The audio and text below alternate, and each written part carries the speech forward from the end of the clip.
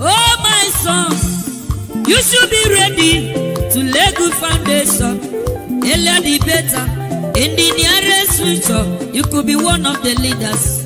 So we pray. Amen.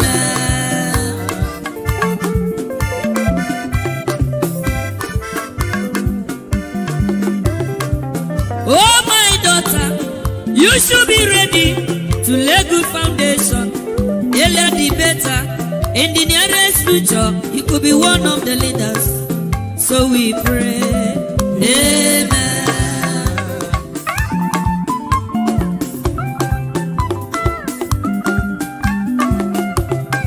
To become a leader is not very easy. To become a man is not a day job. Everybody's ambition is to become a leader and to become a rich man. That is the struggle. So my son, you should be ready to lay good foundation. Earlier the better. In the nearest future, you could be one of the leaders. So we pray. Amen. Thank you, my brother. God bless you. So, my daughter, you should be ready to lay good foundation. Earlier the better. In the nearest future, you could be one of the leaders. So we pray. Amen.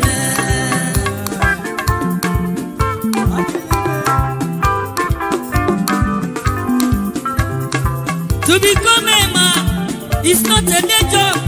To become a leader is not very easy. Everybody's ambition is to become a leader and to become a rich man. That is the struggle. So my son, you should be ready to lay good foundation.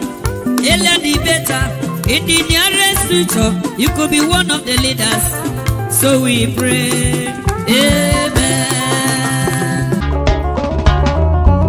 You are the pillar that holds my life.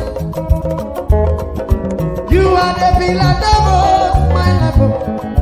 Master Jesus, you are the pillar that holds my life. Lily of the valley, you are the pillar that holds my life. You are the pillar that holds my life. You are the pillar that holds my life. Lion of the night, you are the pillar. Chicken, you are the pillar. Daddy, you are the pillar that holds my life. Lion of Judah, you are the pillar that holds my life. Anyway, you are the pillar that holds my life. Hey, yeah. Master Jesus, you are the pillar that holds You my life. You are the Master pillar. Jesus, you are the pillar that holds my life. I said, Jesus, unibu kalabati sinduwe. Nibu kalabati sinduwe. Ojo biebe, nibu kalabao. Nibu kwa kalabano. Nibu kwa kalabati sinduwe. Ojo biobi ko nibu kwa kalaba. Chika nide nibu kwa kalabano. Nibu kwa kalabati sinduwe.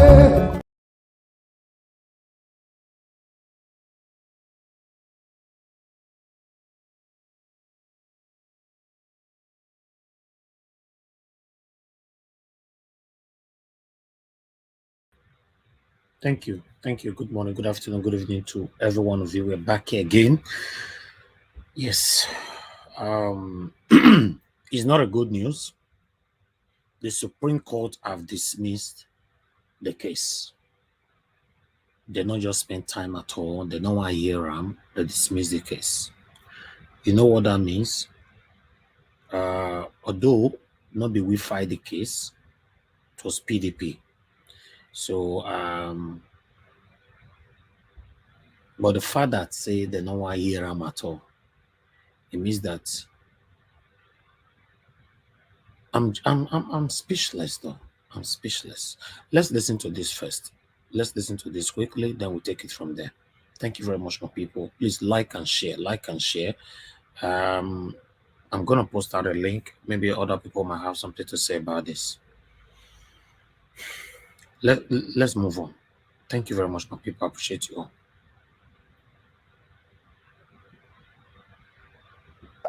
Well, we'll take a short break now. When we return, the program will continue. Okay, we have breaking news. I understand. The Supreme Court of Nigeria has dismissed the suit by the People's Democratic Party, PDP, seeking to disqualify Kashim Shettima, Nigeria's vice president-elect, on grounds of double nomination. In the judgment read by Justice Adamu Jauro, the Apex Court affirmed the decisions of the Federal High Court and the Appeal Court, which had earlier dismissed the suit by the PDP on grounds of lacking local standing to institute the case. The Apex Court stressed that the People's Democratic Party, not being a member of the APC or taking part in the primary election of the party, means the PDP lacks the legal rights to institute the case against the nomination of Shettima as vice presidential candidate of the APC, citing Section 84, Sub 14 of the Electoral Act. It held that no political party has the right to challenge the nomination of candidates of another party, and hence the action of the PDP amounts to that of a busybody or a meddlesome interloper. As such, the Apex Court awarded a cost of 2 million naira against the PDP in favor of INEC, the All Progressives Congress, Bola Tinubu, and Kashim Shettima, who are respondents in the case. Well, we'll take a short break now. When we return,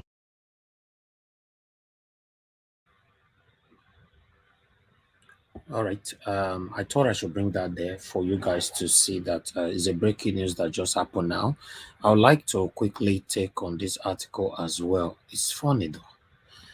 It's funny, but as you can see on that title right there, you can see on the title that I put right there, right? The battle continues. Nigerians cannot fold their arms and allow this to happen. You know, it's obvious that APC have done everything possible to make sure the swearing-in happens.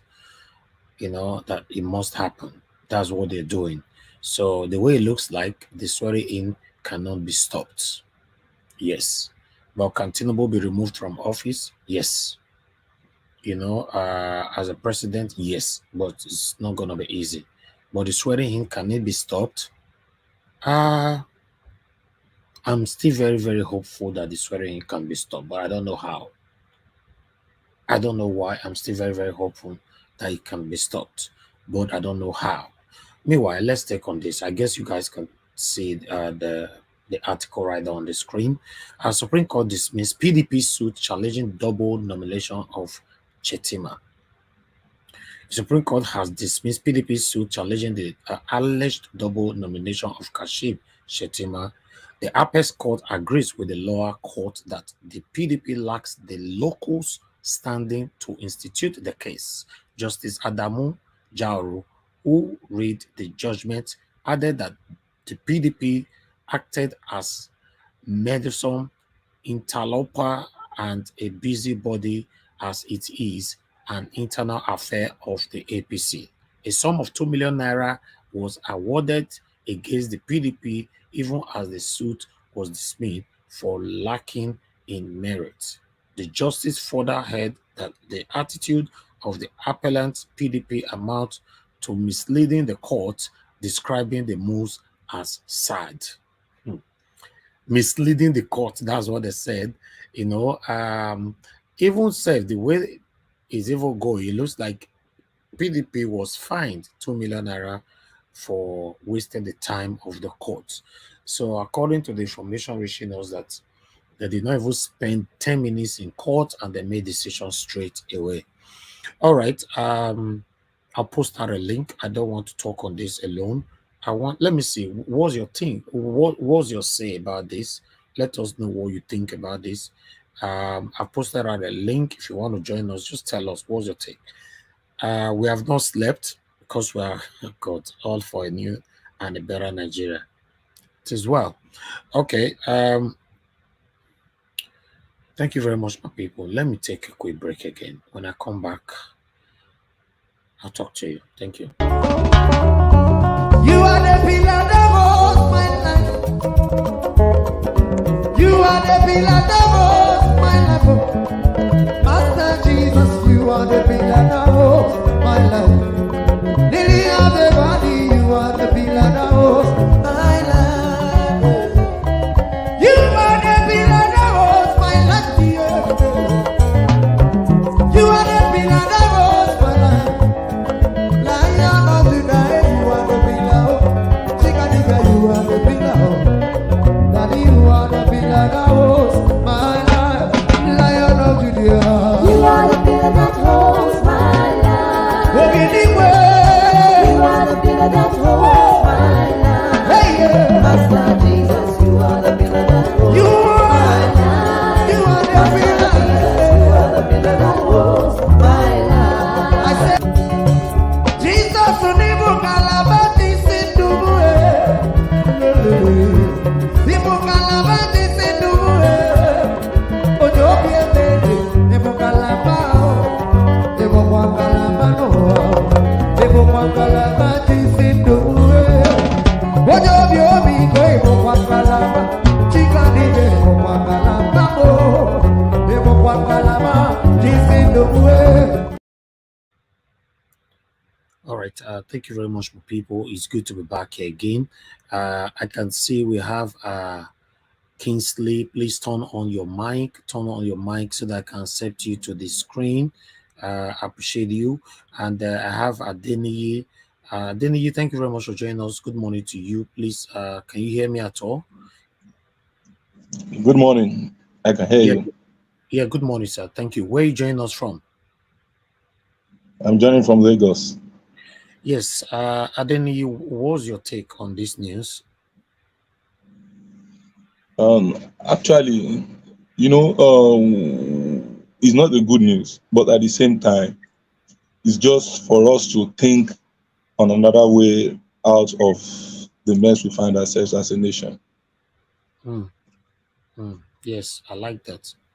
So we should have the next plan. Is that what you mean? Yes, and I think I've said something on this platform before. I've said something related to that the case concerning the double nomination may not fly. But the reason is that, assuming that it was an APC member that instituted it at the initial stage, it will have worked because there is a precedent on that. And there is a constitution that backed it up. So it's just to create awareness that there is something against APC. But the major thing that is against APC is the 25% and the Electoral Act that was not followed. That is the major headache to APC. I'm telling you the truth. That's the major headache to them. And the way the case will come out, everybody will be shocked. That's my take. Okay, but the way things is going right now, what's your hope? What's your hope? Do you think it's done? Or There is hope. There is serious hope. I'm telling you. That's what I wanted to hear. Wonderful. I'm happy that you believe in the same belief with me. You have the same belief that I have, because I want Nigerians to know that our hope is not over at all. In fact, I want you to understand that all this is happening for a reason. But Tinubu can never be our president. Everybody will be surprised how this will happen. You'll be surprised. Remember, the suit today that we all were very, very hopeful for was not coming from Labour Party anyway. Have that in mind. That was coming from PDP. And remember, PDP doesn't have no single respect anymore in the country at all. And if you notice, APC don't mention the name PDP at all. It's only Labour Party that they talk about. It's only Labour Party that is giving them headache. Even their supporters, they don't mention PDP. It's only Labour Party obedient, Labour Party obedient. So you know what that means. So yes, Mr. Pansa, thank you very much. I appreciate you for your support. It's not a good news today, but the struggle continues. But let me hear, Mr. Denny, do you still have anything to say before we hear from someone else? What I would say is this, that we should keep on praying and be steadfast, because something will happen between now and Monday. Just wait and see what will happen. Exactly. God bless you, my lovely brother. I really, to be honest, your words are very, very strong and optimistic. I like that. Yes, that means between that and Monday, today is Friday, to between that and Monday, let's wait. And I asked him, what's your hope? He said there is a big, big, big hope. Yes. And that is my stand. That is my stand. Listen, guys, I've been on this journey since April last year. I'm not gonna give up. I want a new Nigeria. We want a new Nigeria. Trust me, we are certainly going to have a new Nigeria. These guys are doing everything possible to destabilize this movement, to destabilize our hope. But we will surely smile at the end of the day. As long as what you know that you're standing for is something good, then we will surely smile at the end of the day. Let me hear from Madam Patricia. Is already with us this morning. Good evening. Good morning to you, Madam Patricia, from here in the UK. How are you doing today, Madam? Good morning, everyone. I'm doing great. Thank you for having me. I look forward to today's, to what we're going to be deliberating. There's still hope for us. Nobody should lose hope. I mean, delay is not a denial. So let's keep the spirit of faith on and hope. We'll get it. Thank you so much. So what's your take of this news? The news, nothing wrong with it. I mean, since what they are saying is that it's busybody. It's not the petition was not made from an APC person. It was made from an outsider. So that's the reason for the adjudgment and dismissing the case. But there are so many other crimes and allegations against Tinubu and Shatima. So I believe we still have the ball in our court. So nobody have any reason to dismay. I'm confident that we will receive. I mean, we still have the day is not over, is it? The day is Yes. not over. So we still Thank you. there's still a lot of hours to go, and it's Monday we are talking about. So, and even if Monday comes and it happens, I believe that at that point we can still push him off that place, because it's not the rightful person to be there. So it doesn't matter what they are doing; they can be doing all whatever they are doing now. I think our lawyers should focus on getting the case running, so that it's Monday. Monday is just 3 days from now, so let's wait and see. So, but I All right. now. Thank you very much. Thank you. Okay. I appreciate every one of you right there, my people. I can see more people just joining us right now. Yes, it's the news that we all was waiting for today. Because of this, I'm gonna be by the special grace of God, we're gonna be having a Labour Party spokesperson here today, so that we need somebody to speak to us on this. So tonight, by 6 p.m., we are certainly going to be discussing this together. We cannot let this go. That's just the truth. We are not going to let this go. We all should understand that Tinubu have, in fact, it's so many angles have been compromised the way it's going right now. So many angles have been compromised. Well, this is Supreme Court, right? Remember, Supreme Court is the highest in Nigeria. I don't want to say much. But it's the highest in Nigeria. Okay. So, yeah, thank you very much, Madam Irene. I can see you right there. Good morning to you from here. Is not a good news for Nigerians, but I think is a battle to finish. It's certainly a battle to finish. So I would like to hear from another person right here, a real Nigerian. Thank you very much for joining us. Good afternoon or good morning. Now morning we still here. Sometimes the things in the afternoon.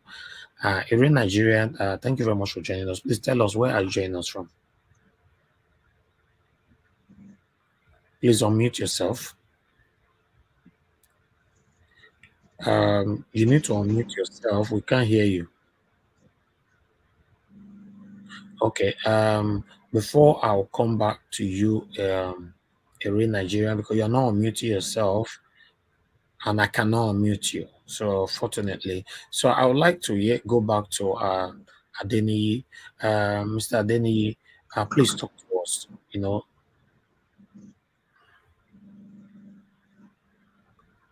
Mr. Adeni, can you hear me? Hello? Yes, I Yes. can hear you now. Yes. Please talk to us, because a lot of people is watching right now. They just want to hear something from us. For me, I'm a bit speechless, but yes, talk to us. Good day, everyone. I think Okay. is Hold on, the best Adeni. thing that we are experiencing now. So, Erin Nigeria, Hello, you were sir. talking. Hold on, Mr. Adeni. Erin Nigeria, you unmuted yourself. You were talking. Hello? Can you hear me? Yes, I can hear you clear. Okay, thank you very much. Where are you joining us from? I'm joining from Lagos. Okay, thank you very much, my brother. Are you aware of the news now? As I just dey hear and the thing they break my heart to serious. I don't even know what people they talk about this thing.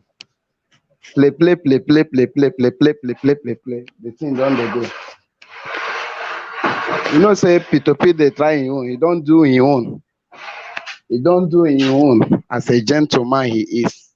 He don't do in own. And we no go expect a man come fight the side where we supposed fight. Exactly. No say the man waiting they do hungry, no they catch him on. Now we want hungry they catch. And they say hungry man is an angry man. They just for let me tell you what they happen here. In our news here, local news for radio, everything where then they talk is about Tunubu. They only talk good. No every other news. So people just they calm, everybody relax. For my area self, people don't even know what they happen. If I ever talk about it, they say, forget that one, everything don't finish. They don't do election now, they go swear in waiting one, everything don't finish. I just the one that they don't buy news stations, radio station. Nobody talk anything evil about it. Even the election process, they don't talk, discuss about it. The only thing they will discuss the news, the headline that suits them. As they say now that the Supreme Court don't dismiss the case now, you go hear them for news now. You go they full everywhere. People go they rejoice. People go they say I'm as no headway. Right. But as the team they don't use that one hands us down. People don't continue their business. People don't continue. In fact, people don't forget about election. Not only when you enter online, you feel here. People are still talking about it. I'm telling you, for Lagos here, they don't just buy everybody hands down. They carry fear put for some people, some areas. You see area boys, even other time they will say don't talk anyhow. You know they are people, they will just spy you. I wait till you go here. Everybody just they live for himself. Nobody want die. Nobody want die. Who want come out now? Tell me the person that will come out now. Who want have mind now to gather people? If you call one person now, you go say, my brother, leave that one don't go. You want go die for them? Some go tell you, even people where they talk, we are in children there, all of them, they will leave that one. They carry one kind of rumor. They confuse people. The thing just they break my heart as today I just wish say at least let that be, because there is 2 cases now, both Supreme Court and federal, if they can disqualify these people. But now the Supreme Court don't dismiss. Now the thing say as they do like this, protest free start. If we see like 3-4 people, I tell you, I'll come out for street. Oh, I'm telling you. If I see 2 or 3 people for Lagos here, I will come out. The highest thing where they go do, they go just handcuff person. People don't go there. So are you telling me now that at this particular moment, nobody's making any intention to go on the peaceful protest? I tell you, say the people they fear for my area now they talk. Where I know, nobody. Those people where they shout that time 1 million march, where are they? Where they? Where are those people? Where they? I want to see where they. Even online, say they don't even do online again. I don't see them for online where they shout 1 million march, even for online, even for Twitter. Where Twitter now? Which people they tweet for 1 million march? Where they for online? Everywhere. If you go to WhatsApp, even WhatsApp group, everywhere lock up. Anywhere you go, lock up. So this thing, to me, whether they pray now, may God just sustain me and my family. They tell you, this is why they here now. They give hope. If I enter, some people they give hope. I pray. But if this man enter there, my brother, if he can struggle to reach there for them to crown him, how much one way they not crown him? You think he will come down like that? He's willing that every Nigeria should burn fire for him to remain there. He will do it. If he have authority over the military,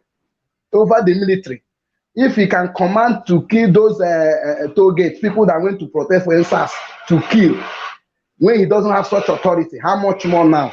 What will happen now? Everybody will carry head. I'll tell you. Wow. Thank you. Thank you. I understand your pain. It's very sad. Well, they sound like that, Sha. But one thing I know that not be me. If the rain they fall for only one roof. Everybody go they fall. I be the team. Thank you. The rain, everybody go they fall. We go to see the rain, no problem. Thank you, my brother. I'll come back to you. No worry. Yeah. Okay, guys, as you all can see that even the Nigerians, let me say majority of Nigerians that live in Nigeria, they are not putting in the efforts.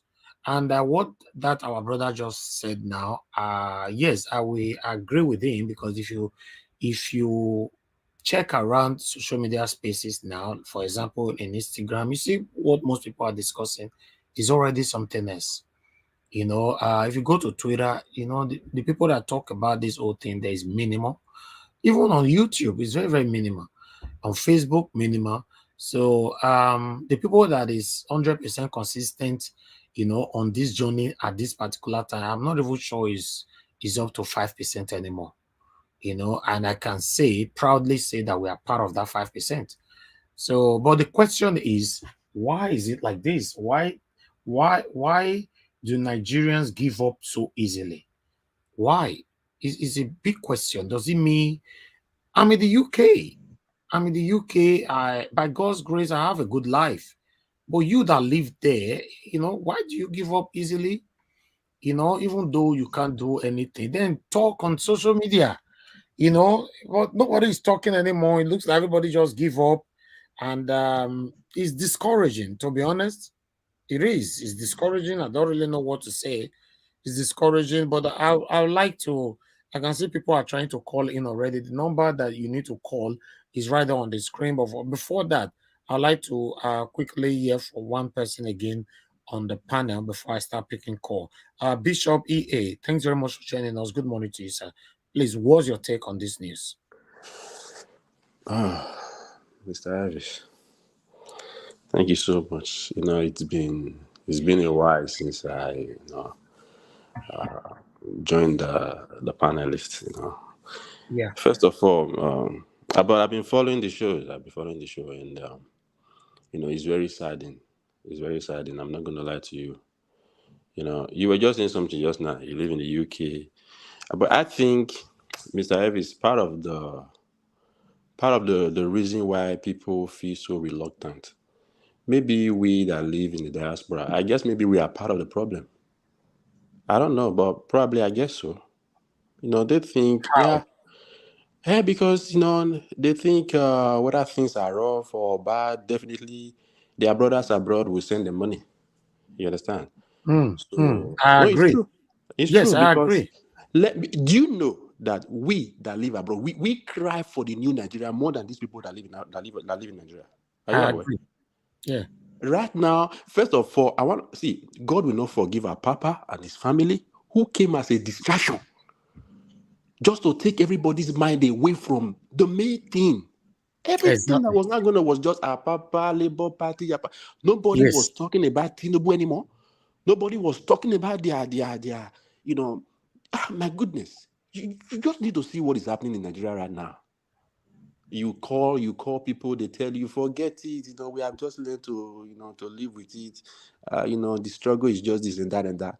And then at the end of the day, they want to start, okay, the way Nigeria have been, things are bad, they need something.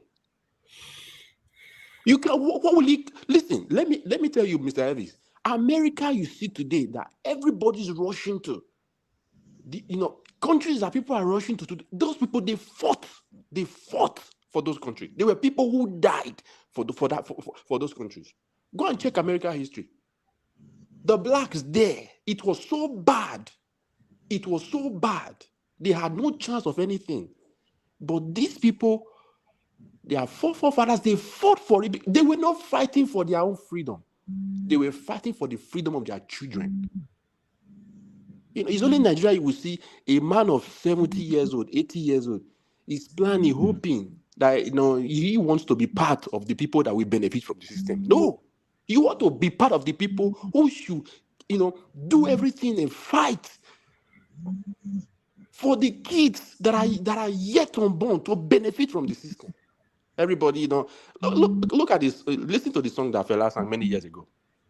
We know one that I get one child, Papa, therefore, you don't want to be you want to be the change agent. No, you can't be. You can't be. Okay. Oh, wow. No, you can't be. Every day, Mr. Elvis, you are always online. Every day. Every blessed day. Discussing about Nigeria issue as though, that's the only thing you do. People think, you are not busy. They think you don't have what you are doing. You probably are just too lazy. So all you could do is discuss about Nigeria. They think people who talk about Nigeria, they are lazy people. Exactly. But you don't know what is wrong with you. Our passport has become like a notebook. Has no value, has no respect, nothing. I don't know where we are going from here. I don't just know. Where are we going, Mr. Elvis? Have you cried? I didn't sleep that very day, Mr. Mahmoud. That very night, I didn't sleep. I said, God, I was hoping, I was praying. Go and ask. They were all sleeping. When are we going to see it? When are we going to see it, Mr. Elvis? When are we going to see it? Is this all we can just do? Is this all we can do? I don't know. Whereby people, Mr. Elvis, do you know the killing? I was surprised when they said under Buhari administration, the people that have died. Mr. Elvis, I'm just trying to ask myself, my God, if the corpse of one person is something like you can't imagine. Not to talk of people die in their hundreds of thousands. How do you live with that? How do you even sleep with that? Have you ever seen Shetima talk on TV? You can see the evil, the demon. You can just see it. Have you seen Tinubu? You can just look at these people and see that these men. Okay, what do you expect from a president-elect who is very much aware that nobody voted for him? What good do you think he will do for you? He knows. He's aware that people didn't vote for him. He's aware that people were even trying to make sure what do you think he's going to do for you? People are saying, let's just give, like the guy who just spoke. He said, people are now saying that, let's just give him a chance. Let's see what he will do. See what he will do for you. Let me tell you one thing, sir. It takes only one thing to happen. When a government is so bad, like Buhari's administration, what the incoming government will do is to become more bad and wicked so that the old one, people will have something to say, no, in time of Buhari, no, it was not like this. Yes, it has always been so. Check it in our history. The one who will come will do more evil than the one that was there before. I will submit my. Thank you, my brother. I can see the frustration from your voice. Same here. I'm still very, very much hopeful. Hello, good morning to you, Mr. Justin. Thanks for calling in. Please talk to us, sir. Hello, morning. Good morning, Nigeria Watch. I really want to say thank you and appreciate all what you guys have been doing. I haven't really called for a little while due to busy stuff. Yeah, but I was following your program anyway. I think it's early this morning, you know, and because I woke up through the night, so I was just listening. And you know, right where to Nigeria and the rest of the other group, Mr. Pansat and the other guys, they were just trying to get issues. You can see that we have a problem of a constitution. The constitution gives room for lacuna for people to jump and just obviously do whatever they feel like they want to do. Mm-hmm. But none of us. Not people, for for some certain people, not all. Yeah, sorry, I take that back. For some people, you're 100% correct. Sorry, I take that back. For some people, they try as much as possible to educate to Nigeria that listen, there is a problem. There is a fundamental problem, because if you allow people to now, if Tinubu come on this particular what do you call it now? We say is a system, or this is the constitution, and Tinubu will come up with the same constitution. What are you expecting the other person that is coming out to do? I've said this before in your program, that Tinubu and Shetima will only come into the system and they will take us again. They will destroy, they will all the foundation that ever lead people to this particular level where obedience is okay, you know what, we want to make this, we want to make that. They would not destabilize the whole system. Where to even get to a certain point where they'll say, okay, you know what, you can't even hold protest. They will infuriate all the old groups, and they will try to make it harder. I will drive home with this particular point. Now we have, obviously, the inauguration is going to go on. They're going to swear the Tinubu in, I feel like Nigeria, most of Nigeria's cities, especially the ones that are back home, although most of us that are living in diaspora have the same issue. Listen, I'm not saying that there is no God. I used to be one of those people too that do when you leave Nigeria, your eyes become so open that you understand not everything is not the prayer. And the people back home are so used to this prayer that they feel like God. The brother was just speaking just now. The problem, part of the problem is that Nigerian citizens back home, not all of them do, majority of them, I would say majority, they have this belief that God will do everything. They will just say, okay, pray. And the strength you see them used to pray, the way you see them kabashing and doing all shouting and everything. Nigeria, you know what shocked me? Like, there are people protesting in Abuja, and you see people driving by. They will be looking at people protesting as if like they're doing it for themselves. Yes, exactly. Then tomorrow you see the same people now telling you that, oh, Nigeria is bad, the system is corrupt. Join forces with people. You see people doing something. Go. You think your life is more better than people doing it. This is the problem, and I don't know how we're gonna get out of this problem, because the more we start telling people that listen, I know that there is God. Do your own serve your God, and the pastors they have to change the way they give this message to people in Nigeria. They have to change it. I don't know if I have like some kind of one that I just have to do some abracadabra and say, okay, listen, people can just come and get some experience, and if you like to go back home, so that your eyes will open. It's a big issue. It's a really, really big issue. And that is why I feel like, we have to start putting more emphasis on the way our religious leaders, both the Muslim and the Christian, whatever you call them, the imam and the pastors, the Jews, the mommy Jews, they have to go back a little bit, ask questions. When you look at the Bible, even the Bible, people talk about people that fought for freedom, fought how they got their this and that in the Bible. They didn't tell you that they just pray all through. You see that they have some kind of what do you call it now, ideology.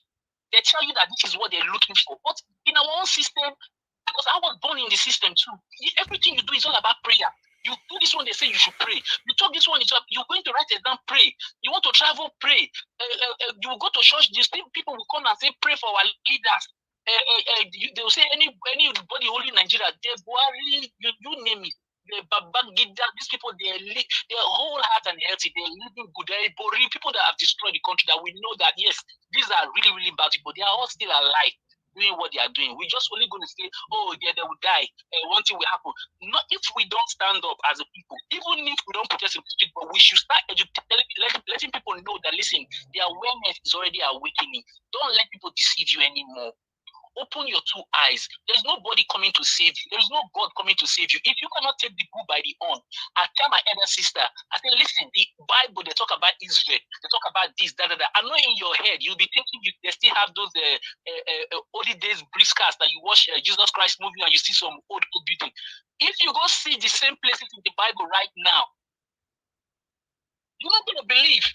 Thank you. You know that this is the same place. Thank you. Anyway, so I will leave it here anyway. God bless you. So thank you very much, and have a nice day. Yeah, thank you very, very much, and everybody in the platform. Thank you very, very much. Bye-bye. Thank you. All right. I want to respond to somebody who is saying on the comment section that the people back home, they are hungry, they don't have the money to eat or to come out and all that. No. If you say that, that means you are encouraging these people to continue to be lazy. They are not hungry. My people, my brother, please. Today is Friday. I'm even happy today is Friday. Pay for somebody to go across this any state where you come from. Make it go all the lounges and see what our youth are doing. What do you mean they are hungry? Hungry care. Do you know how much they spend in a week, in a night when they go out? They are not hungry here. Come and see what is happening. Party. Come and God see bless beer. you. Somebody that is in Nigeria telling you nobody. See, let me tell you, come in the night, see boys with beers everywhere. Nobody they hungry. Okay, the time of NSAS, do you know how many days they were doing? You see, people that came out for NSAS, let me tell you, most of them are Yahoo boys, and they did it because SAS people were disturbing them mostly. They came to fight for what they are protecting. I'm telling you the truth. Most people that came out saying that because they are hungry. I don't like those statements. Nobody is hungry. They tell you nobody is hungry. Nobody. Nigeria youth, they are hustling. They are getting money. But the only thing that they are afraid. That is everything. Not hungry. Many people in Nigeria live better than you that lives abroad. If you are they are not hungry. They are making money here. In fact, they are making money. My neighbor here, they play music. You know this one that I go tell say, I bet forget that one. Forget that one. For this election, I might tell you, for this election, do you know how much they share for most of them? They share money. APC share money, buy them over. I see people that are crying for bad government. They are wearing APC shirts. 5,000, you put your poster for your shop, they'll give you 5,000. You wear the shirt, they'll give you. On the day of election day, see them. They were sharing, moving about. I was just looking at that. I said, look at you. Look at you. How much will you eat? Tomorrow. They are not hungry. All those things are good. They are not hungry. Thank you. The truth of the matter, you must understand, my people, is that you cannot say the people in Nigeria are hungry. These people just choose to do what they want. Listen, don't be carried away by how much you are receiving abroad. Many of them live a better life than you. You know, many of you that build a house in Nigeria, your tenant live a better life than you, and you are the owner of the house. You live in abroad. Your tenant, they live comfortable and peaceful life than you were there abroad. What are you saying? They are hungry. Care. Mr. Elvis, Mr. Elvis, please, thank you for saying that word. I mean, each time I say this very thing, people, they argue with me. Thank God bless you for saying this word. So people will travel to Nigeria and go and stay in a hotel. The house you built, you can't even live in it. Yes. You come back to Nigeria, you go and live in abroad. You see? So, sir, they are not suffering. They are not suffering at all. The thing is that I told you, I said we are part of the reason why those people have become so lazy. We are part of it. It's true. By the time you begin, see, look, if you don't fight for what you believe in, that means you don't believe in that thing. If you really need a change, you will come out. People are supposed to be outside today like bee. No, let them stay inside the house. Be waiting. No, my brother living in the UK, they will send money. It's something else. It's something else. People in Nigeria don't understand you. To be honest, I can choose not to do this like I normally say. You know, I come out every day just because of every one of us. Then the people in Nigeria or some of us in abroad, I encourage the people in Nigeria not to come out because you think they are hungry. Can you imagine? I don't understand. Let me take more calls quickly, guys. I'll come back to you on the panel. Hello, good morning to you. Your name and where you're calling us from. Hello, good morning, Mr. Nayawas, or good afternoon. It's already afternoon here. Thank you, madam. Go ahead, talk to us 2 minutes. My name is Becky. I'm calling from Germany. Okay, thank you, Madam Becky. Go ahead, talk to us. Yeah, the truth of the matter is that people in Nigeria, most of them, they don't see most of the things we are showing here on YouTube. It's like the satellite. Yeah, most of the things that will discourage people, they will block it. Like when I was in Nigeria at times, I have the same YouTube. When I go to my YouTube, I don't see most of the things that appear to me when I'm here. It doesn't appear there, except you share it to them. They will now follow the link before they can see some. Can you imagine? That one is sure. What that my brother from Lagos said before when you ask him, the local radio, the television, they are just there doing what they pay them to do. Because I called my niece that is in Uniben. We were discussing about this. He said no. He said that election door over. Nobody is talking of it again. Can you imagine? Television,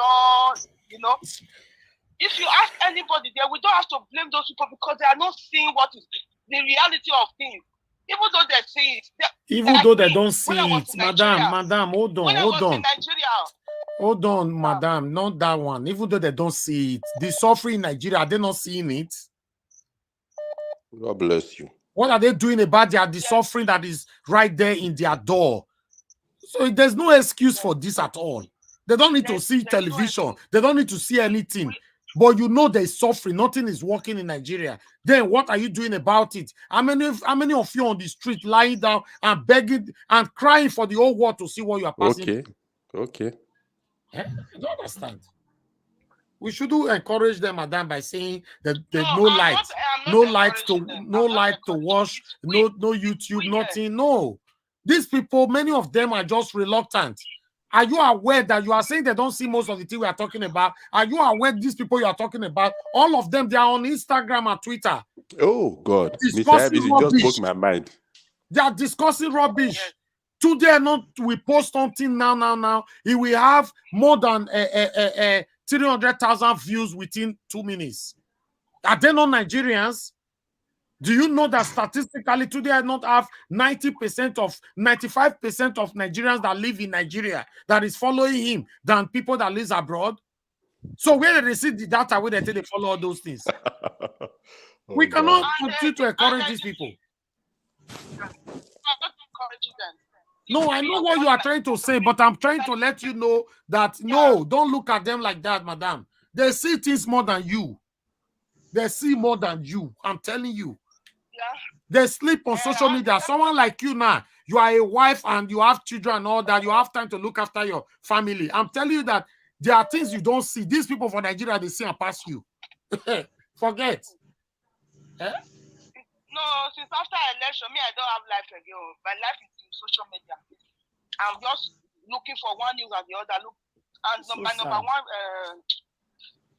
platform is Nigeria Watch. And I know, Bo, madam. Thank you. Want to know, Thank you, Madam Becky. Thank you so much. And the last thing I want to say, I want to ask our CGM kind of human being is free. Can you imagine? That means he 100% is supporting a drug baron to be APC CGM. Anyway, let's hear from another person. That's just my question for you. Thank you. Thank you very much. I think we have Madam Morege here. Thank you very much, Madam Florence Morege. Good morning to you. Please talk to us. Yes, hello. Good morning, Nigeria Watch, and everybody listening. Well, this is Ephrata, yes, Catfish, Nigeria. Well, what I have to say is this. Look, at the end of the day, whatever happens, however it goes, we are winners because we went from 4 people in a room. Remember? Just 4 people in a room to now being called a movement, to now being called Obi being called Tsunami, Obi now having followers and they are called obedience. it might look like we have lost all hope is gone. No, we have not lost. No. We have not lost.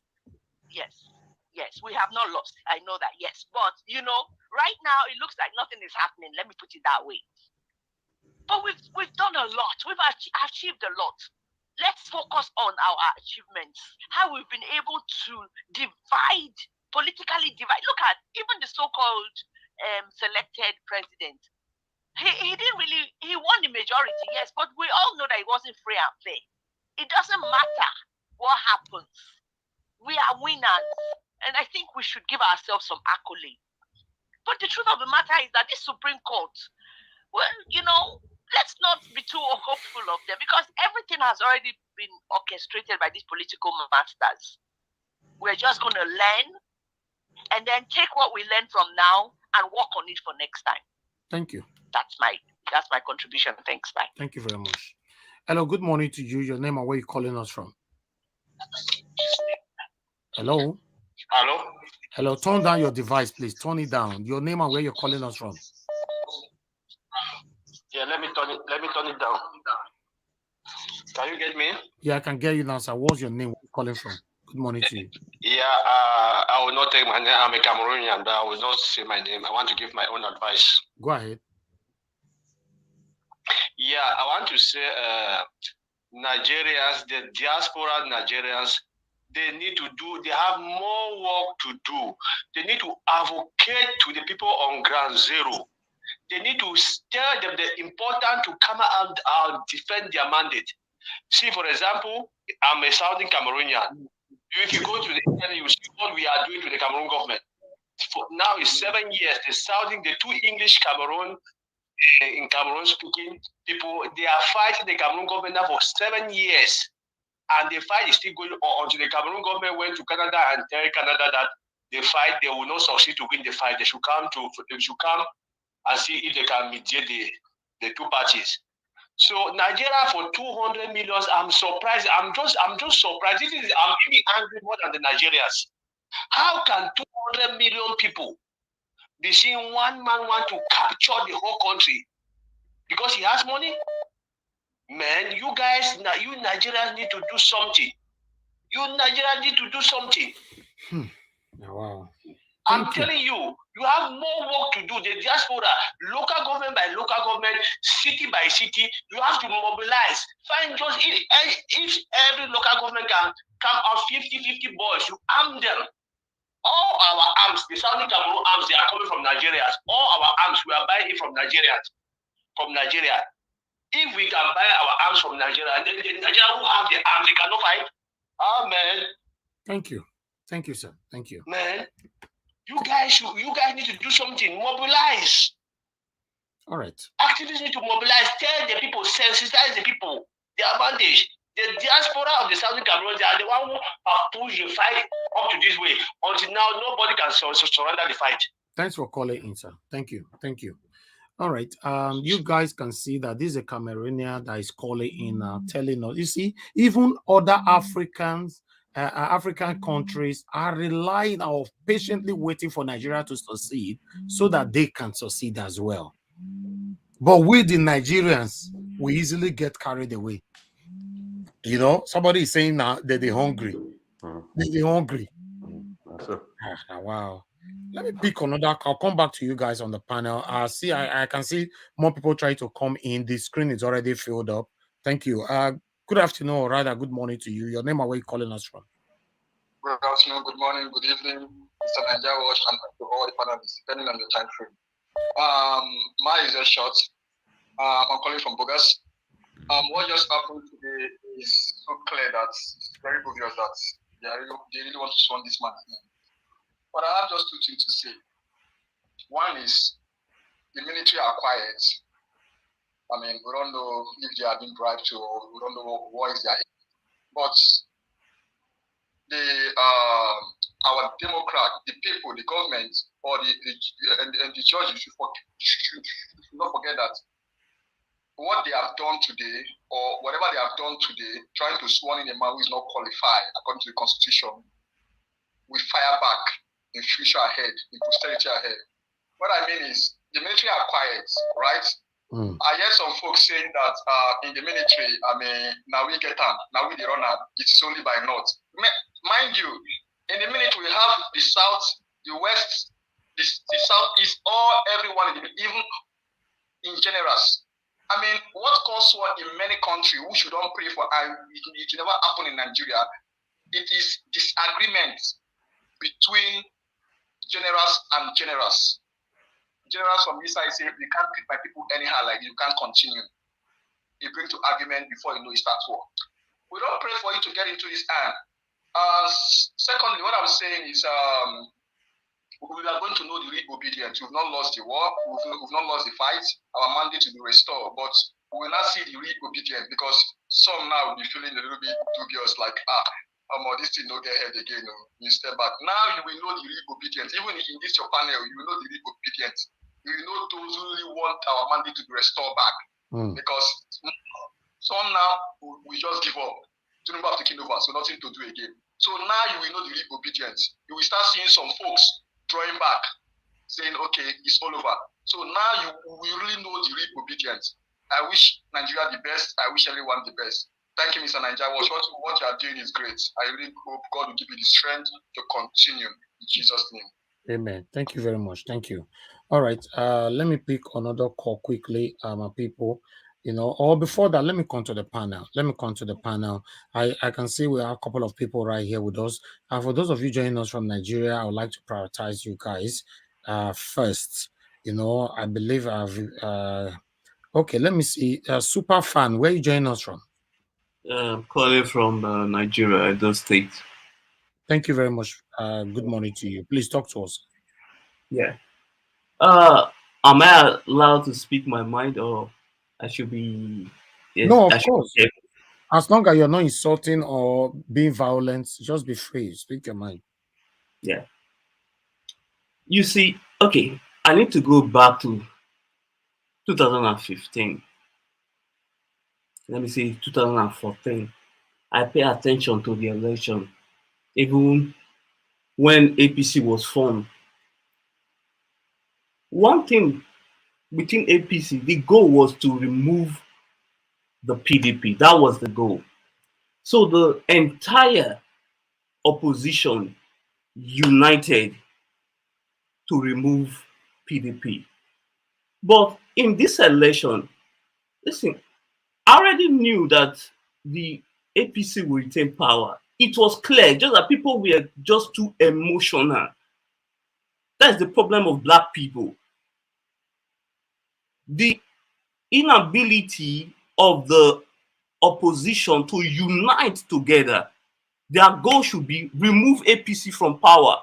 Because, okay, right now, as we sit here on this platform, please bring out your calculator. Calculate the vote from Obi, Atiku, and Kwankwaso. Put them together. APC would have lost this election. So the opposition, they are the reason why we still have APC in power. All these crying and trying to use courts now they now unite in defeat. Instead of them to put their egos aside and support each other, no, everyone wants to be president. The goal should have been, let's remove APC from power. So seeing everyone trying to Supreme Court, no, like this case was clear. If you are being honest, you don't know this case is not a case. But you see, everyone wants to play to the gala. I observe mostly the people from obedience, those who have large platform, they have decided not just to it's like a money kind of something. Now they use it to just rile people up, and they know the truth. What's the truth, sir? What's the truth? What are you talking about?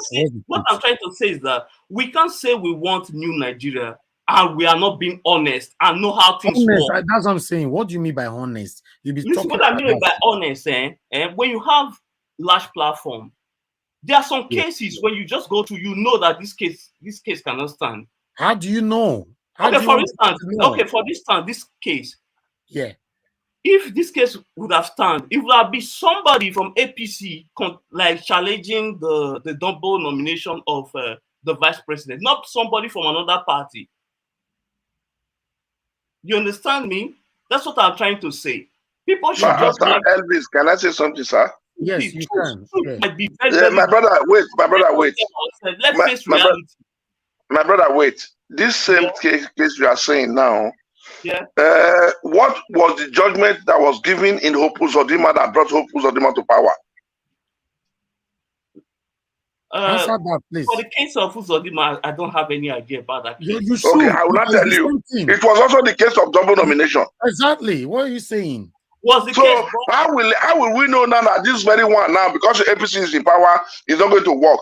The person that won that governorship election was now said he has double nomination. He made it on 2 different positions, and at the end of the day, now that he has won, the law does not permit him to do it.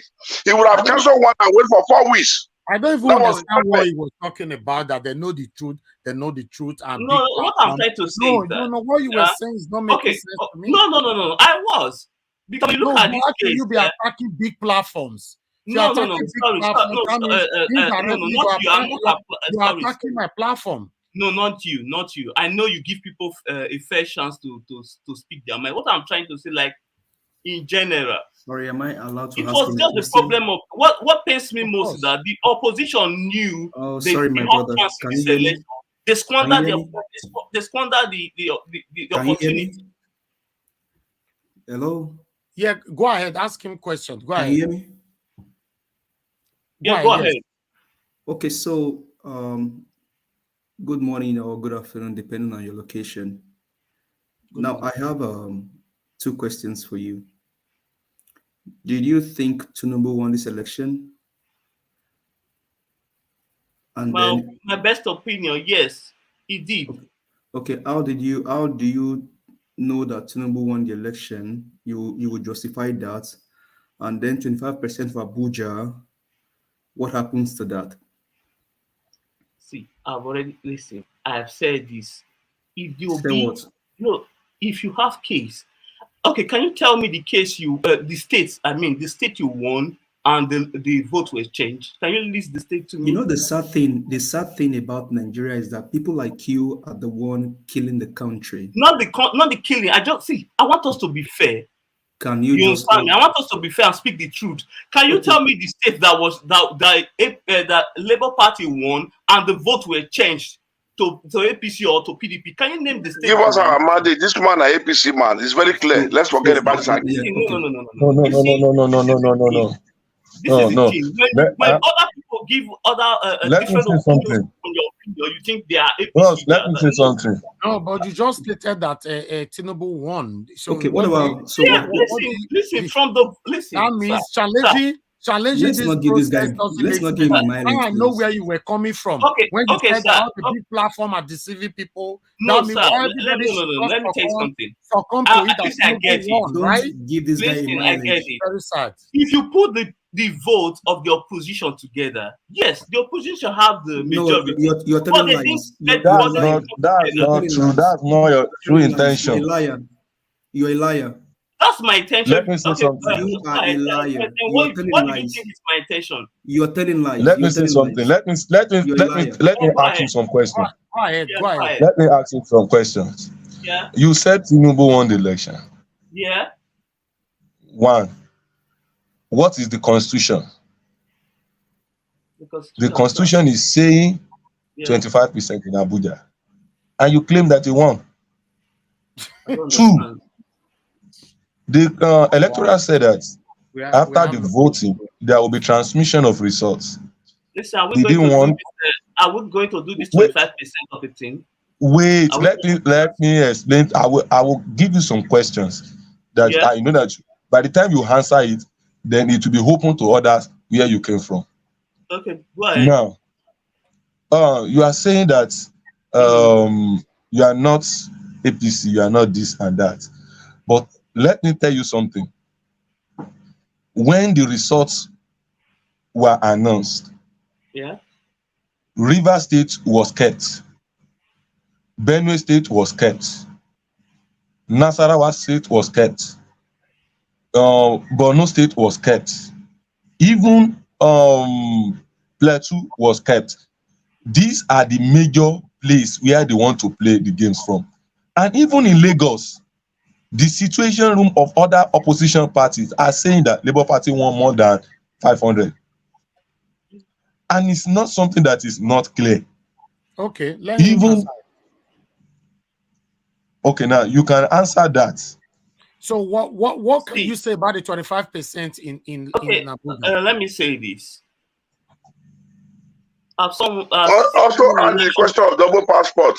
As someone watching from outside, I think I'm not going to. River State was rigged. You understand me? That's clear as day. You understand me? It was that state was rigged for So APC. who rigged it? You understand me? I can Who give ringed you it? that. Huh? Who ringed it? Which party ringed it? That was done by the current governor of River State. On behalf of who? Ring for who? Ring on behalf of the APC. Yeah. So who won River State? Who won River State initially? I think it was Peter Obi that won River State. You think?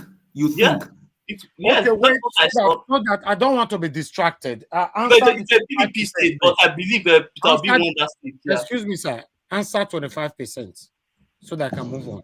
Okay, sir. For the 25%, yeah, because when you look at the Constitution, it's like it's just like in a situation whereby you have won maybe 23 states, and you also got 25% of Abuja, then you can be declared as the president. You understand me? Okay. They can use that because then if you don't, listen. If you don't win 25%, even though you won 36 states of Nigeria, you don't win 25%. What happened? According to the Constitution section. No, you don't have to. You don't have to win Abuja to win to become president. No, you don't have to. Have you read the Constitution? You don't have to. No, that where do you get that from? Listen, in this on that issue, listen to Femi Falana.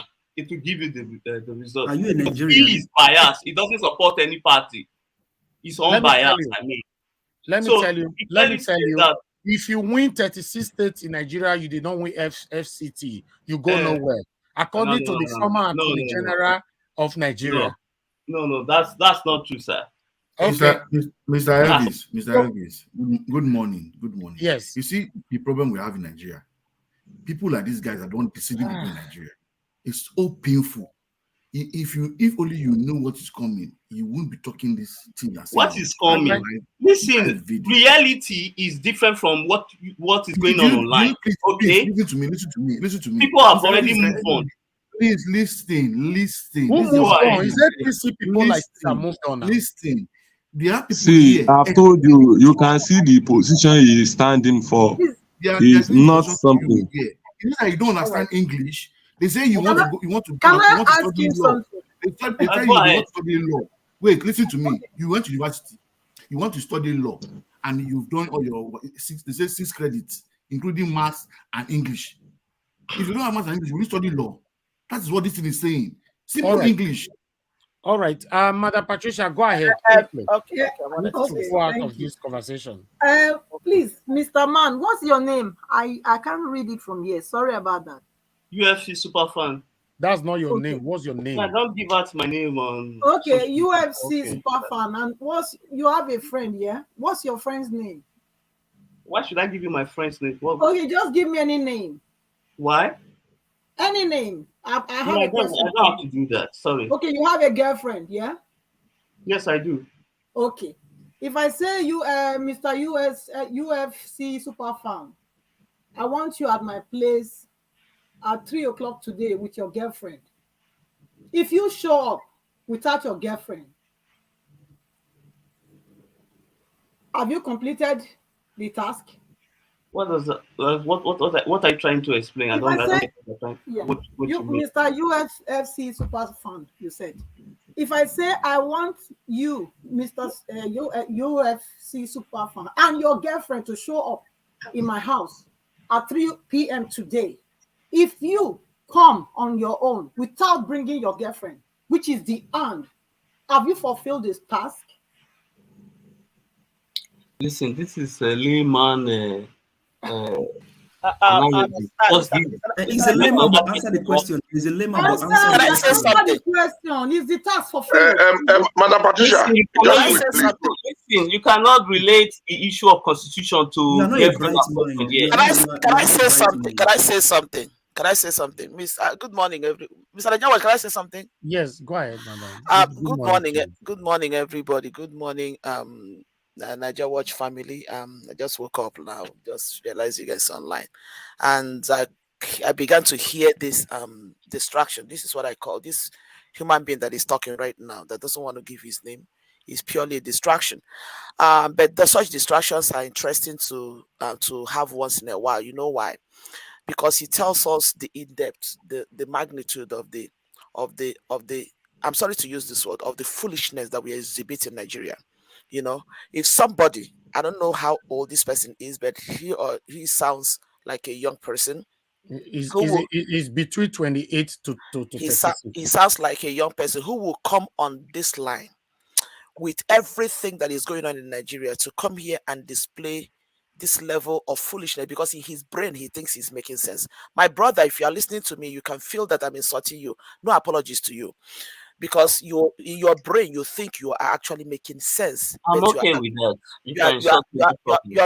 You're not making any sense. You know, it is very insulting to Nigeria. It is very insulting. I say that to everybody, and that from Tinubu to everybody that is supporting what is happening in Nigeria today. That it is very insulting for Nigeria, for somebody like you and every other person to come and begin to bring this kind of analogy that does not make sense to even a small child. Let me tell you something. I live in the US. My children don't know anything about Nigerian policy, but then by the virtue of the society that where people are obliged to read, my third son read so much about Nigerian policy that this boy can interpret Nigerian constitution to you, and you coming here to tell everybody that is listening to you right now. First of all, you said that Tinubu won the election when it is very obvious. You're asking us to tell you the states that will be won that we are changed. I will start with Ekiti State. Did you see the result that came out of Ekiti State? All right. Thank you, Madam Nena. You see, I don't want us to spend so much time here. Before I will let this guy go, let me take him back to the Constitution once more, because I don't just talk. I want to read the Constitution to you once again, you know, because you seem to you deliberately choose to be ignorant, not that you don't know, but you choose to, because you are working with this satanic party. It's okay. You are entitled to your freedom of expression.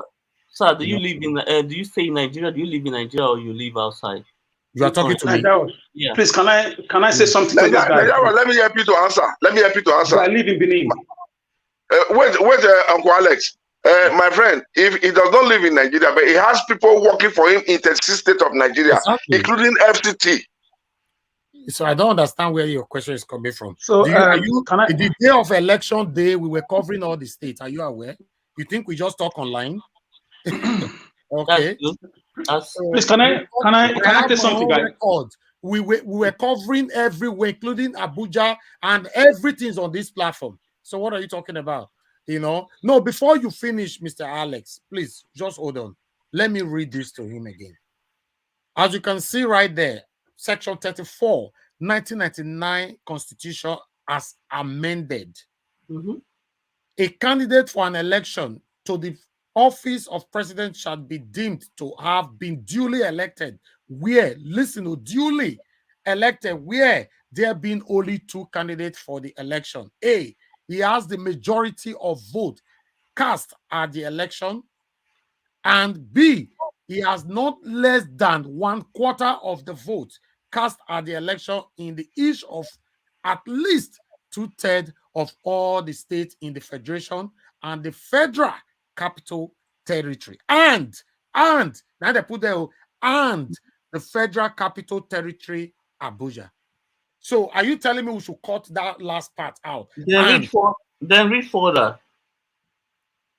A candidate for an election to the office of president shall be deemed to have been duly elected where there being more than 2 candidates for the election. He has the highest number of votes cast at the election, and he has not less than 1/4 of the vote cast at the election, each of least 2/3 of all the states in the federal and the federal capital territory, Abuja. That one came back again. And even though you further, and even though you move on further again, you will see the FCT was coming out in all the sections. Look, it is also here on the number 3.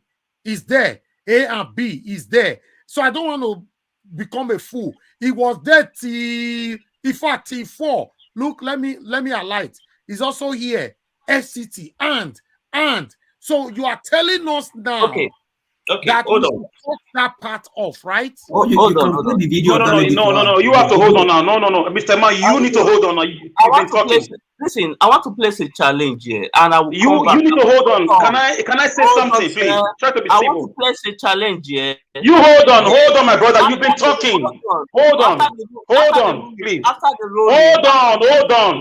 You have to hold on now. Hold on, Mr. Alex, go ahead. Hold on. Hold on, my brother. Don't run away. Hold on to answer his question. Hold on. Yes, gentlemen, I salute all obedience. I salute everybody that came out. I salute everybody that came out. We won this election. It was stolen, we know. Be proud of yourselves. You fought gallantly. They said we are 4 people in a room pressing computer. We became more than 40 million people. They didn't give us our PVCs on time. They put us through strenuous and audacious journey to getting PVCs. On election day, people were killed and people were, shops were burnt down. They snatched ballot boxes. A particular tribe was profiled. So I don't know how people feel. Nigerians, people like this, leave them alone. Ojukwu said, Nigerians are not worth fighting for. That nobody can do the Biafran civil war again. They will come tomorrow to this same big social media platform to complain that their elder brother came from US. He was kidnapped by Fulani herdsmen, by this same wicked APC government. They'll complain that their lands have been invaded. In the village, their grandmother was beheaded. These same people, political nitwits, this same Judas Iscariot, citizens who lost their conscience because of a pot of porridge. They are coming to you tomorrow to tell you that Fulani herdsmen are in their streets, killing people, and the government is folding their hands. These same people will come to you, Nigerians. They will cry to you with the pictures of their missing loved ones. These same people who think only about today and just now politics, who think only about the 50,000 naira received from the party chairman in their locality, they will come to you. Leave them alone.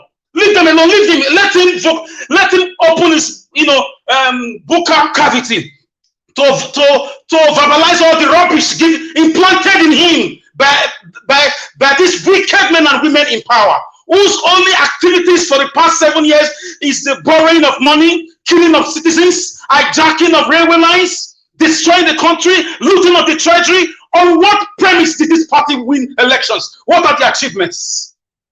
ASU was on strike for over 9 months. What are the achievements? Our lands nationwide have been invaded by 6 million killers invited by the APC government. How did they get the votes? Where did the vote come from? Why was Beaver switched off? My brother, that money they gave you, the 200,000, 300,000, it will soon finish. We are waiting for you on this same platform. You will bring pictures of your grandmother in the village. You will bring pictures of your younger ones who went to school and never came back. We are waiting for you here. We will be here on this media platform that you came to tell us you that APC won elections. May God forgive you and your entire generation. May God forgive them. I'm sure the bones of Obafemi Awolowo will be shaking. Our young people who are supposed to be the light, light of justice for the poor, in the whole country, they've sold their conscience because of just now porridge. I don't blame you at all. They are coming for you. Shetima is a Boko Haram, a Boko Haram leader. They are coming. We will be here.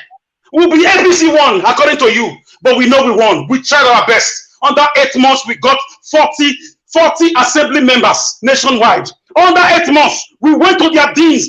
Their very day, we defeated them in Abuja. We defeated them in Lagos. We beat them in Rivers. We beat them in Edo State. How did they win elections? Why did they switch up beavers? They've planted the virus of corruption in you. You don't know what is wrong with you. Jesus said, Peter, get thee behind me, Satan. Because you don't know. Something is using you, you don't know. But we will wait for you on social media. When you will cry in 6 months' time. We are here waiting. Thank you. You that is complaining, your hand is not clean either. I live in Benin, my brother. I live in Amagba. I'm not perfect, but I speak the truth. You've been bribed, you've been brainwashed. We are here waiting for you on the media. They will come to your lands. They are coming. All right. I'm sorry that we need to move on. God bless you, my lovely brother Alex. I've noticed that no matter how we talk to that guy, is a distractor. He came here to distract us, so we're not going to give you the room to continue to talk, on this platform for now. So I deliberately removed you. That's fine. If you have a PC platform, unfortunately, you guys don't have a platform. Big as social media, you will not see any APC platform where there will be live. You see 200 people watching them. No, it's not, because they are satanic. If you say a lie, do your research. Come out and talk about Tinubu. Tell me, screenshot it, how many people that is watching them. If they are talking about Tinubu, bring it here.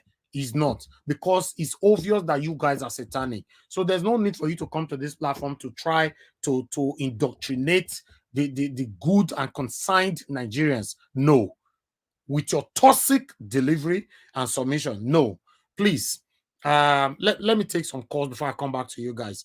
Hello. Good morning to you. Your name and where you're calling us from. Good morning. My name is Kathy. I'm calling from United Kingdom. Thank you, madam. Go ahead. Talk to us. 2 minutes. Like I'm so vexed with this last caller. I'm so vexed in my spirit. Every one of us, in fact, I'm crying because this is the biggest injustice I've ever seen in my life. The only thing I want to say this one is that we shouldn't lose hope. We shouldn't lose hope because we are the strength of Obi. So we are praying and we believe there is nothing God cannot do. Let's not lose hope. Thank you. They've done their parts, they've used their money, but we have a God that you cannot bribe. We have a God that you cannot bribe, and that's the God we are hoping on now. It's our last resort. And we know justice will come. I strongly have that belief in the spirit. And I don't want you people to lose hope. Thank you for the good work you are doing. Please don't allow those charlatans to come into this group again and provoke people. Please. Thank you. Thank you very much, madam. Thank you. It's so sad to see a young man between the age of 28 to 35. You defend these satanic people that have weaponized suffering. Uncle Elvis, do you know if these are the same small? Do you know if these are the small boys they used to assassinate people? So it's very sad. It's very, very sad. It's painful. Thank you, caller. Please tell us where you're calling from. Okay, that is Mr. Uche. Mr. Uche, please go ahead, sir. Uche, I'm calling from her. Please, I'm ashamed. I'm crying. I'm ashamed. You allowed that man to come into the studio to speak. No, it doesn't matter, sir. It's good. Him one question. You ask him who won in Rivers. He said Obi won in Rivers. Then what are you arguing with him again? Obi won in Rivers. That means one state to Obi and minus. Then he already he's bought. It's not over. It's not to be here. Everybody calling a crime. People are crying that somebody at this particular critical moment is talking this kind of rubbish. What type of rubbish is this? Please, you mind how the type of people you allow into the studio. I know everybody's allowed to air his view, but no, I can't eat with Satan. No, not that kind of view, sir. Not that kind of view. You are right. Thank you. Oh my God. That's a satanic view. That's a backwardness view. Thank you very much for calling in. Please just hold on 1 minute. Mr. Phillips, hold on. No, sorry. I don't know who is even online. Okay, thank you very much. Can you hear me? Yes, I'm hearing you very well. Okay, your name and where you calling from? Because I see the attack you give that guy. I'm asking if people don't have job doing, why are you people can't live in Nigeria the way people say it? You said what? We are born in that situation. Hello, sir. Hello. Can you hear me? What? Yes. Yo, start again. We didn't hear what you're saying. Thank you. Go ahead. I said, why you people can't live Nigeria the way people say it, because I was born in that country, and the election is always like that. All those people you see winning presidential, right from Shagari, none of them win the election. Okay. The election, the presidential is choosing. Okay, so what does that mean? What are you trying to say, sir? I don't get you. What I'm trying to say is, because people think that underage can do it better. No. See what is happening in Ukraine, because they give a comedy, a president. That's what I'm saying. What are you still saying, sir? What are you saying? I still don't get it. What happened in America? We are talking about what is happening in Nigeria, sir. I'm not interested in what is happening in America. What are you saying? So what am I saying is, we have to take the election the way we see it. If we have a good advisor. Please get out from my phone. Don't have better thing to say. We should take election the way we see it. What are you saying? Mr. Elvis. Hello. Please hold on, sir. I've already picked a call. Okay. Caller, please hold on. Go ahead. On the panel. Elvis, you see the problem we're having. Caller, hold on. This is my first time on the panel during the day. And if you find out, I've noticed that most people that call during the day are Nigerians. Yes. It is brainwash. This is the height of brainwashing. They have washed their head. They will be the one calling you, please send me money. Yet, you want to help you. You are talking rubbish. This last man that spoke just now, it can be very annoying. My father says me something. If somebody is doing the wrong thing, must you do the wrong thing? Something has been You wrong. heard what he's saying, that Nigeria election has always been like that. We should take it like that. Can you imagine? If something has been doing wrong, must we continue? If everybody is doing crime, must we do crime? If everybody is doing crime, somebody is waiting on the phone. I'll come back to you, sir. Thank you very much for calling. In your name and where you calling from? Hello, good afternoon. I'm calling from Europe, but for privacy reason, please, I would like to reserve giving my name, please. Okay. Go ahead. Talk to us. Yeah. Okay, the outcome for the Supreme Court judgment is quite unfortunate. This is clear. But the question is that we always talk about Supreme Court. Have we ever wondered to know who are the judges in the Supreme Court?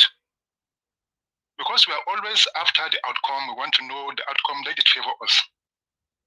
But please, I will give you an assignment. When you have time, try and find out who are the members. The members of the Supreme Court does not reflect or does not reflect ourselves as Nigerians. Ideally, there should be at least one member in each geopolitical zone. Well, if you look at the members of the Supreme Court or the judges, one part of the region dominates the other in terms of religion and in terms of tribe. So now, how do you expect to get judgment in this kind of situation? So I think we should try to focus on we should correct our judicial system, so that every member of the Supreme Court should represent our religion first. We have Christians and Muslims in Nigeria, which means there should be at least 50% Christians, 50% Muslims. This is one point. The second point, we have 6 geopolitical regions in Nigeria. So now I think they're supposed to be 21. So there should be at least 3% from each geopolitical zone. And another thing is that instead of making it a selective position, we should try and make it elective.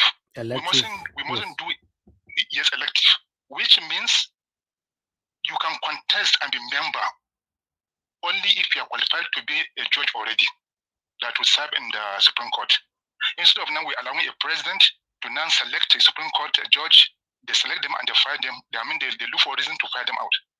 Okay, thank you. Because now the issue.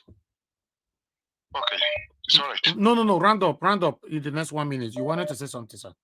Okay, yeah. Okay, what I'm saying now, because now that Bola Tinubu has been now, the case has favored him now, the fear is that now when he gets back there, he's going to do everything possible to protect his interests. So any of the judges that tries to mess up with him, they will do everything possible to send them out. So this judgment with the way you are talking, with the way you are talking and your tune, you are a Northerner, right? Yeah. I'm a Northerner, but yes. The things are not going normally. The things they're no. I like that. To hear a Northerner speaking like this, it gives me hope that yes, Nigeria can be better because, you know, yes. Go ahead, sir. Thank you. So now the sad news, because while we send expectation, to get a fair judgment, but the sad reality is that based on this judgment, I'm afraid that this judgment at the end might not be fair. At the end, it might not be fair because this is just the beginning. Okay. So it's good that we stand expectation, but don't be disappointed. At least when you find something else at the end, because this judgment now has given us a kind of a clue of what the final judgment will be. This is just a clue. Thank you. Thank you, sir. Thank you very much. Yeah. Hello. Good afternoon to you. Your name and where you calling us. Okay, Madam Joy, thanks for calling in. Please talk to us.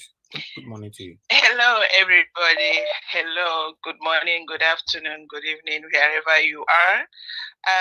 Today is another day. My obedient family, Mr. Niger Watch, thank you. And we thank God for you, for what you are doing. And we continue to be watchmen and watchwomen over this, our nation that we love. Heartbreaking to know, like yesterday, that's why I made the proclamation I made that judiciary is not and remains not the final hope. We have a hope and we continue to put on that hope. I have made it clear here what we are fighting, and it is deep. And what I'm here to tell every Nigerian, whether you are in the diaspora, whether you are in Nigeria, I kind of want to, empathize with people in Nigeria, how numb they are, and the fact that some of them have no clue what we are crying out for, because some of them don't even know the depth of what they are in. Because I'm a scripture person, that's where I live. You speak from what you know. I speak to you Psalm 115 verse 16, Psalm 24, 1 and 2. Go and read it. You are part of what will change your nation. Every Nigerian, if you are under the sound of my voice, nobody. What we have is a cabal, a cartel, criminals that are at the corridors of our government. There is nothing, we can do until that is changed. And I tell you, if you can't, the truth you preach, the truth you gloss around, the fear you fear, you are the only one that can defend the truth. Stand by the truth. Speak the truth, but defend the truth. The judiciary, you now know that they are not going to help you. You know that the cabals that have the sword and all that, they are not going to help you. So whatever you know to do, if you can pray, pray. If you can cry, cry. If you can fast, whatever. Don't sit and begin to look for who will help Nigeria. It is us as Nigerians that will do this. And Mr. Niger Watch, this guy have stood out, have spent. Now I challenge everybody under the sound of my voice. If this young man can spend a whole 1 year without taking a time off, without at least 6 hours every day, ask yourself, what are you doing? What are you doing to change the trajectory of this nation called Nigeria? Let me tell you, Nigeria is a situation as well as a crime scene.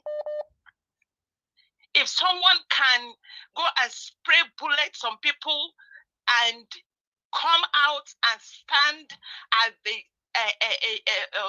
National Assembly and boldly, without, now you know what you're sitting on. If all these things are going and you are pretending you don't know what is going on, Nigeria is a situation, Nigeria is a crime scene.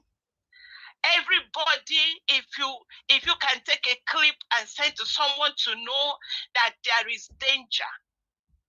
Now, when we are talking about people like Mr. Alex talked, that some of us at least, I mean, for me, because it's taking me these 3 months, it's a journey for me. I have researched, and I challenge all of you, go and research the history of your nation. It is all on YouTube. It is all on Instagram. Go and search the nation of you, where you have stuck your head in the sand and believe nothing is going. Go and research, go and listen to the fathers. That is how you know what you're in. You are in a bad situation. Thank you. And let nobody convince you it is not.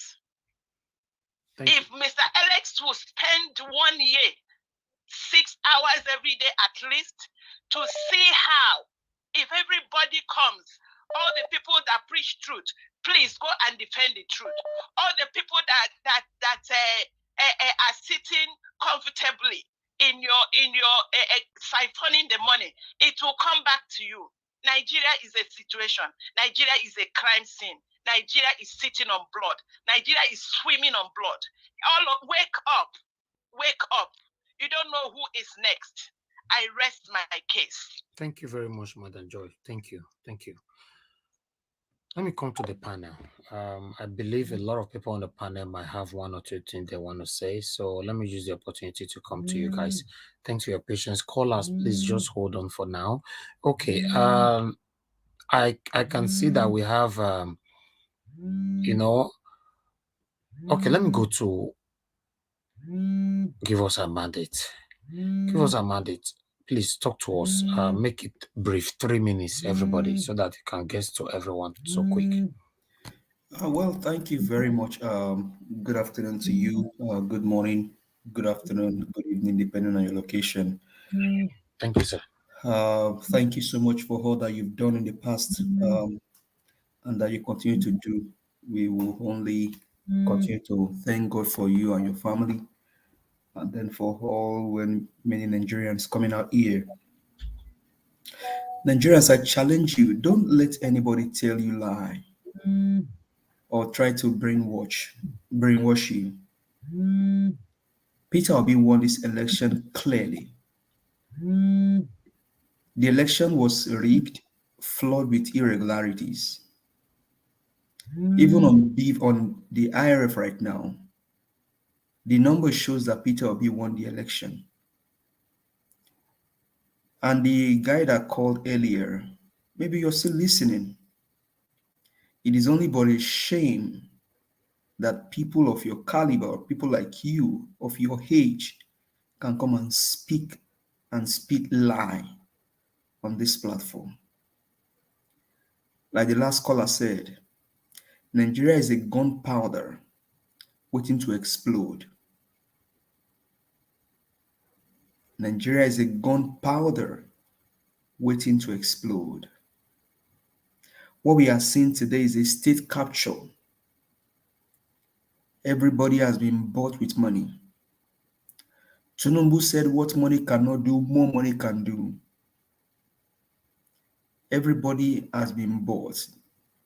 The Chief Justice, the police, the naval, the armies, all bought. Nigerians, we need to arise and take our nation back.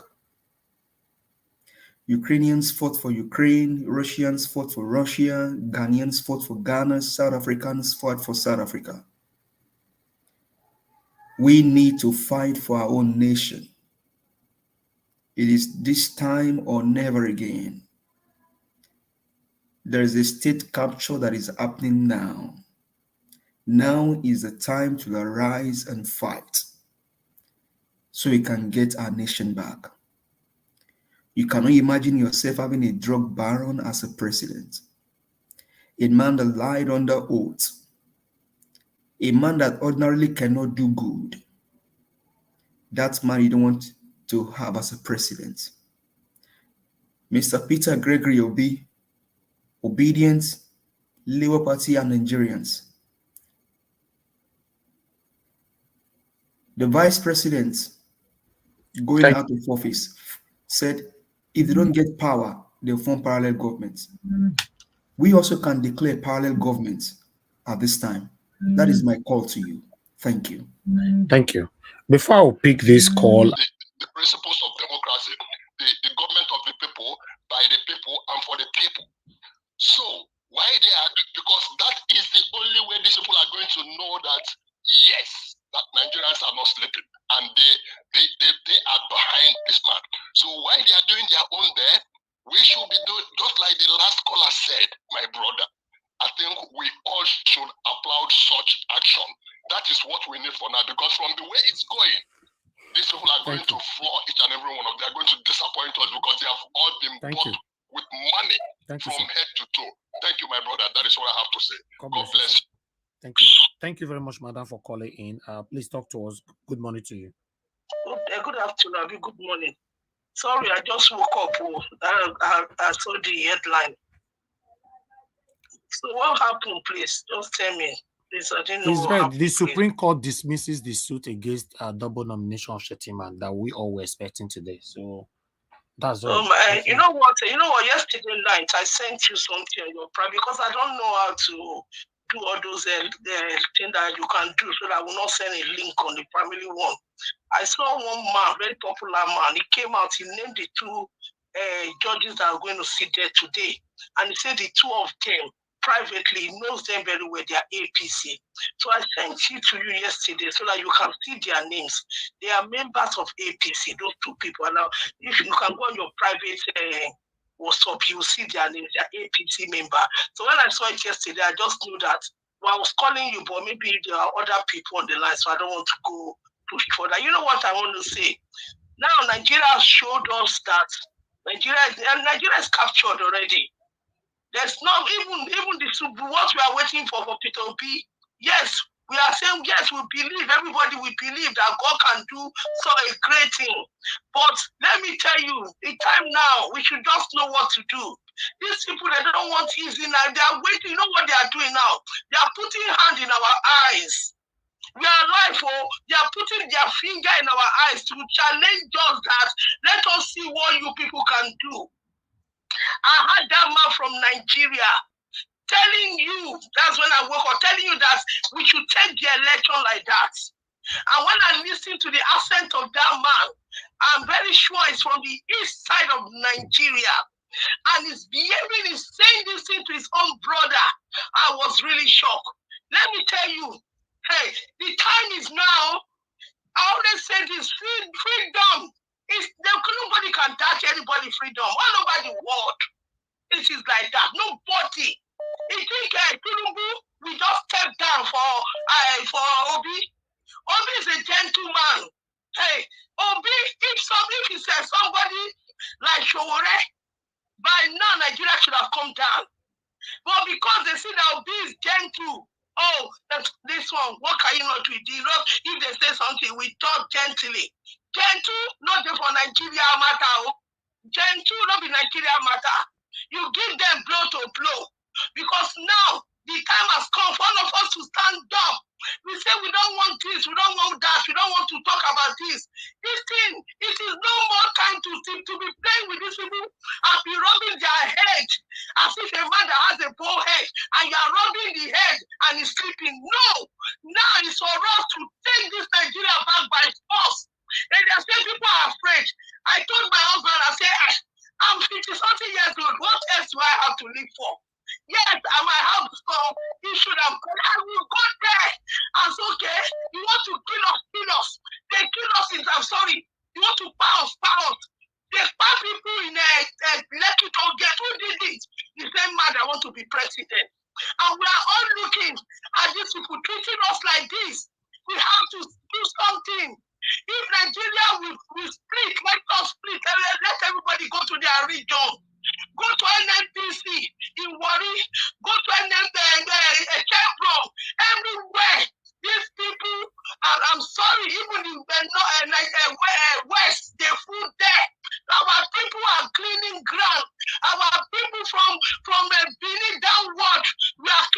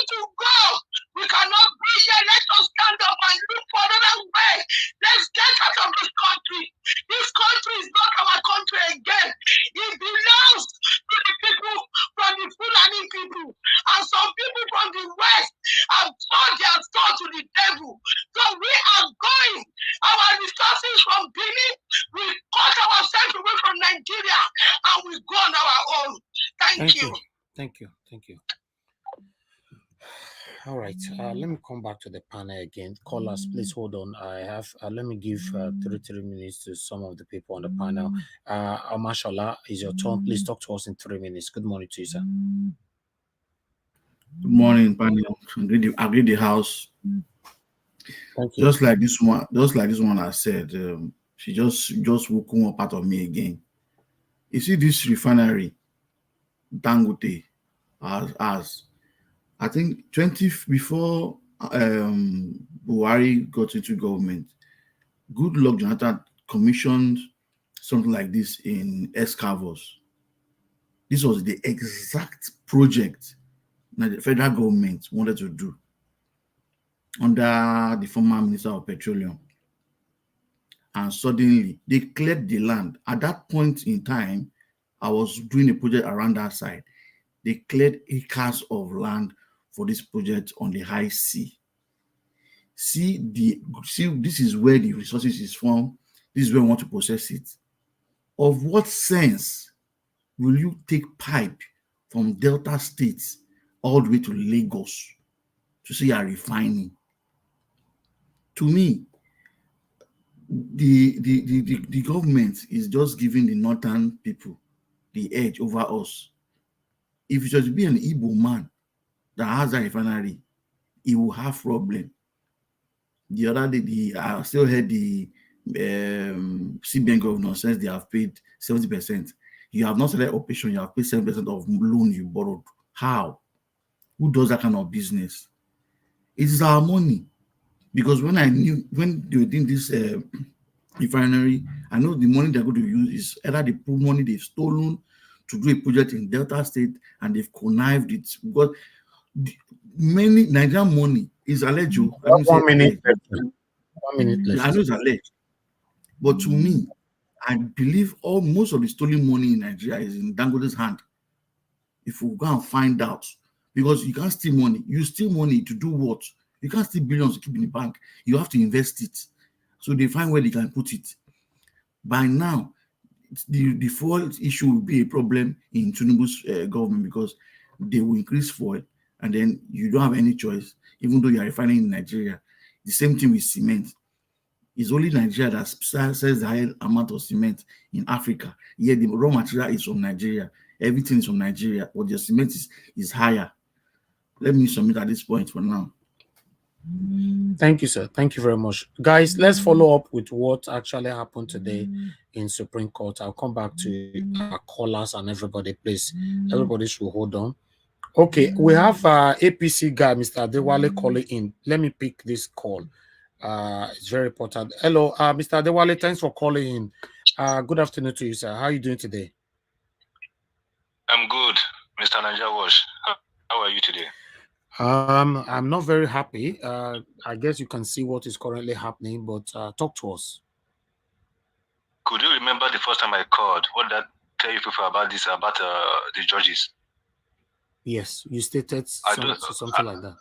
Yeah, I don't know why you are still having hope on the judges. I told you, forget about the judges. They are compromised 100%. They are all the time meeting Tinubu and even having a drink. As we are talking to you now, they are also meeting. Forget about the judges. I said it the first time I called. Second time I called, I said the same thing again. And for the guy that called, I said APC won the election. If the guy is talking to me now, I want you to also know that I was a die-hard APC fan. I was blind, but now I could see. So I believe he's still blind, 100%. That's why he's talking like that. He don't know anything. And he says it's from Edo State, right? Yes, that's what he said. Yeah. He's still blind. And recall, I told you that Obi won Lagos with 900 and something thousand votes. I said that. Yeah. And that is the actual margin. And why do you think that the INEC has still not released the whole result on IRF? And why do you think that they still don't want to give the OB the result, what they requested for, and why is the judges in the appeal court not doing anything about it? My brother, forget about the judges. They are compromised, like I said, and I'll say it again. So, but what is going to happen now? Because you stated the other time that you work for APC, you were one of the people that disrupted every polling unit in Lagos and all that. But Etiosa was my zone. Etiosa local government. Okay. Yeah. Okay. All right. Now, and now there's, you know, I told you my name was Adewale. Yes. They think that's my name, and they are looking for every member who's Adewale. Can you imagine? They are looking for you right now. Yeah, they are looking for who's Adewale. Can you imagine? So I thought this wow.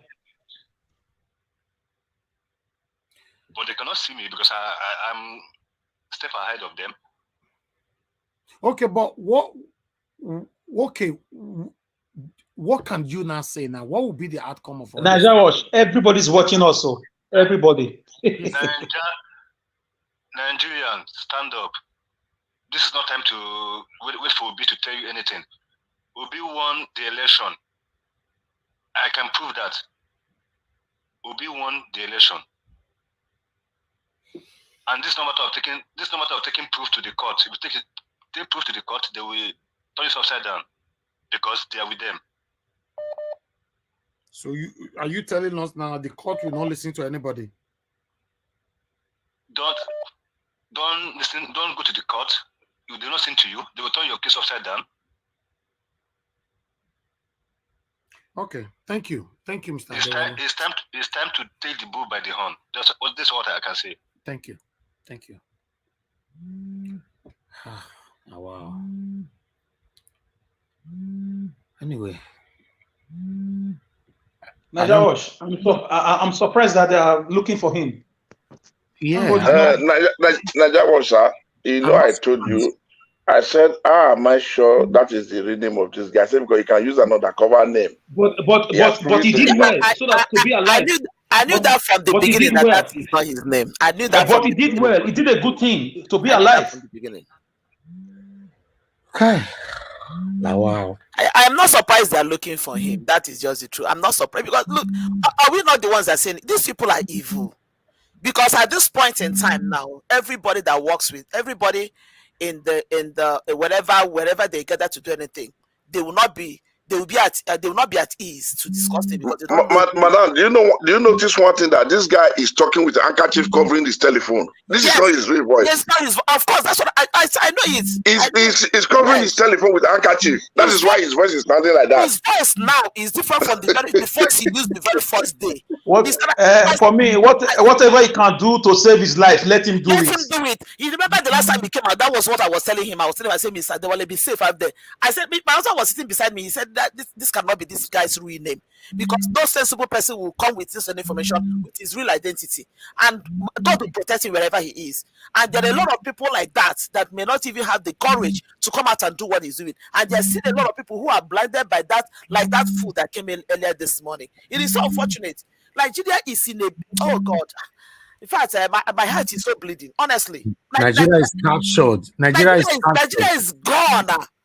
I don't know, people are already tweeting it. RIP Nigeria, RIP Nigeria. I mean, this country is gone. And somebody is still coming out to think that anything is. I was just listening to interview by one lady, Coco. Oh my God, I feel like bringing such people, and I don't know. I don't want to like when I hear young people like that talk, it pisses me off. And this Mary Koku shamelessly was one of the people that was with Dora Kuyili, people that fought gallantly for justice and right in this country. I look at her now, because she has been bought, become one of the lotion girls in Asoro. She comes to arise to rap nonsense. She comes to arise to rap nonsense. When I look at people like Mary Koku, I know that lady. It's so unfortunate that you see young people like that who will come out, and because of people they will get by the because they'll be made mates and I don't want to use the word I want to use here. And that's a rock. They can come to arise and say nonsense. Thank you. This man. Now, wow. I don't know. By now, Nigerians should be on the streets. That Mr. is Elvin. still my question. That is the most annoying part of it. They sit Nigerians should be on the streets. Cry, let the world see that you are not happy with what is going on. Now, wow. Anyway, somebody tried to call my name. Who's that? Yes, Mr. Elvis. Yes, sir. The young I listened to the young man, that young man that called earlier before. I think you were the one that removed him, then I came in. I thought I was going to come and meet him. That guy is so stupid, because this is to show that that means all these APC guys, they are always on this channel watching, listening to everything that we've been saying. Of course. And that's how they sent the so-called Mr. Wale that now is decamping from them. Now they now send this other guy now today, because you know that we already deliberated about it yesterday, that today is going to be a big day, it's going to be this, it's going to be that. They now have to send this other guy, and that guy was talking trash. He was talking all sort of rubbish, trying to defend something that he doesn't even have any explanation. He cannot even explain anything about the person or the election that he claims that Mr. Sinibu won. It is so embarrassing for such a young person. I know he's not up to 30 years. I know. I can bet he's a young boy that is not even up to 30 years, and he wants to ruin his future just because of peanut that are given to him. He's such a foolish person. Like, seriously, he shouldn't even be allowed to even speak. As in, has he not been? Oh God, Mr. Elvis, I don't want to take any time. That's why I came on board. I was watching. The guy obviously has been infected with the virus of wickedness and corruption. They weaponize poverty, they weaponize political appointments. They promise these guys a lot of things and they dump them. And very soon, in 2-3 months, hopefully the country still remain one. In 2-3 months, you see them crying. Nigerians, my family member have been kidnapped. Nigerians, help me. My dad brother came from Canada. We can't find him. He built a hotel around Ogun State. He was killed. These same people are the ones crying always. So they've taught us a lesson. When they cry, we just look at them and turn a blind eye, because they know what they are doing. Nigerians, as you said, Nigerians, most of them are living very good life. They drive nice cars, they go on vacations, they have good building projects going on, they get married every Saturday. These guys don't really care. Ojukwu said it, that Nigerians are not worth dying for. He used his father's wealth. His father was a billionaire to let people know that this country will not work. He went into a war, a full-blown war. Thankfully, he was winning, but somehow, you know, the world came against him and he lost it. And he said nobody will do it again. The country is captured by the Fulani oligarchy. No, the Kanu was right. I mean, now we can see what the Igbos are saying. All this why. You see, our eyes are opening. That's true. Nandi Kanu was right. You see what Alex, before we'll be shouting, why are Igbos like this? Why are Igbos like that? But now you can see that there is a man in Sokoto, in Zamfara, in Kanu, who have captured the country using INEC chairman, using all the government apparatus against the whole country. Alex, my brother, all the sectors in Nigeria, and he's using all the sectors in Nigeria to capture the whole nation. How can you explain? Yesterday I was in a cab with somebody, and somebody was trying to defend Tinubu, was trying to say that he would do a great thing, he will be doing this, he will be doing that. I asked her, are you even listening to yourself? Can you even explain anything about, can you tell me anything about Tinubu? Can you tell me like 10% about him? She said no, she cannot. I said, why do you want to defend him? Why do you think that he will be a good person? Have you not heard what happened in Lagos State when he was the governor of Lagos State? You want the same thing to be replicated? And I was asking her some sort of questions. And these are listen to me, gentlemen. If this man is sworn in by 29, I'll tell you, by October, this man will change most of these laws and they will have members of this constitution backward again. And now we are saying, this is what the Igbos have been saying. Uncle Alex, you are correct. I'm not going to challenge what you are saying because before our eyes, it's like that. But do you know another problem again? Most of this, not all, most of these Igbo people, for sake of money, for sake of money. They've betrayed Nigeria and themselves more than enough. Yeah, that is the gospel their truth. leaders, their leaders are their leaders. Yeah, that's the leader Some of their I'm leaders. saying. Because those are the, you know one thing, when from the aim of affairs, there is destruction, it goes down to the bottom.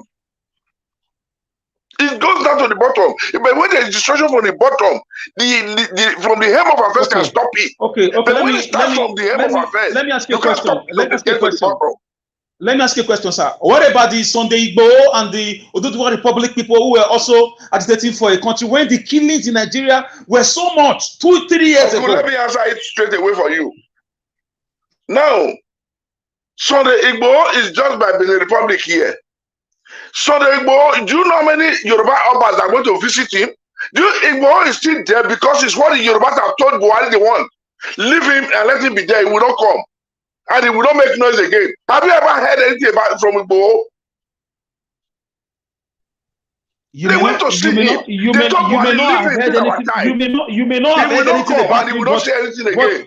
But he has said enough. He has already given the ideas. Nnamdi Kanu has given the ideas. And what are we crying for? A good country. Is that too difficult? It's not about their personalities now. It's about the ideas and the reality on ground. There's a lot we can cry for. There's a lot we can cry for.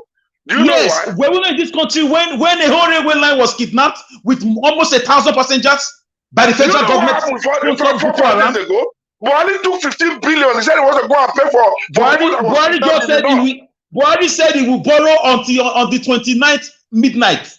He said he will borrow an award contract. True Fashola, he said that today. They will borrow, keep borrowing. Is that a country?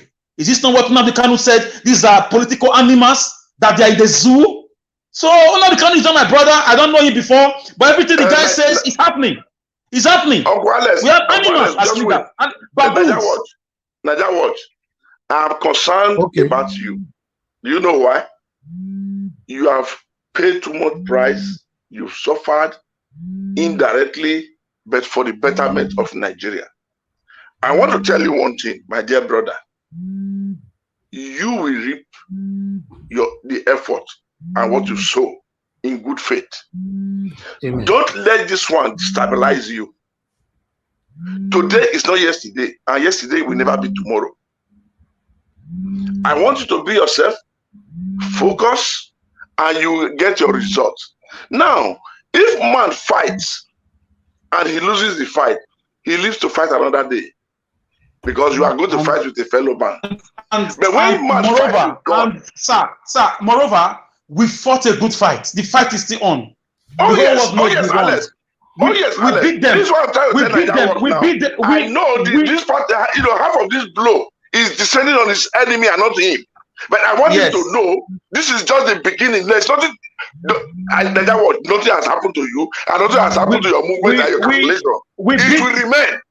They said we were 4 people. We beat them in Abuja. We beat them in Lagos. We beat them in Rivers. We beat them in Edo State. We beat them in Plateau. We beat them in Benue. So how did they win elections? How? I don't get it. How did they win? So for me, it's obvious to the blind. It's very, very visible to the blind, audible to the deaf. That it was stolen, and a lot of times, if 100 years ago, stolen artifacts are being returned, stolen goods are usually returned at some point. So I want everybody to chin up, brace up.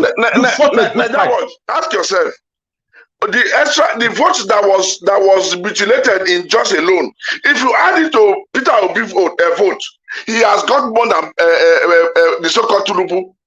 That alone is supposed to let you know that you are moving, but you are being slowed down. So how are you going to tell me now, to tell an Igbo man tomorrow that we are one Nigeria after this broad daylight robbery of Mr. Peter Obi because it's on the east? How are you going to face them in the next 4 years? How are you going to face them to preach one Nigeria to them? How are you going to face them in Edo State to tell them their presidential election did not count because we beat them in Edo State? How are you going to tell them in Benue State, in Plateau? They don't know what's going on. The height of power drunkenness, sectarianism, illiteracy of the mind, lack of exposure, lack of repercussion anticipation. They don't understand. They just believe in the now. Imagine a government that is living. All they can show us is continuous borrowing. As we speak, they are still borrowing. People are still being murdered in Benue State as we speak right now. That is the legacy of tears, sorrow, and blood. So may the soul of Ojukwu rest in peace. And Nnamdi Kanu, may he be blessed. Everybody's eyes are finally open now. Those of us condemning Nnamdi Kanu one way or the other, he did this, he did that. How market now?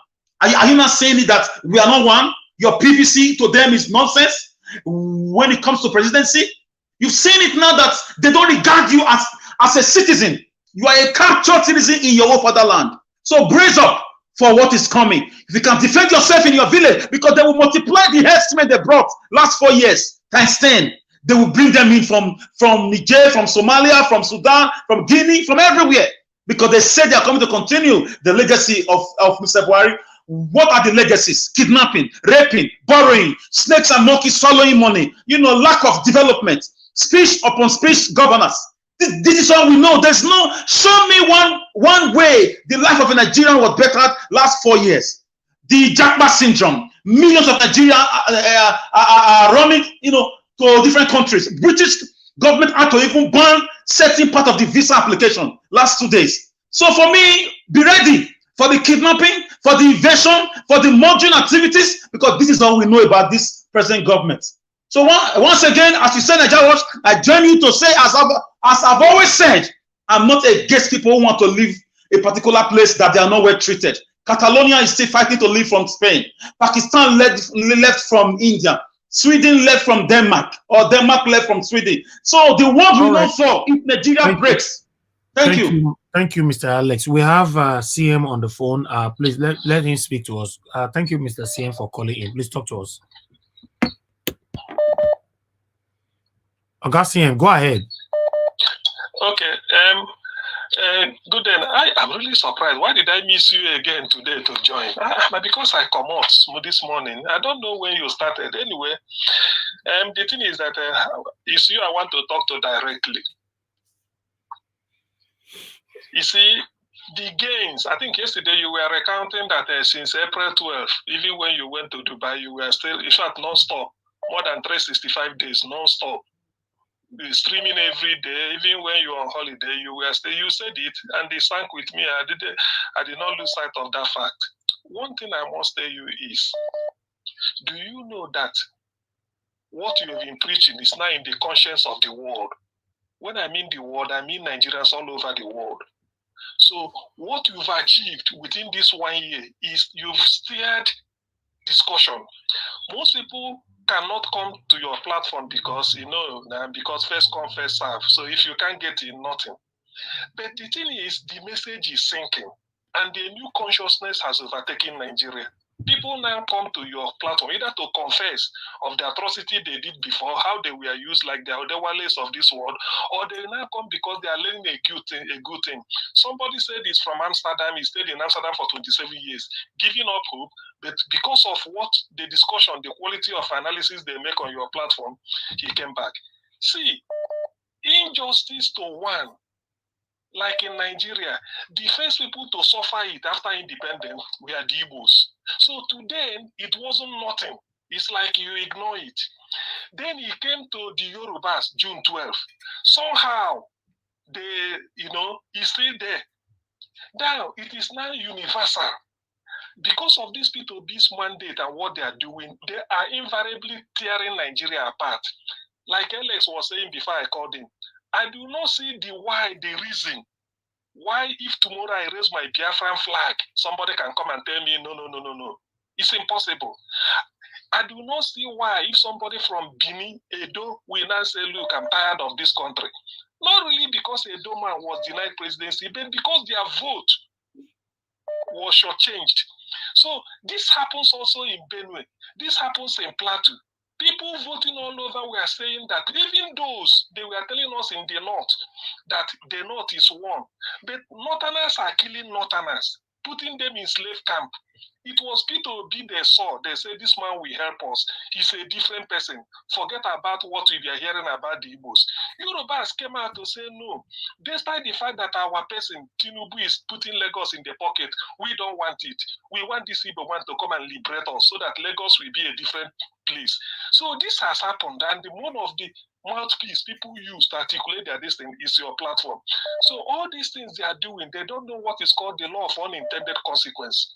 If the judges, by taking money from Tinubu and the APC to do the nonsense they are doing, they did not know that they've openly told Nigerians, you can go your separate ways. Let me tell you the truth. If tomorrow the people of Ijo articulate themselves and the Ogoni and start raising their flag, are you telling me the Iboma will tell them stop? Are you telling me the Binima will say, look, this is too much, I can't endure it anymore? For 60 years, we've been in poverty, in abject poverty, not because we are not making effort. What else do they want? They engineer people to go and get their PVC in millions. People did. They sold Naira to Naira, it didn't work. People still put up with all those rubbish and they voted. Now you are denying them. You see, they said when you make a peaceful change, difficult. You make a violent change inevitable. So they've given out the second option. This time, when they are, that's why I said the demonstration this time will be to your just shut your place down. Let me now know when you are shutting. Look, I will even encourage people now, raise your flag of your ethnic group, so that if 2 and 3 unite, you can be your own country. It's now open that Nigeria has been captured. So what else do we want? If you go violent, they said no. Now we did it peacefully. Look at the way people voted.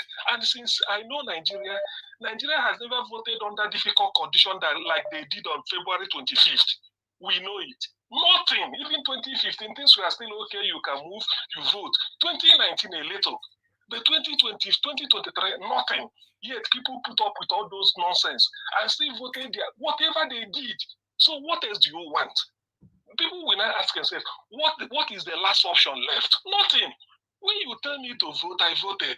You tell me to do it this way, I agree. You say this is the law, I agree. People came out to vote because of assurance given by INEC that everything will be transparent, it will be transmitted. You came to London, tell the international community, people believed you. Only for you now to come and then do me ojoro. It means that if I continue following you, it means I'm a stupid person, which we are not.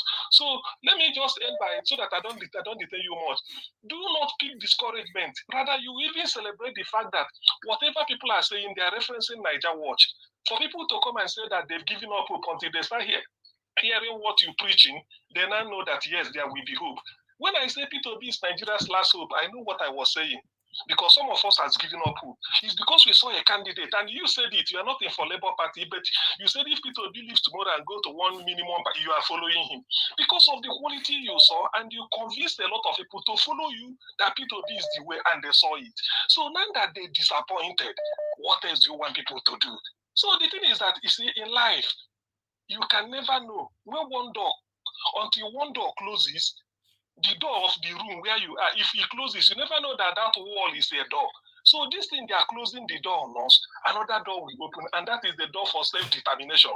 Because they don't want Nigeria. What else do they want? What else do they want? You peacefully, people did not even carry placard. People were carrying placard, they said, no, dump your placard. We now have a candidate, let us go and build Nigeria. What else do they want us to do? They will do their own law, and they will tell us that this is the law. Now, just like if you call Kadari Ahmed today, say, do you believe in it? You will interpret another thing. So what else do they want? The law, you made it, we followed your law. Now, when you wish us to interpret your law, you change it. Are we Mumu? We are not now. We are not. We have a right. We are human beings. We can always decide what we want. And you've given us the opportunity. So what else do they want? We followed you, followed the electoral law, voted the way you want us to do, did everything as you want it, you postpone, we agree, we finish, we voted. In the end, they can't devote. You tell us no. But it cannot happen. So at this point, people should be thinking, I think that will even what will unite the people.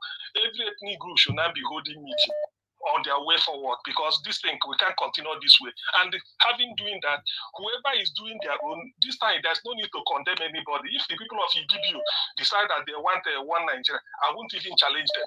But they did not challenge me if I say I don't want. This is not a case of if somebody said it doesn't want Nigeria, it doesn't want one Nigeria, people will now be telling me theory of if we unite, we can rule the world. We've been uniting now. But you have to unite with honesty. That is the issue. We have to unite with honesty. Without honesty, America cannot be united. Without honesty, Britain cannot be the way they are. So this is the issue. I don't want to hear people telling me, oh no, break up is not the issue. If we break up, this all those ones, I will challenge the person, because how do we remain together? If you're in a situation, a marriage that is hurting you, no matter what you are promised and you are not seeing it, you have to go out.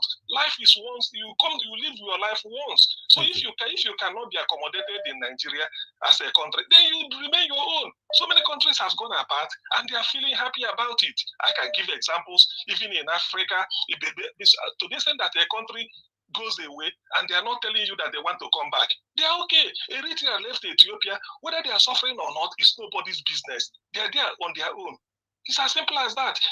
Uganda, Tanzania, and Kenya, we are called Protectorate of East Africa. When Britain want to merge, then they said, no, they want differently.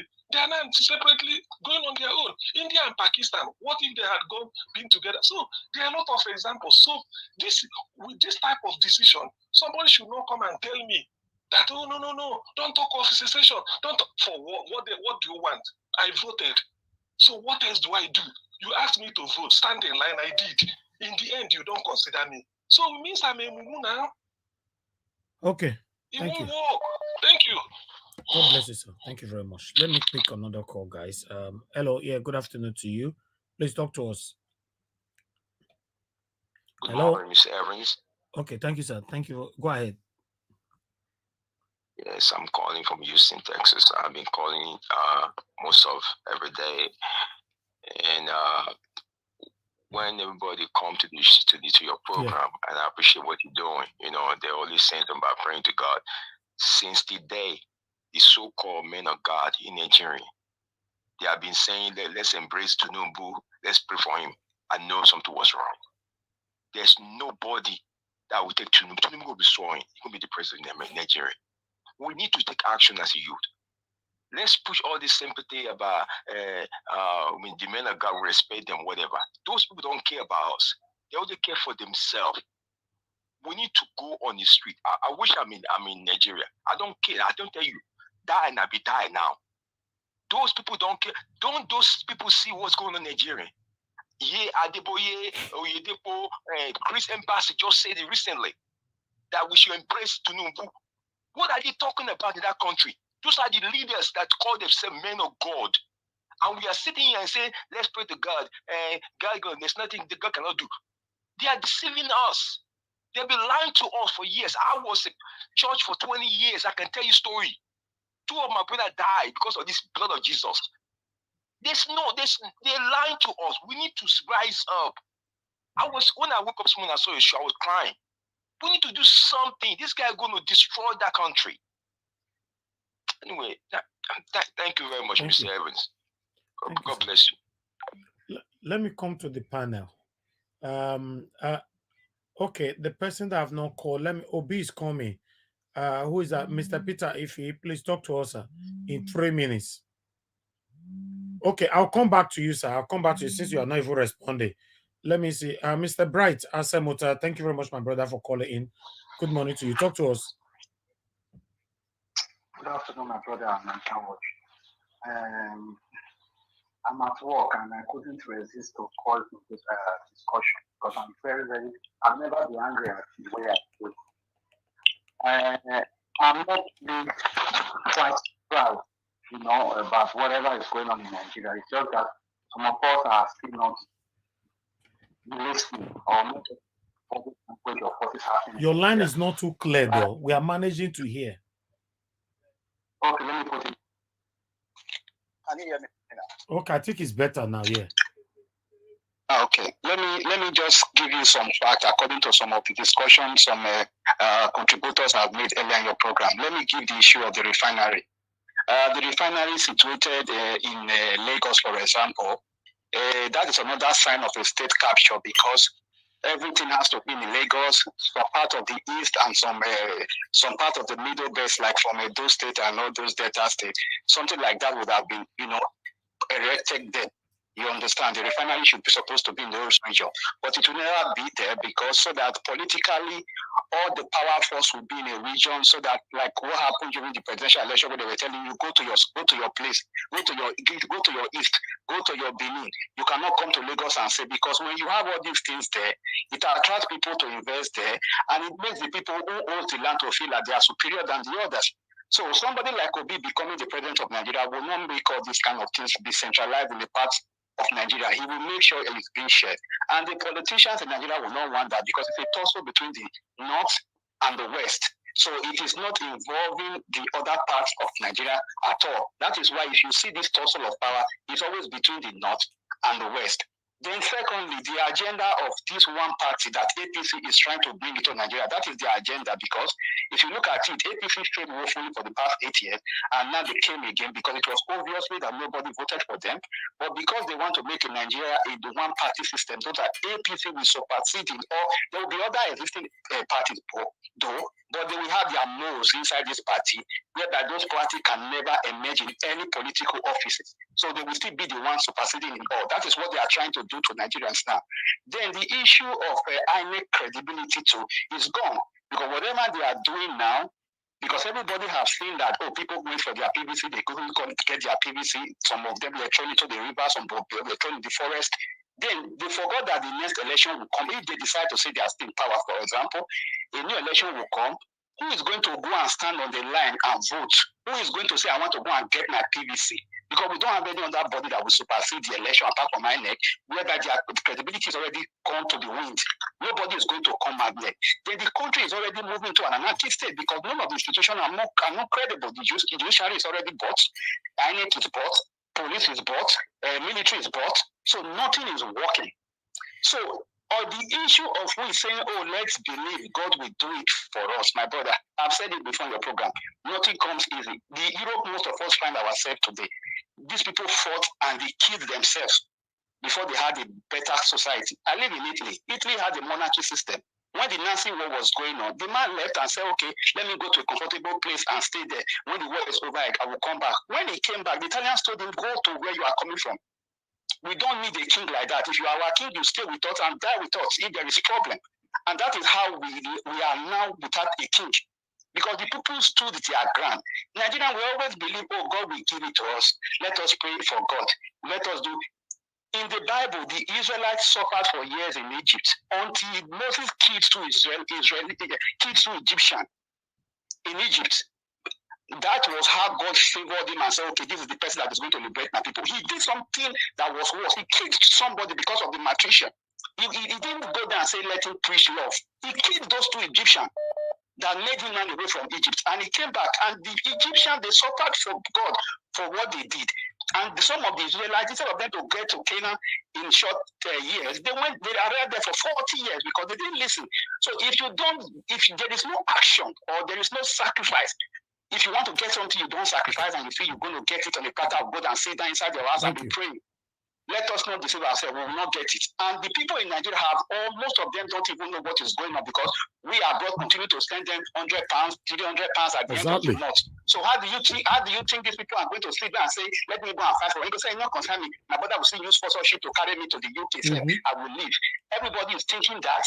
Nobody wants to do anything. By the time the way everybody on your program have been speaking have been bitter, if all of us decide to say, my brother in Nigeria will not send you cover for the next 3 months, go and live for yourself, fight for your right, you will see that these people will be on the streets. Yes. Because they still get money, and so everybody say, if there is a crusade now online that they are doing miracle, you will see that the viewers will be more than 200K online.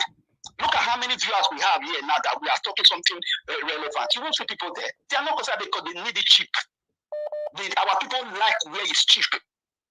How can somebody be so with what is happening in Nigeria, you still feel that somebody like Tinubu is going to take you to the promised land? If you don't know the debt Nigeria is owing, the debt that we are owing, Mr. Elvis, we are going to pay for another 100 years. If we are paying on time, that is if we are paying on time.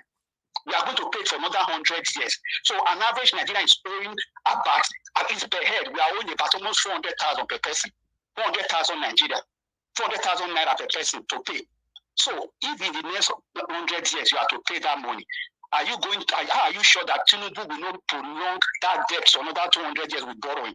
Because they don't have any money on grants to even fortify the system. So it's until Thank you. we decide with our action, we are still going to be where we are. Thank you, my dear brother. I appreciate you. Thanks for calling in. All right, God's power, please talk to us. Good afternoon to you, sir. Good afternoon, Mr. Heavens. Thank you, sir. Go ahead. Yeah, good afternoon. I greet everybody. I greet the panelists, the obedience family. Mr. Heavens, if you can remember, I always said something that one of the reasons why Nigeria are still tolerating these evil people is because of fear, not be prayer. I hate it when people they say prayer. Nigeria fear pass anything. They fear human being pass God. And to the extent that they believe that okay, everything will come, just like we always analyze on this platform, that everything will come by like God will come to us. And it pains me when people are using these religions to deceive people. People will come online, people will come be quoting Bible. A majority of people did not understand this Bible. They just read it to suit their own, let me just say their own faith or convenience. They don't read it in reality. That's why I keep telling people, say, make una carry of that Bible they read. God will give you praise. Make God show you, make people not start to deceive you that this and this and this. That is the level why, that is what makes Nigerians to remain that. Because these people have seen. I told you the other time, I said I was discussing with my in-laws. He was a full fan of, what is it called? So whatever. But when Shore started begin to be antagonist and he started deviate from, believing on Shore again. He was set in school when they were in Unilag.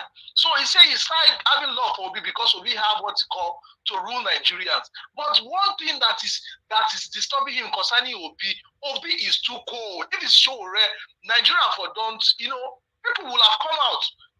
Right from that, what is it called, presidential election. In fact, people for no this what is it called, governorship election would have voted. Because Showore know how to deal with these people. You know how to tussle this. You know how to disturb this government. I'm telling you, Buhari fear Showore. Aside from saying Showore is in Nigeria, but when we are saying this, some people say no. This man is this or that. I said these people are satanic, as you always call them. They are not supposed to be joke and laugh with, and that is what led us to this. Because they've read Nigeria, they've seen Nigeria, and say, okay, anything they say, don't worry, Nigeria, they cannot do anything. And it's unfortunate that it has gotten to this stage. Then the issue of Nigerians. Today, me and one of my friends, we were calling on these matters. You know what he was telling me? He said, if we want it, all of us over there, probably they shout, clamoring, we should come here. Say, we want me, they can't kill them, then we will come there for abroad. We should come here and do so. I said, like, seriously? I was like, and it was really serious. That's 1% of one person. And many of them are like that too there. So it's unfortunately, we still have hope, but like I always said, whatever thing that happened in our judiciary, I'm not surprised. So whatever the news I'm seeing now, I'm not surprised. I said our judiciary cannot surprise me because, like somebody said, these people have been bought every sector in Nigeria, and they have captures. So like we have been agitated, it's not left for Nigerians. People in the diaspora, they are not suffering. A lot of people might decide not to go back for next maybe 50 years. You understand? Thank you. So as you always say, we wish Nigerians will stand up and take the bull by the horn. If not, they go pray till Jesus come. Nothing will happen. Thank you, my brother. Thank you. To be honest, there's nothing wrong in going for a protest. Nobody's calling for a violence right now. You going for a just peaceful protest, Nigerians are not standing up. Then it's surprising. I don't understand. I'm beginning to wonder what's happening. Go for a peaceful protest, march around your state. I mean, you don't see the Nigerian government kill anybody the time of where we do 1 million, 2 million march because we were peaceful. But we're not seeing anybody on the street. There was happening. That's my concern. So now don't give up just like this. Let me come to the panel. I would like to hear from Obi is coming once again. Mr. Peter, are you there with us? Okay, Mr. Peter, I called you twice. You are not answering. I will have to remove you from the panel because a lot of people want to come in. You know, I'm sorry. Anybody I call, if you do not respond, I have to remove you because a lot of people is on the back stage that want to come in. So let me move on now to Mr. Edwin. Mr. Edwin, sir, thank you very much. Please talk to us, sir. 3 minutes. Thank you very much, Nigeria Watch. May God give you the strength to remain by doing what you are doing that is good for the entire society and the entire country. Whatever that would not make you lose confidence, hope, and success, out of being successful, may God take it far from you and take it out of your domain, you and your entire family. Thank you very much, my brother. I appreciate you. I appreciate your effort. As we were saying, some people will now say people are not doing enough. Yes, people are not doing enough. One of the problems why people are not doing enough is that these people, they are animal in human skin. These people these cabals that are taking this country for a ride, they are animal in human skin. Like I said 4 days ago, I said, let and not push Nigeria for even a layman that cannot talk, not to react. And this same platform, I have told people, and I have said it out loud, that you pray for goats not to bite you. People see goat as an animal that doesn't bite. They ask in Benin, once a goat bites you, you must die. Nothing, no medicine. But it doesn't bite. The people will not say a seno or a swallow. What am I trying to say is this. The way they are pushing this thing, the extent they are taking this thing, no one is an island. Nigerians are no fools. I want everybody to understand that. These are part of the disease. When people come here and say, our fathers did not do it, they tried on their own level, in their own capacity then. If you don't look at the means of communication, this satellite movement and satellite civilization that has come, that has now bring communication to everybody. This is not like those days when they write one letter and when there's a newspaper in London, it takes 5 to 6 days to get to Nigeria. No, as it's happening now, everybody's seeing it live. The awareness is going on live. And this thing has dragged most of these things back. It is not they are seeing the real challenge. Because why? They were the one that also invited the Nigerian youth by saying they are the lazy ones. Now the youth says we don't want to be lazy. My concern is always very more and far off, different from other people thinking. My concern now is that if we, and which I pray it will not happen by God's grace, I'm still very confident in this movement. If this man happens, why we have to do everything that this man don't come in there? This man will change all these laws that has been passed. He will amend most of this constitution because he's a corruption specialist. He will corrupt even an unborn baby in the womb of the mother. This is the extent this man can destroy anything that has an affiliation with him. And even a youth, this man can send a youth, a child, a young man, to go and kill his own father. That is the extent this man can do because he believes in the power of destruction. So all we are seeing, listen, my brother, fellow viewers and listeners and panelists, this man, 100 billion, a judge that all his life he has been working does not have up to 40 million. And about minimum of 20 to 15 billion is being paid into his account. What do you think he's going to do? Because there's one mentality in Africa, most of our people, they will not say, my friend, this is your time. You either do it now, take it now, or you forget. What are you going to do in this life, in this world that will give you this thing tomorrow again? This is your opportunity. The prayer you have been praying to God, it is just, God has answered you now if you don't know, by bringing this man to give you this 15 billion. And they will fall prey. They will fall prey no matter what. But they've forgotten that this money can also deny their children's future. Without understanding that. They don't take cognizance of all these things they do and they compromise. No. This morning when I was reading, AFCC man in this last April went to Saudi Arabia to go and pay for a hotel of $300 million.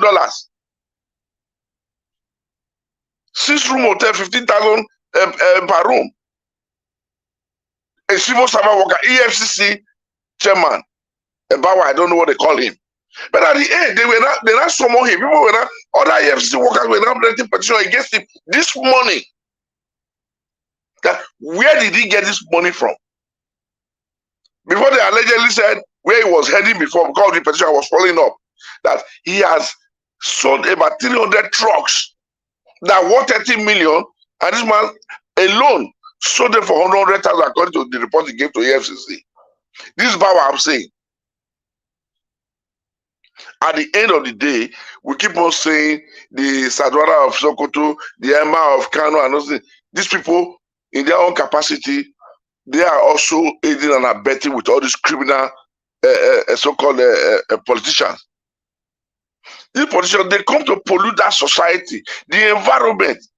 Okay, now, look at the whole professors they used that they corrupted. What would this professor, how would this professor be genuine again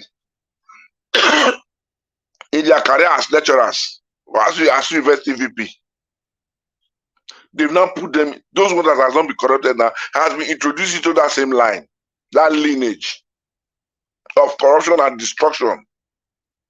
I don't really know why we must blame ourselves. There's one thing I only want the youth to know. There are different ways this thing can take this man out. If Nigeria goes into total shutdown for the next 3 to 7 days, this story will change. Complete shutdown for 7 days, this story will change.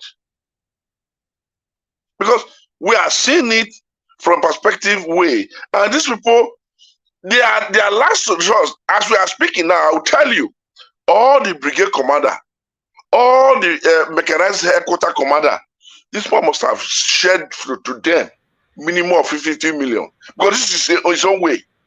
All right. Thank you, sir. So it's a pity.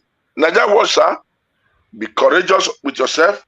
I'm sure you are losing, I mean, the pains of loss is in you, but it can never tie you down. My brother, you build up a place and you are giving people hope. Hope will also come into your life and into your entire family. Amen. Be rest assured. Thank God you, will always give you that happiness. That's all. Thank you, sir. God bless you. Thank you. Guys, I just realized that we have over 1,800 people watching us and we only have 400 likes. What is happening? Sometimes I don't understand. The thing, they look like a child's play to me. You are here listening and you are waiting for me to ask for likes before you press on the like button. How do you want this complaint to go far then? You want it to just end with only the 1,800 people that is watching us. The complaint end there and don't go nowhere, right? I don't understand. If we have 1,008 watching us, we should be at least 1,000 likes by now. We have a problem in every angles in Nigeria. I'm telling you. We have problem. What I'm doing here today, some of us cannot do it. Yes, I will say it again. But I know what some of you can do to quickly come here that, oh, what are you doing that anybody have not done before? No matter the effort somebody even put into this kind of a thing, the day the person will make one mistake, 1% mistake, you will forget the 99.9% of the effort. Just like people were trying to quickly castigate Rufai the other day. I have to come out to say, no. It's a human being. Mistake can happen. If Nigerians can move on already, now, nobody is on the street. What's the guarantee say tomorrow they're not fit on their back on you? We've been talking since for the past 2 hours. Our likes is staggering on 577 with the numbers that is watching us, with the continuous daily updates that we bring here. Sometimes we should know this by now. Thank you very much. I appreciate you all.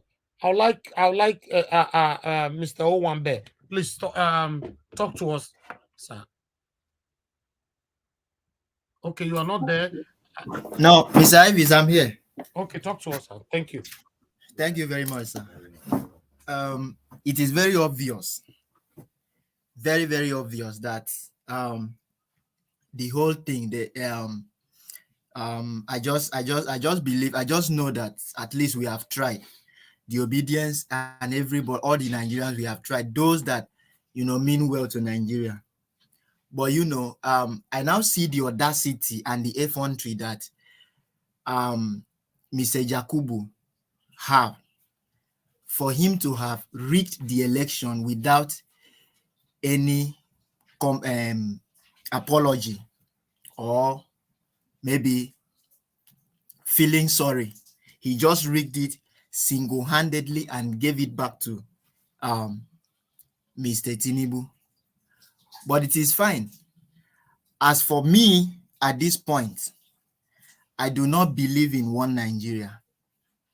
It is not possible. I don't care who the person is that will come and talk me and tell me this or that, whatever thing the person may have to say. I will disregard it because I do not see the possibility of us getting one Nigeria at this point. If you cannot set some certain things, I mean, if you cannot get some certain things right, following the rule of law, implementing the as in what is it called? You respect the judiciary, and the judiciary play their own, part, and everybody focus on what they are asked to do. INEC should be an independent body. They shouldn't work for anybody. How can you can imagine how Mahmoud Yakubu will be defending Tinubu, someone that is supposed to defend his own, whatever, his team and whatever he did, that the election had to go the way it was. But he now had to go and defend Tinubu, somebody that he doesn't have anything to say, he doesn't have anything concerning him about Tinubu and APC. He's now defending APC, defending Tinubu. But meanwhile, at this point, for me, I just feel that whatever thing that Nigeria, whatever is going to happen, let it happen. But for me, I don't believe in one Nigeria. I don't believe in, I just believe that they have hijacked everything, and they have, Nigeria has been captured. And at this point, I don't think the common man has any say in this matter. So that's just me. I am very upset this afternoon. I don't want to talk much. Thank you very much. Mr. Elvis. Mr. Elvis. Okay. Can everybody hear me? Yes, go ahead, madam. We can hear you. Thank you. No, I needed to alert him that somebody is saying there's a protest going on in Abuja on the platform, on the comment section. So yes, I'm trying to carry it along as well, but I don't know the platform yet.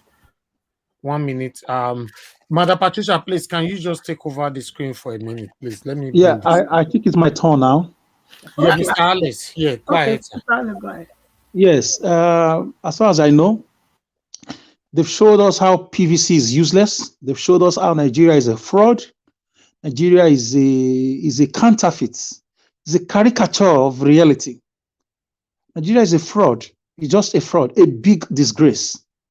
So, like somebody just said, I'm waiting for that idiot that'll come and meet me in the next 2-3 years to tell me about PVC.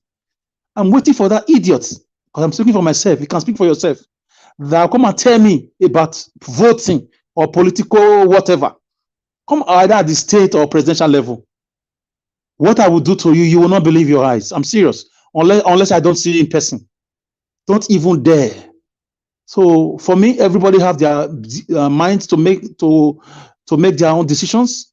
I don't blame any. I have never blamed people who wants to live as their own country, be it Oduduwa, be it Middlebelt, be it what's it called, Biafra. I don't care. If you are not well treated in a marriage, you fight for divorce. The Bible said you can, I mean, if the unbeliever wants to live, let him live. These guys don't believe in the same values. They seem not to love the country. They don't have, they are not humans. What have they given us for the past 3 to 4 years? Let's leave 7 years now behind. 3 to 4 years. Is it not killings? Is it raping, kidnapping, massive migration, lack of electricity, injustice, police brutality, Lekki Tollgate massacre? That's all I see. I don't know if you see something else, you let me know. Or the commissioning of the 35 years old project, the second Niger bridge, or whatever they call it. A project that started under Abacha regime, or even with a Babangida regime. I don't get it. What have they roles that don't last 3 months? Different governors are also collaborating in the murdering of their citizens. Youth are running from every state in the country. They are running by road, running by air, running by sea, leaving the country en masse. Go to Cotonou, you will be amazed how many Nigerians live in Cotonou, Benin Republic. Go to Togo, you see the millions of Nigerians living in Togo. Go to Ghana, the millions of Nigerians living in Ghana. Recently in Sudan, Nigeria governments were also exposed. They claim to be evacuating 5,000 students, but the international community says 3.2 million Nigerians live in Sudan. 3.2 million. Can you beat that? That's enough to form a country. Why? Because of the failure of some wicked and the heartless people. And some of us, we take side when our brothers and sisters win elections, when our girlfriends, our boyfriends, our in-laws are in power. Some of us don't even come to the platform again. I remember when I came to Nigeria, a lot of people were here, sound-minded individuals, young people, but suddenly some of them, due to one reason or the other, for me, I think I may be wrong majorly, their friends in power started telling them you have to leave. Their in-laws, their relatives, this is the problem of Nigeria. That's what Duku said. Nigerians are not worth fighting for. He said it in one of his interviews. He said, I'm not sure there'll be anybody who can try this thing I did. Because his father was a billionaire. He had the resources and he had the people behind him. But some Nigerians also betrayed him. So with what they've done to us now, they've showed to the whole. I'm happy it's happening to the younger generations now who didn't see the Civil War, who did not see the Aba Women riot, who did not see the amalgamation, who did not learn the history of the Nigerian struggle from the military administration to the 1914 and to the 1999. Now they now see what we are complaining about. I was privileged enough to study history in the Nigerian school before it was removed. From Buckingham Palace, they gave that instruction to Obasanjo's government. He did not do it, but immediately Buhari, a big good luck came in. It was wiped out to hide the truth about Nigeria lopsidedness, one-sided government. The president is from the Fulani tribe, senior president from the Fulani tribe, Attorney General of the country is from the Fulani tribe, IG of police from the Fulani tribe, Controller General of Customs and Immigration from the Fulani tribe, MNPC boss for Fulani tribe, everywhere. The rest of us, we now escorted them to the world. So it's obvious to us now, they have a big problem in their hands. Obedient or good Nigerians, you fought a good fight. You won. 40 National Assembly members is not a joke. One governor is not a joke. We beat them in Lagos. We beat them in Abuja. We beat them in Edo. We beat them in Rivers. We beat them in Bayelsa. We beat them everywhere in spite of the rigging. So we won in Lagos by almost 1 million votes. You heard the guy that called himself Adewale, who later, came to his senses and said he has changed. He said Obi won with 900 and something thousand votes. Of course, we have that on tape.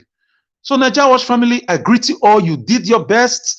If Nigerians want to stand up for themselves, they should stand up. But I know something is going to trigger something. Something is going to trigger something. I don't know when, how it's coming from, but something is coming. A tsunami of violence is coming. I'm not preaching violence. I'm telling you what I'm seeing from far. Elisha was praying and he asked his servant, go and watch. He said, I see nothing. After 3-4 times, he said, go again. He said, sir, I see a cloud like the hand of a man. That's a sign of the rain. I see the rain coming on Nigeria. It's a very bad rain. A rain of vengeance, a rain of, judgment against the wicked men and women. The blood of these innocent people spilled over the past 7 years or for the past 20, 30 years. The thing has reached God. And people came out. Their votes, their mandates were stolen. Gentlemen and ladies, chin up, brace up.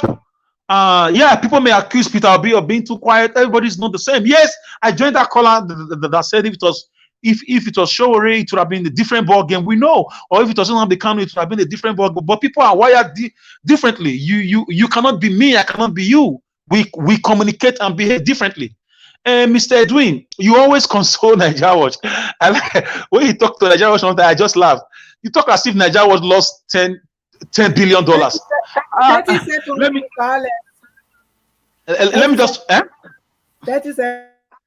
Okay, let me just round up now. Mr. Edwin, my dear brother, I want to also thank you for everything you do here. All of you on the platform. Mr. Edwin, when you are consoling Nigeria Watch, you console him as if he lost 100 billion naira. Nigeria Watch lives in London. He's passionate about his country, but yes, the guy is good. It's affecting him in a way because he's his country. But people should not have that notion that he lost something. He has to tell him, don't worry, don't worry. No, it's the whole Nigeria that should be consoled. And if they know when to rise up, they should rise up and take their land back. Anybody wants to leave from this fraudulent place called Nigeria, this zoo, they are allowed to leave now because we are not really one. We are so divided. Thank you. Thank you so much. Yes, to every action, there's a reaction. Nigerians have heard you. So let us go to Madam Busy Brains. Kindly unmute and talk to us.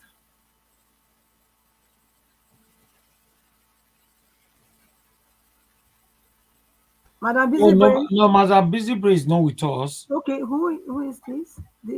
That's okay, Becky. Madam Becky. Oh no, Madam Becky just coming in. She just I think it's not Madam Becky's turn yet. I think it's let Madam Nena, after Madam Nena, you'll be Mr. Lewis. Madam Patricia, you want to rig election against me? No, I'm sorry. I'm busy. Good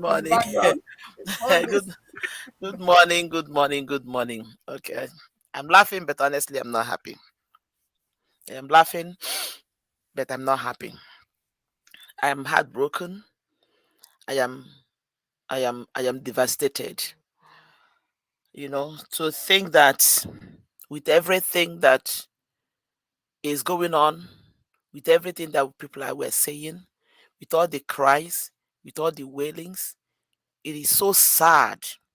It is so sad that we found ourselves in a country where people who are supposed to protect us, the people who are supposed to fight for our rights, the people who are supposed to stand for us, the people who claim that they are coming into power to change our lives are the ones that are intimidating us, destroying us, killing us, hurting us, stamping on our kneeling on our throat. Even when we are screaming, we cannot breathe. They are still kneeling on it, and they don't care. It is so sad. It is very, very heartbroken. I don't know how else to express it. I woke up this morning when I saw the headline. I'm like, is this truth? And I was seeing something else. I don't know how true that one is, that they went to court today and all the judges are not anywhere to be found. Where do we go from here? How do we move on from here? In a society where the judges are bought, policemen cannot protect you, the military cannot protect you, there is no parastatal, there is no arm of the government where the common man can go to and find succor. It is so sad. It is so heartbreaking. It takes away breath from my nostrils. It's killing. I don't know how else to express it. My heart is pained, bitterly pained with everything that is going on. And somebody will still come and tell me that there is anything good that will come out of a man who is not interested to hear or to see that the whole people that he's coming to sit as their leader is telling you, we do not want you. We did not vote you in. We do not want you. And that man is still telling, whether you people like it or not, I am going there. INEC chairman. It is so sad. And somebody is telling me that something good will come out of this government. It is practically impossible.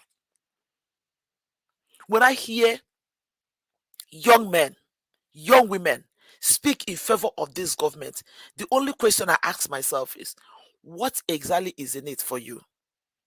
Because the truth about it is that anybody that supports Tinubu, anybody that supports APC is supporting because of their personal gain. Anybody that is interested in what is going on now is all about their personal gain. Nigerians, hear me and hear me well. Hear Niger Watch platform and hear us well. There is nobody that is supporting this government that cares about you. If only you can sit down and see how much money that this government, the outgoing government, have few hours to go. He's still talking about billions and billions that they are borrowing to use it to do what exactly? What exactly are they trying to use it to do? And you've not asked yourself, the ones they borrowed over the years, what did they use that to do for you? How? You see somebody who does not have lights, you don't have road supplier, you don't have water to drink, you cannot go to a good school, you cannot vouch for a good hospital when you are not feeling well, and yet you are supporting a man who is sitting somewhere. My brothers and sisters, they told us, I just heard that they used 14 billion naira, 14 billion naira to change the furniture in Aso Rock, where Tinubu is going to be sitting down on. 14 billion naira in a country where a graduate is an Okada rider. In a country where a graduate is roasting plantain on the streets. In a country where somebody will go to school, spend years, parents will sell their clothes, sell land to send their children to school. That child will come back and turn to nothing but a hookup girl. Not because she loves to do it, but because she has to pay back her parents that took care of her. In a society where graduates are hawking pure water on the streets, and they are using 14 billion naira to furnish Aso Rock for Tinubu. This same Aso Rock house, there is a budget for the furniture every single year. Nigerians, make your inquiries and ask the last time the furniture in White House, America, was changed. America cannot come and help us. People are saying, oh, America is not in there. They are sending delegates. For crying out loud, they are milking from you. The only person that can save Nigeria are Nigerians. America don't give a damn about you. I live in the United States of America. Life is good, I can say. But America cannot save Nigeria, except Nigerians save themselves. Americans cannot come and change the culture of Nigeria. When I mean culture, I'm not talking about the culture of tribes. I'm talking about the culture of the system. They cannot. Do you know why? Because they are gaining from it. They are gaining from it. We are here, we work our brain, our heart out. We pay taxes. They use it to take care of them. They even like us to be here. Why? Because they are getting from us. They are getting from us. If people don't know it, they are. That's why they're getting from us from home. Our governments have sold us. They have given us on a platter of gold, on a platter, easy to these foreign countries. They don't give a damn about you. They are coming for Tinubu. They are coming for the inauguration to see the areas where they will get into. Why do you people think that somebody like Bill Gates will be pumping billions of naira to Nigeria, dollars to Nigeria? You think he's not getting anything from Nigeria? The only person that can save Nigeria is Nigeria. And like everybody else is saying, if this is a time for Nigeria to split, let it split. If this is a time for this country to split, let it split. Oh my God, my head is hurting from thinking about the atrocity, the wickedness, the evil that goes on in Nigeria. You listen to the likes. I was making reference to Mary Coco this morning. I was listening to her interview in Arise. I was so pissed off. And she was angry at Charles, the intro that Charles gave. When Charles was about to start the interview, Charles, the way he gives his intro, He was asking, why would you that? She's so appalled by his intro, because the guy made a statement that is the truth.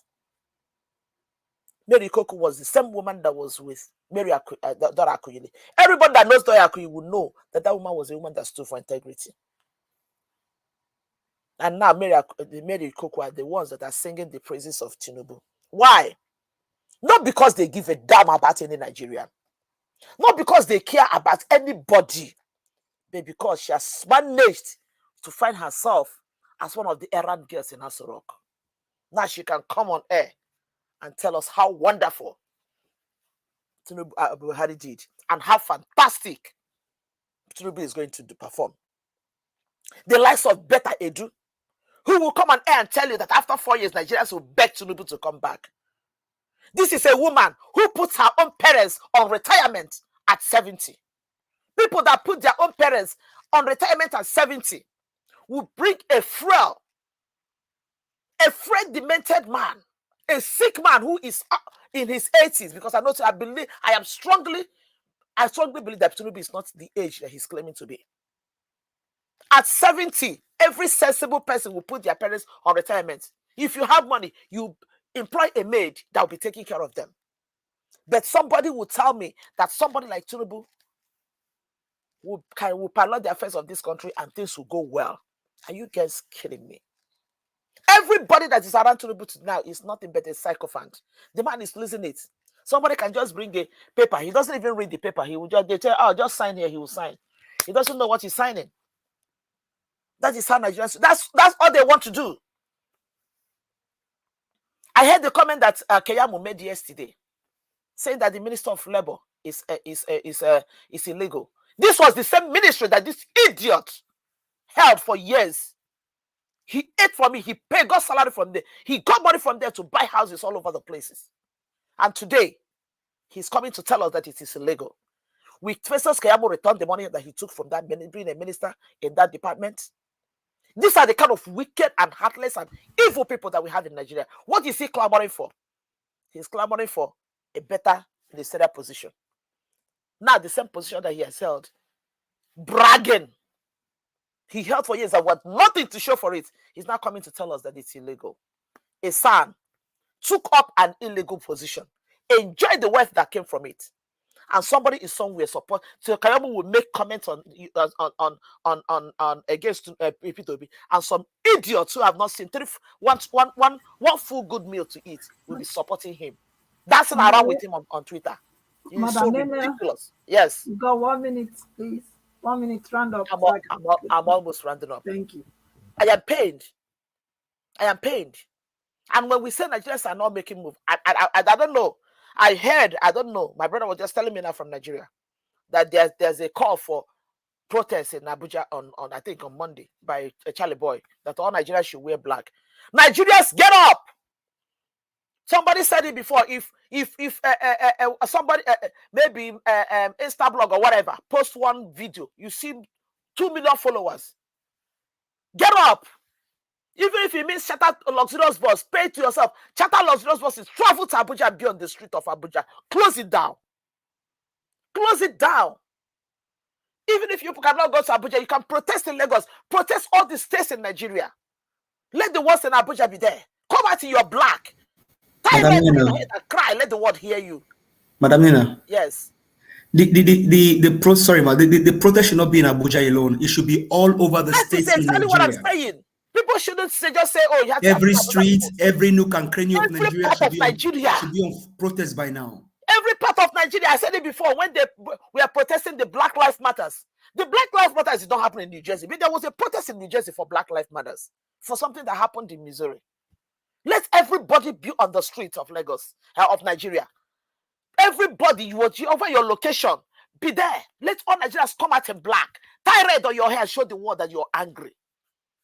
Show the world that you're angry. The funny thing is that when some of these people Madam Nena. Thank you. Nigerians have heard you. Everywhere in Nigeria, Nigerians should come out. Starting from today, we don't need to wait till Saturday. Come out with your black, everything black. You know, we are all mourning because we don't If want possible, this we can hold our wicked church man. on the street We are on mourning. Sunday. So come out. Hold Everybody our should come church on the out street on and Sunday. start it now. From now, you Church start on the it. street on Sunday. Yes. Yeah, they should come out. Yeah, On give us our Sunday, mandate. You are hold right. the church on the Even street. our church, we should hold it on the street. On Sunday, hold the church on the Yes. street. Yeah. Sure. Let's, It's true. That's a Mr. good Lewis. one. All these pastors, if you want to tell Nigerians that you're for us, hold your church service on the street. We will tell them. Let Mr. Lewis give us. Let Mr. Lewis, please come through. Mr. Lewis Okonko, are you there? Thank you. Yeah, I'm there.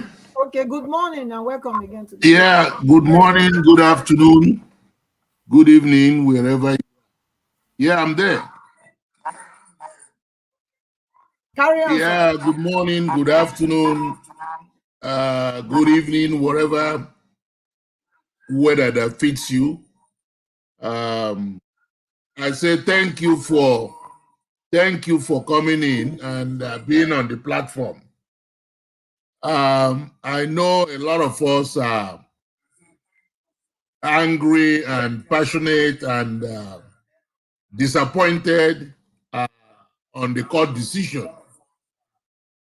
But we can't lose hope. You see, we can't lose hope. A journey of 1,000 miles starts with one. Peter Obi told us that this is not going to be an easy journey. And he also told us that I always call them barracudas. The barracudas and the cult we have in Aso Rock are not going to give up easily. They are fighting back. So it's left for us to continuously fight back. And of course, I thank Elvis for giving us this platform. What we need to do is to support this platform so that it will continue, so that we can continuously educate the Nigerian public. Because the problem is in Nigeria is they are very comfortable and they are used to abuse. You see, I was saying some time ago that Nigeria, we really don't have a nation. We have a collective of nations. And of course, I said we don't have citizenship. And people were saying, oh, we are citizens of Nigeria. I said, that sounds good. But the question is, does your government respect you as a citizen? And the answer is no. I mean, look at the election we just had. Simple election. And everybody knows, including Tinubu himself. Tinubu knew he cheated on this election. He literally rigged the election, bribed all the people in the institutions. People were saying our institutions are not strong. No, it's the people within that institution that are not strong. Because you have to ask yourself, how much money do I really need to live in this world? So what are we having here? We're having people who are in their 70s and 80s trying to make decisions. So they are taking money, and I'm asking myself, how long are they going to live to eat that money? You see, but then you look at it, you said, okay, that evil that they are living with is going to bite them. Not tomorrow, but today. Because what I'm seeing is like when they say in the Norths are together. No, they are not. There's a lot of killings in the North, even in Kanu. So what, like I said before, what we need to do is to keep supporting Niger Watch. we should not get disillusioned. We should not get tired while doing good. We just need to continuously come to this platform and educate our people. Even some of our people in the United States don't care about what's going on. I've talked to some of them. They say, I'm here in the United States, everything is fine. But look at what happened in January 6. That case is still going on. We see here Trump saying, I won the election. And they have to fight back. The citizens have to fight back.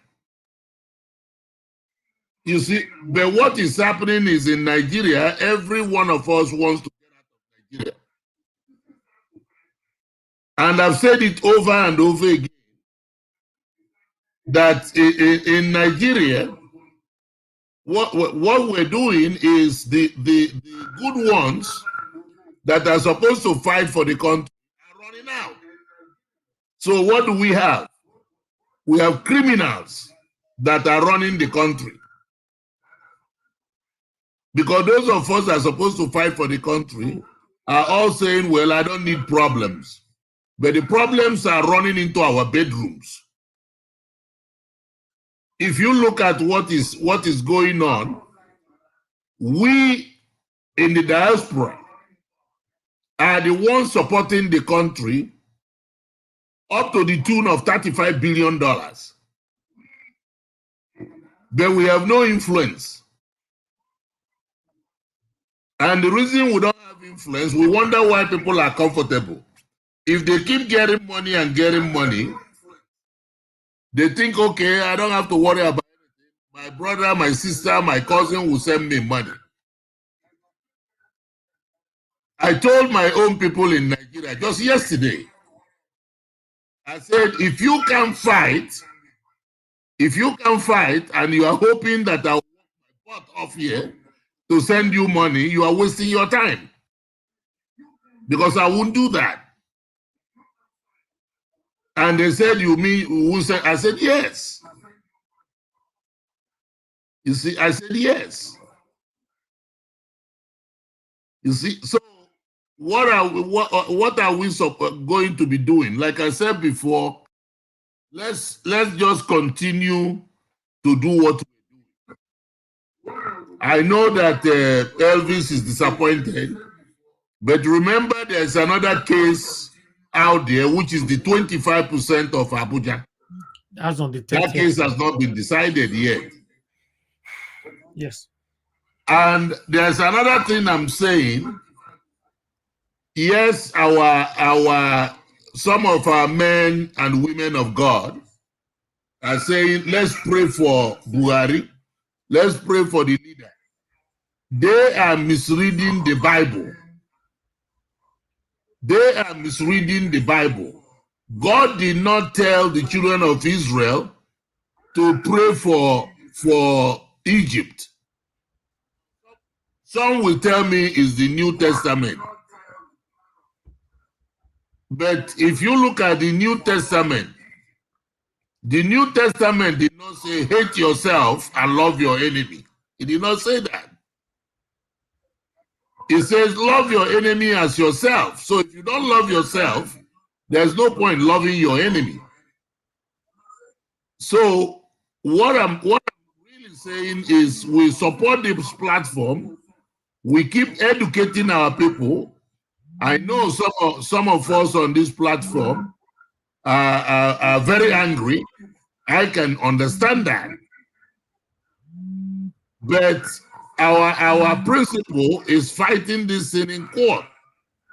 Once we exhaust the court proceedings, which we haven't exhausted yet, some people say, well, as soon as if the court decides, how do they take out Tinubu? Anybody can be taken out. Anybody can be taken out. What we need to wait for is for the court to decide. You see? Some people told me about Nnamdi Kanu. I said the reason Nnamdi Kanu is still in jail is not because of Buhari. The reason is because we talk about leaders.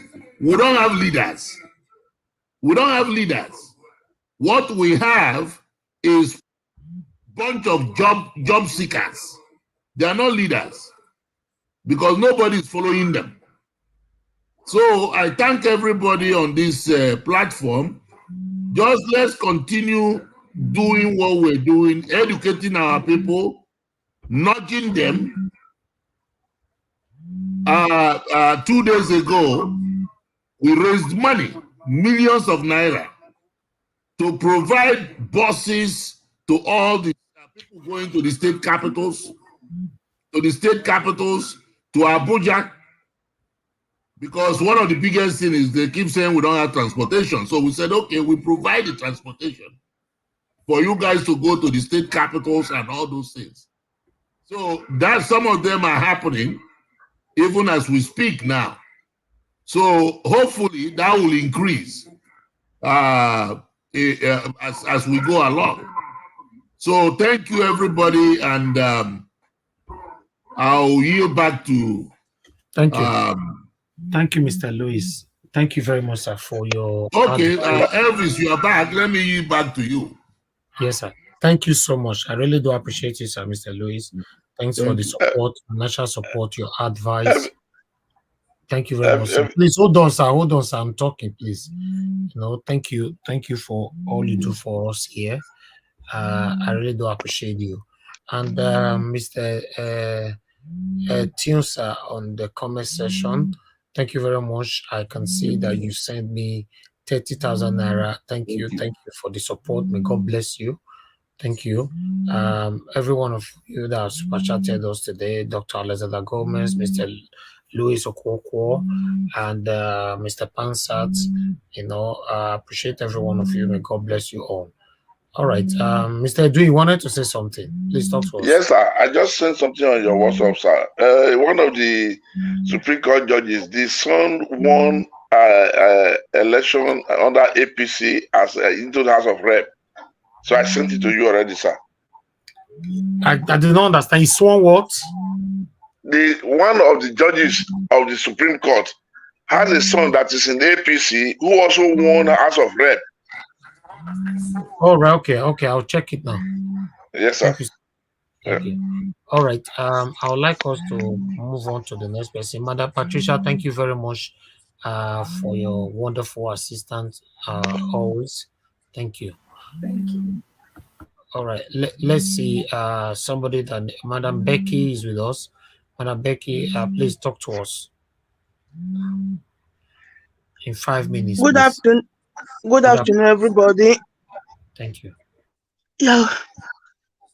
Thank you for accepting me in, and thank you for coming this early to give us platform to pour out our pains, our frustration, because we need to pour it out. What will I say? I want all they have just showed us now that we need to be prepared for something. We need to be prepared for the other court case we have on court, because this is a sign that is coming in. There is one Igbo man that make one parable one. He said everybody, every time if we are going to the toilet, he say it in Igbo, they not translate it. He said most of the time we will first of all mess. He said due to the smell of the mess, that is how you will know how your street is going to be. There are some toilets like that. So that is what they are just telling us now. Because that double nomination is in our constitution. The constitution is for everybody. Mr. Evans said something before that like it's something like PDP. They don't respect PDP and all that. This one is not about PDP. This one is just about what they are doing. That they are diabolic. It's just about they don't care a damn about us. They don't care about us, the citizens. For them, we can do whatever we want. It's just for them to swear in him. That is what they want to do. After swearing in him, it's going to be more difficult. Tinubu is not supposed. It doesn't. If Nigeria is a place that works, if Nigeria is a country like every other country, they don't. The judiciary, the CGA, the judges, they don't even need somebody to bring the case to court for them to know that Tinubu is not qualified to be sworn in. They don't need a citizen to do that. It's because Nigeria as a country have failed. A Cameroonian person called us because I was at work before when I was using my phone. So I couldn't talk, I couldn't enter the platform. A Cameroonian called before. He was giving us advice that we Nigerians, we have to do something. Yes, we have to do something. Like our sister, whether it's Sister Nelly that said it or Sister Patricia, I don't know. He said the protest is not about only Abuja, because Abuja is not only the country in Nigeria. It's every corner, even in the village, anywhere you are. Everybody should be on the street. Every part of Nigeria. Even here, we that are here, because this is not only about people that are living in Nigeria. We that are here, we are going to hear it. It's going to concern us too. If no matter what passport we are holding, anything that makes them swear Tinubu in, that place of birth is there. They are going to be using us as an example. Like we are Nigerians. That mark is already there on our forehead. We are Nigerians. There's nothing that we can do to cancel that place of birth from our whatever passport we are using. I think it is not as that Cameroonian brother tell us. This morning I was listening to an interview. A lady was like, she was pouring out. It's not a Nigerian person. I think this lady is in America because of the accent of the English she was speaking. She was so, but she's not an American. She's a black lady. She was so annoyed. She was so angry of Nigeria. She said Nigeria is a drug country. It's a corrupt country. He called Nigeria all sorts of names. He said because he even go to further and said because they have elected a drug baron as their president. Now that woman was just insulting Nigeria as a whole, and I was clapping for her. She said all the truth. All other African countries, they are all angry. After the swearing in is going to be worse. This swearing is not supposed to take place at all. I know that they will remove him from there. Because I'm so very sure that Tinubu is going to, if the court will not remove him, we will go and remove him by ourselves. We will remove him by ourselves. We will organize ourselves. But that swearing is not so. If anything that made them to swear Tinubu in, that thing will be on Nigerians for forever. It's going to be for a long time. That they swear in a drug baron as the president of Nigeria. I think we should also, I know Nigerians have to wake up. They have to wake up and be on the street. Even it's not time from here, we have to do something also. From every country we are. We need to start going to the embassy. If we disturb embassy for a long time, nobody is coming in to work there. They will take us serious.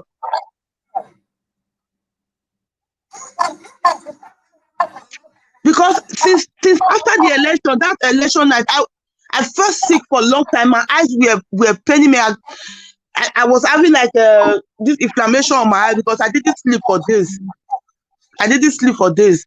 I will be moving from one platform to another. I was confused. Like today, I have an appointment with my daughter My daughter, he said, "Mommy, I know because of this election, you are so disappointed." He puts an appointment with a doctor, a psychological doctor. He said, you need to talk to somebody because you are behaving strange. You telling us that you are going to Nigeria to fight. Who are you going to leave us? I said, if civil war come, me, I'm going to Nigeria. She fixed an appointment for me. I'm going to a psychological doctor today. That is the extent this Nigeria elector have taken me to. Last year, I went to Nigeria because of PVC. It's a fact, if the PVC have come out, I could have gone for the voting. I stayed there for over a month. My PVC, I didn't see it. Even till now, the address I put there, my people, they have been going. It's not even out.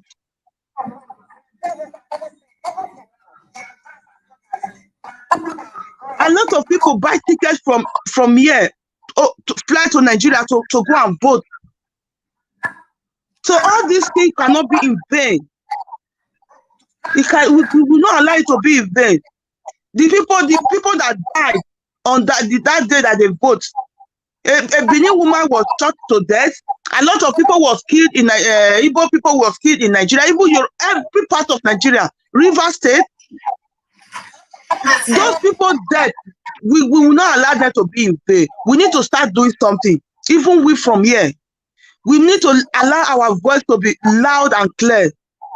We need to talk. We need to speak out. We need to pour out our frustration. Yes, they are frustrating us because we have been kidnapped. They have kidnapped Nigerians, a satanic group of people. Please, I'm just pleading. Nigerians, if you people are hearing me, those that are in Nigeria, please, nobody will kill you. Our mothers, our grandmothers, everybody go out there. Please, I'm begging you. Everybody should go out there because if we miss it now, as Ellis have always said, if we miss it now, it's going to be it's going to be forever. Please, we have to fight harder. We have to fight harder. Please, I'm begging you people from Nigeria. I'm begging the market women. Please, all the farmers, if you can go to the airport, go to everywhere, please go to important places, any part of the state you are, please just go out, please. Thank you.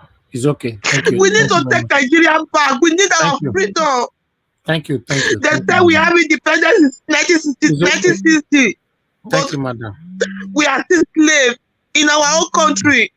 Thank you. Thank you for your You will go home, you cannot go out. The house you build, you will not stay because of insecurity. It's okay. It's okay. I have to mute you for now. Thank you very much. I understand how we all are feeling right now. It's very, very painful that we find ourselves in this situation. It's very sad. It's very sad. Like, yes, she's right. If we missed it now, it's going to be probably forever. We're just going to remain like this. And guess what? It's going to get worse. If we miss it now, if you think maybe, okay, 5 years or 10 years from now, Nigeria will be better. No, it's going to get worse. And somehow, someday, you will remember me. You will remember my platform. That what I stood for is for a better Nigeria. I did not stand for violence. I did not stand against anybody. I just want a better Nigeria. And I don't think anything is wrong with that. Because of this whole situation, please, this evening, Aisha Yusuf will be joining us by 7 p.m. We're going to be live by 6 p.m. As you all know how it works, because we have a guest, whoever that will be last when I post out a link that will be on the panel, will be removed when my guest is ready to come in. And everybody that will be joining the panel this evening, also remember that your camera is going to be turned on because we have a guest. So I just finished talking with the Labour Party. I don't need to mention names. So upon all that, I came up with Aisha will be joining us this evening. So I just wanted to highlight that before I call on the next person. Let me see. I have somebody, Madam. Thank you very much, Madam Deborah. Thanks for calling in. Good afternoon to you. Please talk to us. Thank you. Go ahead, Madam. Yeah, good Thank you. afternoon, Nigeria Watch. Thank I've you. been trying to call it since. You're so sorry. Sorry about that. Go ahead. Okay, Please talk to us. I understand. I don't know where to start from, honestly. I canceled my shift today, hoping to hear some good news, but unfortunately, I wasn't too surprised because I kind of know that Tinubu will go at any length to make sure that he's sworn in, and unfortunately, it's going to take. I don't know. It's going to take so much effort to take back Nigeria because the level of criminality in that country has eaten so deep. Like I said the other time, that if one man can capture an entire country, can capture every system of the country, is frightening. And the other day, when the judge didn't turn up regarding the 25%, I knew that it was all it was all something that is being planned. We just have to be hopeful. But I know if Tinubu is sworn in, it's going to be very, very difficult to get him out of office. It's going to be difficult because the entire system is corrupt. I'm still hopeful, except if something happened during the swearing in, which I don't know. Something might happen. If something happened and he's not sworn in, then we can still be a bit hopeful. But I don't know. It's sad that you still see people supporting it. Earlier on, I saw a man that came and he was still supporting APC. It's sad when you hear people clearly supporting this evil. One thing that this whole thing I've been able to do to Nigerians is that a lot of Nigerians now lack empathy. They have been ripped of every empathy in their hearts, that they no longer care about the suffering of their fellow Nigerians. They don't care about the oppression that is going on. They don't care about what is happening to the injustice. They don't just care so long as their selfish interest is protected.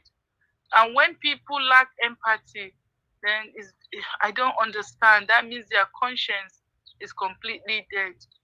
If somebody can clearly come out publicly supporting APC, supporting this criminality, I don't understand.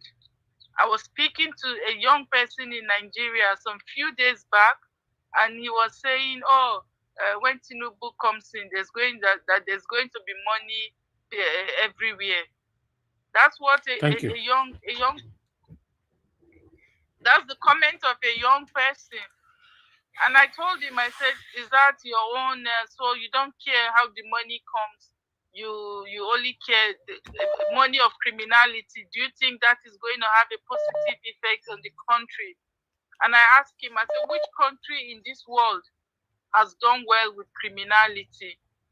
I said, tell me one country in this world that is successful based on the fact that they are criminals.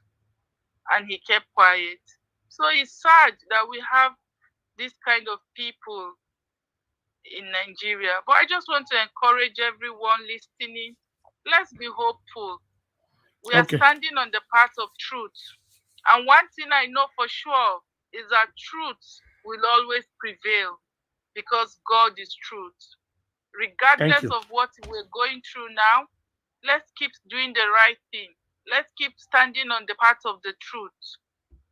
The truth will always prevail. Thank you so much, Mr. Elvis. I appreciate your efforts, the efforts of everyone, but let no one give up.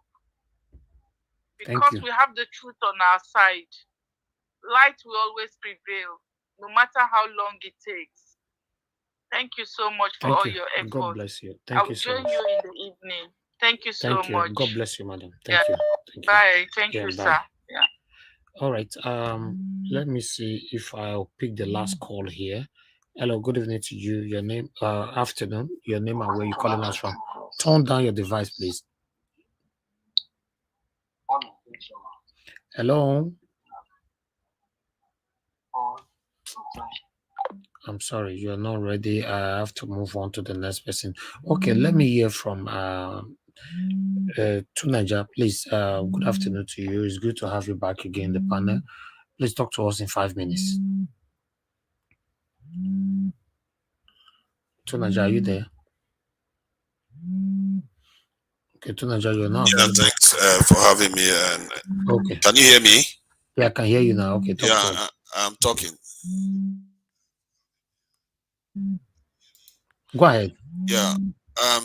Sorry, I was listening to a different audio. Sorry about that. Yeah, thanks for having me, Nigeria Watch, and greetings to everyone on the panel, the chat, and to the viewers. Yeah, I just went through this, and I don't know the entire case. If it's only about Shetima, the case clearly was a ridiculous case to bring forward. This is the problem with our Nigerian leaders. You shouldn't bring case that doesn't have a strong basis for it.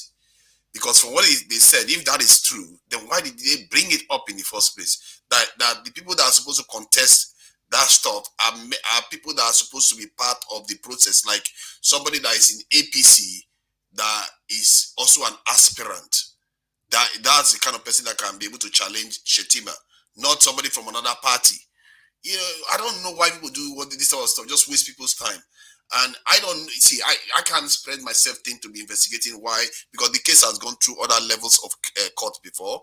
If I had gone through all those cases that they decided before and looked at it on that technicality alone, the case shouldn't have been brought forward. So why waste people time making people think that could overturn this in Chetima's nomination when the person bringing it forward is you don't have this in a legal basis to do that yourself. It's supposed to be done from somebody in the same party that is part of the, not just somebody in the same party, somebody that is part of the process, as an aspirant that can challenge it within the same party.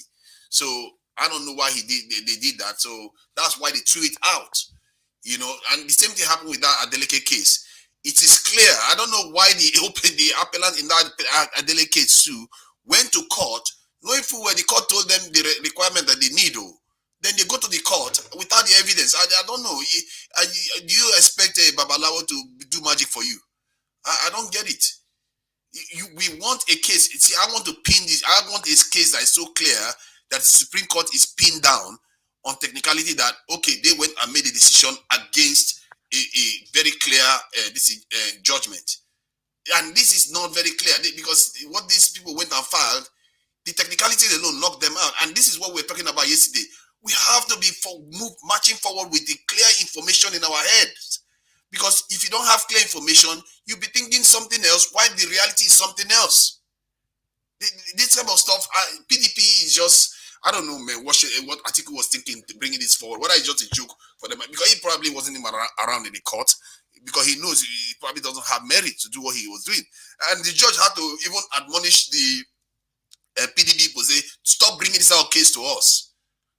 Because in a way, you are wasting the court's time, and you're wasting people's time, making people think that there's hope there. It's not right. And this is why we need to be doing our due diligence. I will be trying my best. Whenever they bring court cases up, we look into it. All of us know about the P2B1. All of us know about the P2B1. But we don't know much about what this PDP was filing.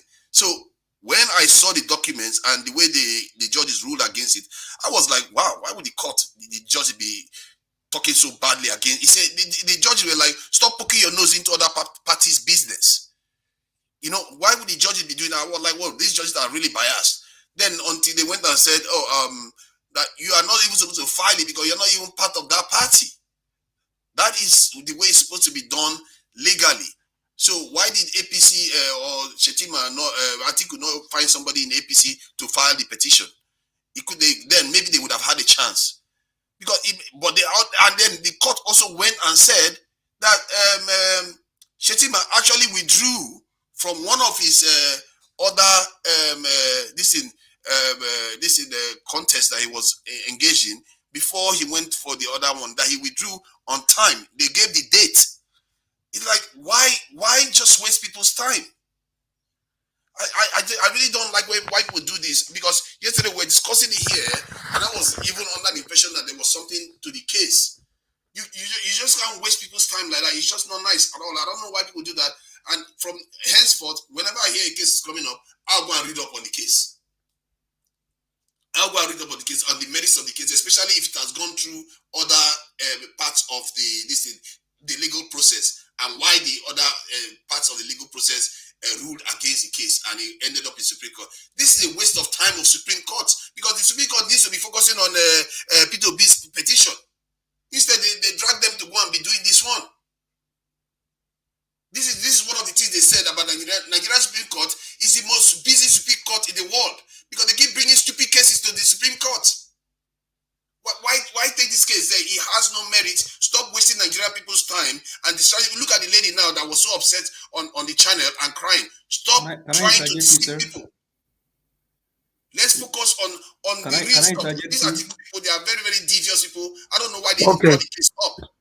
Thank you, Sonaja.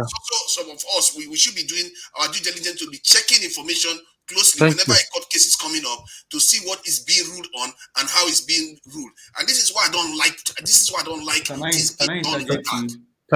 This is why I really don't like it. This is why I hate when there is no transparency. I hate that idea that court. Can you hear me? The court, this video is not going to be transmitted. Can we interject you? Hold on, give us an update. Going on. The truth is can you hear me? to Nigerians. Tunaja, can you hear me? It's like groping Then in I have to mute you then. Maybe you can't hear it's like groping in the dark. You don't know what direction is going, whether you're heading in the right direction or not. That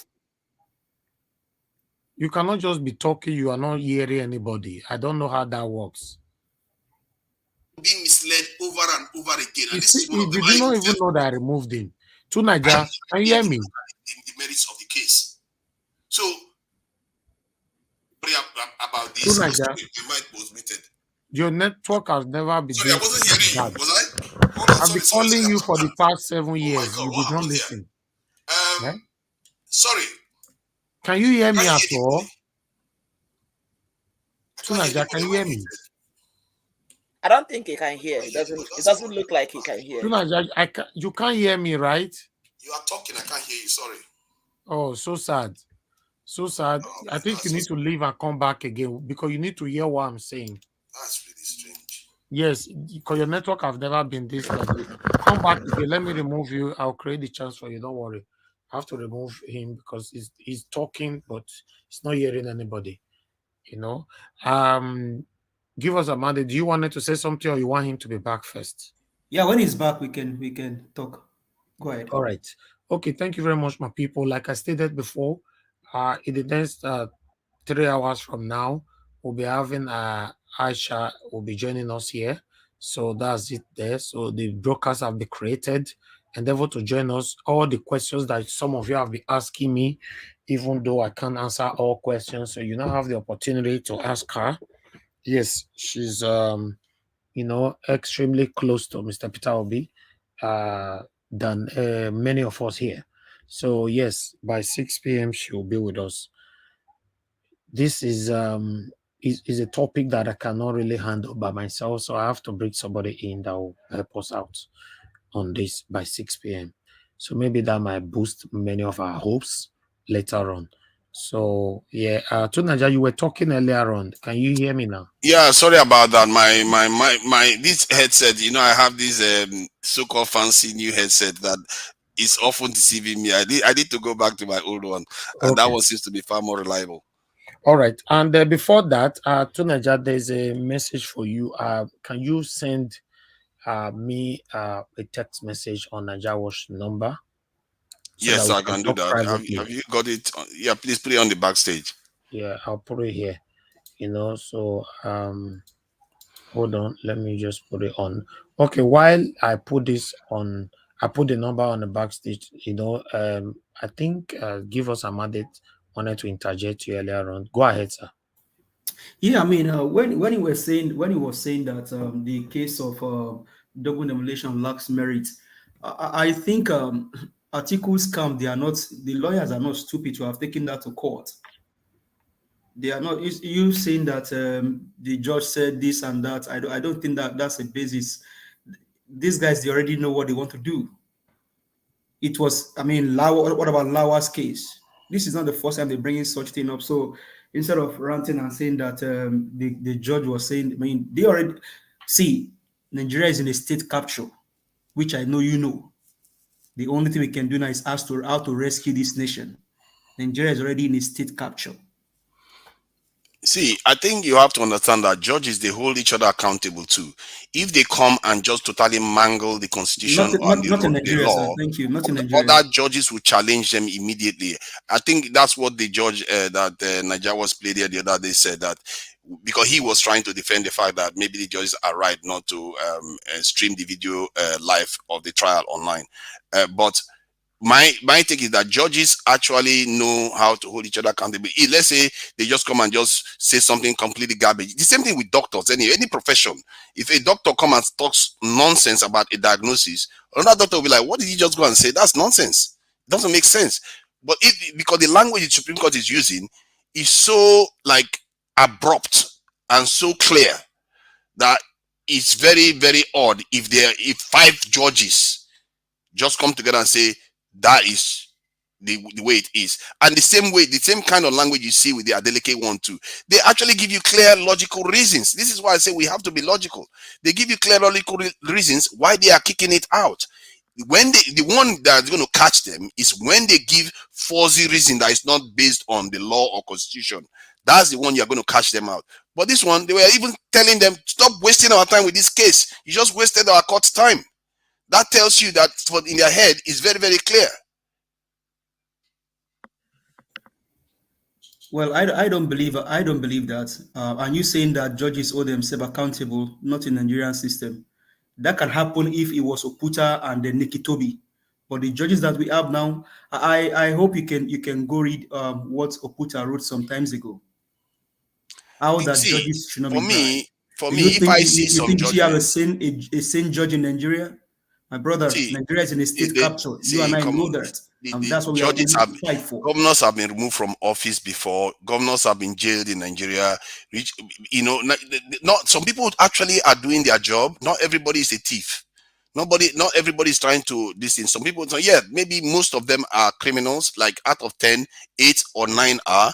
But there's one person there that is also keeping others honest. So it's not necessarily true that, because watch what happens this evening. If this case their judgment is wrong, you will see a lot of judges come out and complain that no, that judgment, something is wrong. That Supreme Court got it wrong there.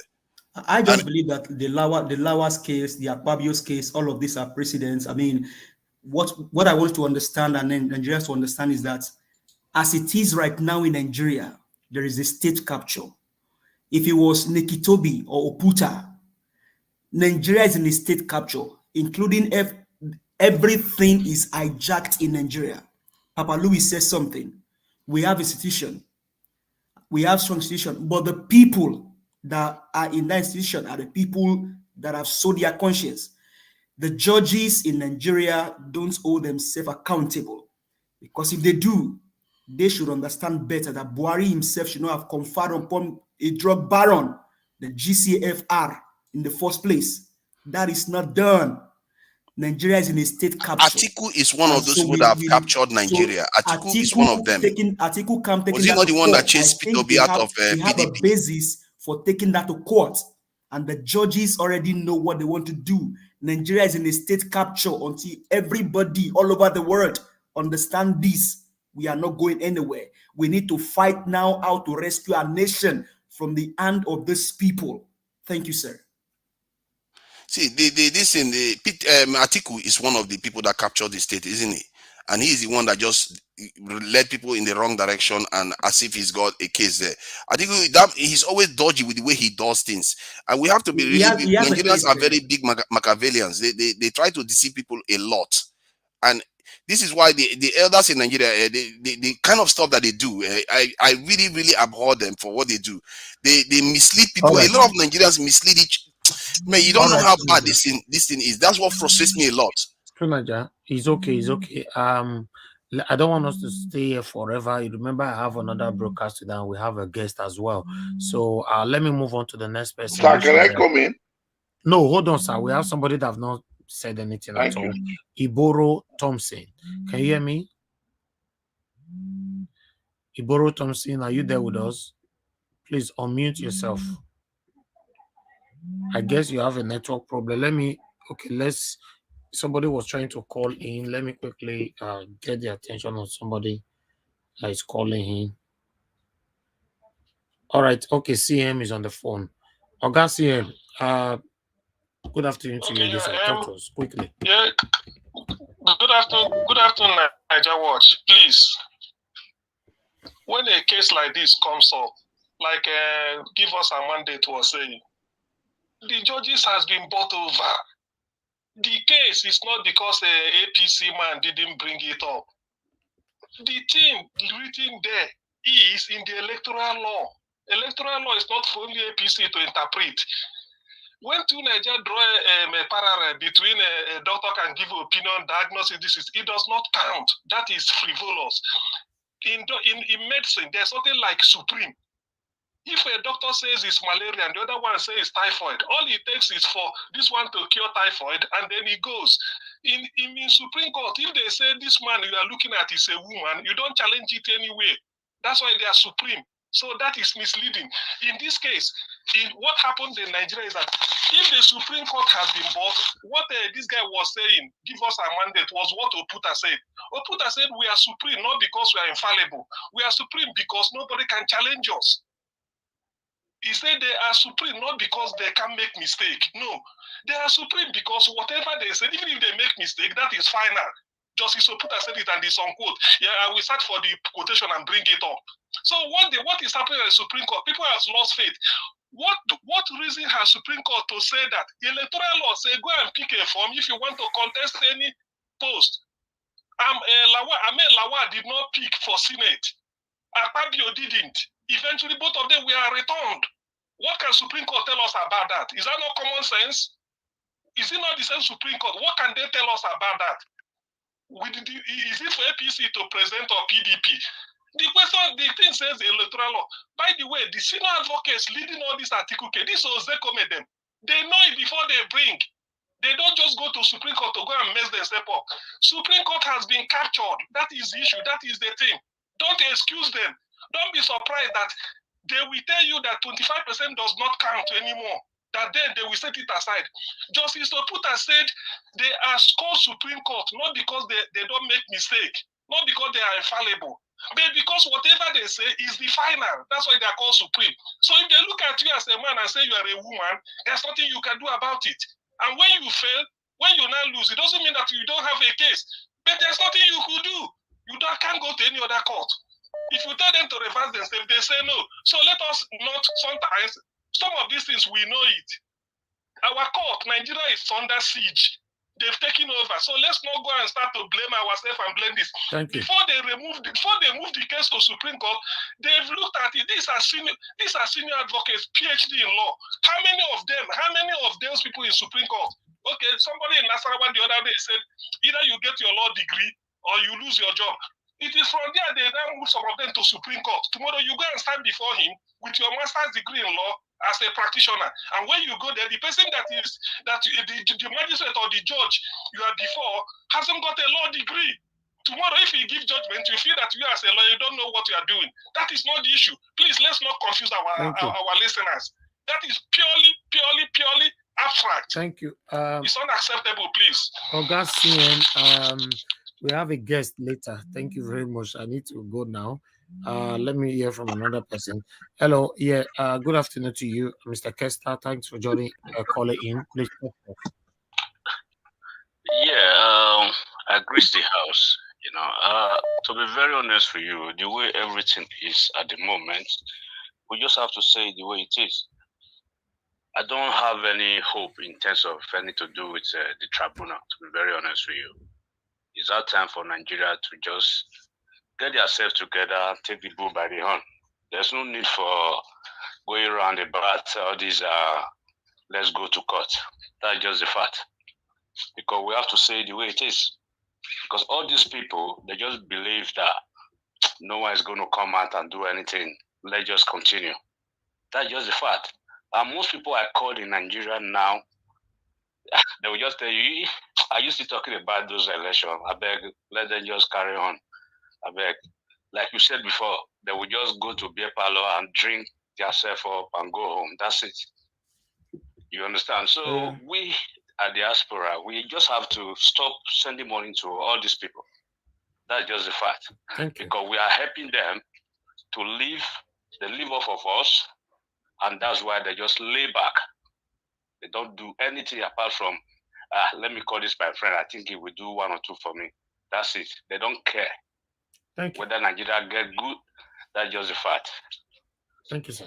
Thank you. God bless you. Thank you. Okay, Mr. Victor, you'll be trying to call in. Let me call you back so that you can quickly make your submission. Please go ahead, talk to us. Hello. Good afternoon, my brother. You'll be calling in. Please talk to us. Go ahead. Yes, thank you very much. You see, thank God Mr. CN called in. I just want to say something. Before we start arguing a fact forward, we got to look at the precedent of the case. This is not a constitutional, it's not the interpretation of the Constitution they brought forward. It's a case that came from the lower court. And go and read the judgment of the lower court they gave. That wasn't a satisfactory judgment. That is why it was brought forward to the Supreme Court. So don't think that those lawyers were so stupid. The SAN were stupid to bring the case to the Supreme Court. And that case was tried because the Supreme Court has already been captured. So please, don't come and give information that is not proper to the Nigerian people. Exactly. Don't be technical. Be straightforward with your facts. Don't be technical. I was with that case. PDP was with that case from the lower court down. They worked their way forward to the Supreme Court. It has been a very long and a tedious case they fought, and the lower court gave a wrong judgment, which was not satisfactory. That's why they seek for the interpretation in the Supreme Court, and the Supreme Court let them down. Thank you. Thank you very much, Mr. Victor. God bless you. Okay, all right. Service. Sorry, can I interject? Even in the case of Lawal, he himself was surprised that Supreme Court gave him that judgment. He was surprised because he said he was surprised that Supreme Court could give him that judgment. Please, let's not make our Nigerians look like as if we don't know what we're doing. Thank you. But sir. the truth of the matter now is that I'll let everybody know on this platform, because somebody left a comment earlier. I never wanted to address it, saying Naija Wash they deceive now. We don't anything we show here. Talk about it. I'll show it to you. And if I say to you that I believe that we are going to triumph here, that's my thinking. Think your own. All right. Because I understand why you left that comment. You said that Naija Wash is deceiving you people not to take the rightful action. For me, I would not come here to advise anybody to take any violent action. I'm not part of that. If you think I'm deceiving people by not telling them to go on the street to start harming people, then so be it. Leave it like that. Because I listen to what you're saying. We'll be talking here. This is the time to go and be meeting people here and there. This platform is not for that. I'm against the corruption in my country, but I'm not fighting my Nigerian government. I'm not. I don't have the power to fight the government. I have the mouth to talk to them. I call them satanic, yet constitutionally is my right to be angry. That's the best I can go. I'm sorry. If you know that this platform is not giving you the go ahead or authority for you to do what you really want to do, I'm sorry, you are not in the right place. Because my platform is nowhere to incite violence. It's forbidden. In fact, you can't insult anybody here. If you've been following me for a while, you should know now. You can't insult my commenter. You can't insult my panelists. You can't insult my callers. You can criticize and disagree with them. So if you think what you really want to hear from me and I'm not saying it, please, I'm sorry that I disappointed you in that area. And I will say this again. For me, I'm not complete. I'm not completely giving up, because we have a strong case ahead. We cannot just start doing comparison because of what happened today and generalize any other thing that will happen prospectively. I still have strong faith, yes, that Tinubu will never be the president of the Federal Republic of Nigeria. Forget about swearing in on Monday if that happens. So what about you? It's up to you to think yours. Think yours, but I think my own. We can't think the same thing now. All right? Our platform, we don't pass fake information here. That's one thing you must know. And we can never tell you or succumb to what you are thinking. I know what some of you are thinking. I'm not part of that. You not hear it from me. I will not stand by it. I will not embrace it. I will not showcase it. I will not promote it. That's the best. But I'll continue to call my Nigerian government. Have you ever asked yourself, why is it that these big names that I'm bringing to this platform all the time, they come here? Because they know I stand for what is right. The day I start insulting government and start behaving like animal, like some of you want me to behave, those big names will not come here anymore. That's just the fact. They won't come here anymore. In case you don't know, nobody want to associate with animals. Yeah, some of them are associated with you secretly, but publicly they will never associate with you. So I'm proud to have a platform that can attract prominent, eminent individualisms. So don't push me out of my lane, and I can never be pushed. I can never be influenced. I want a better Nigeria, a new Nigeria. And the only way I can continue to ask for this better Nigeria is through all the platforms God gave to me. I won't do more than that. In case, I have to tell you in advance now, in case you think I will do more than that, then you are in the wrong place. You are in, I don't have power to fight my government, and I will never do it. The best I can call them satanic, and I know they are satanic. That's all. That's the best. Barrister Michael Zekome was here the other day. I used the word satanic to describe the Nigerian government. He was laughing. And he was advising us, because with the youth, this is the time for us to take Nigeria back. Because then, did anybody go and arrest him? Barrister Mike Guinea was here, the same thing I said. So what are you talking about? So please, please, please, I have strong faith that our labor will never be in vain.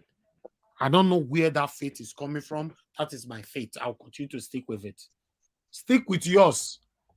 And let me stick with mine. Please, now, madam, please mute yourself. Mute yourself. Sorry. You know, so thank you very much, my people. I appreciate every one of you. I would like to, I guess, okay, we have Mr. Edwin. You wanted to say something? Do you want to interject, or you want to wait for your second round? Because we have one more person that have not said anything. Okay, Mr. Chuksubibo, thanks for joining us, sir. Good afternoon to you. Please talk to us. Yeah, good afternoon, Mr. Niger Watcher. Good afternoon, fellow panelists. Good afternoon, fellow Nigerians watching us, and of course, everybody watching us around the world and our comment section. Yeah, Mr. Niger, you are right on what you said the last time. You know, the last thing you said. You know, if you remember, this platform is one of the first platform that started using the term INEC Select. But right now, all the political parties who disagree with this is calling INEC Select. So what I'm trying to say is, you know, we choose words not to denigrate anybody, but to speak, to stay on the right, you know, path. Yeah, what happened today is you know, it's not something, you know, we all are proud of, you know, but that doesn't mean we're gonna give up our hopes, you know.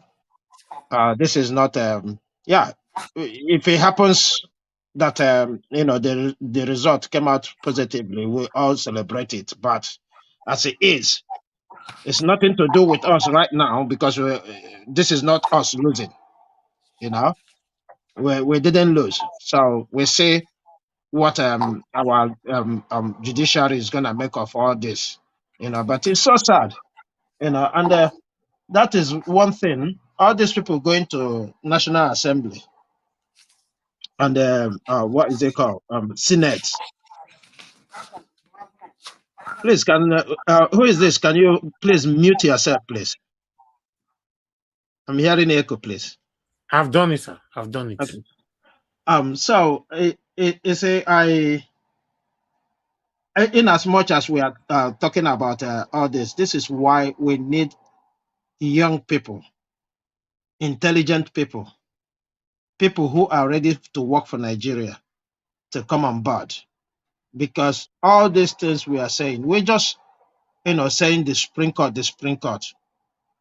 The Supreme Court, they have something they're following. And these people understand that. When I say these people, all these politicians, they understand that. So when they go to make the law, they leave so many lacunas for them to escape.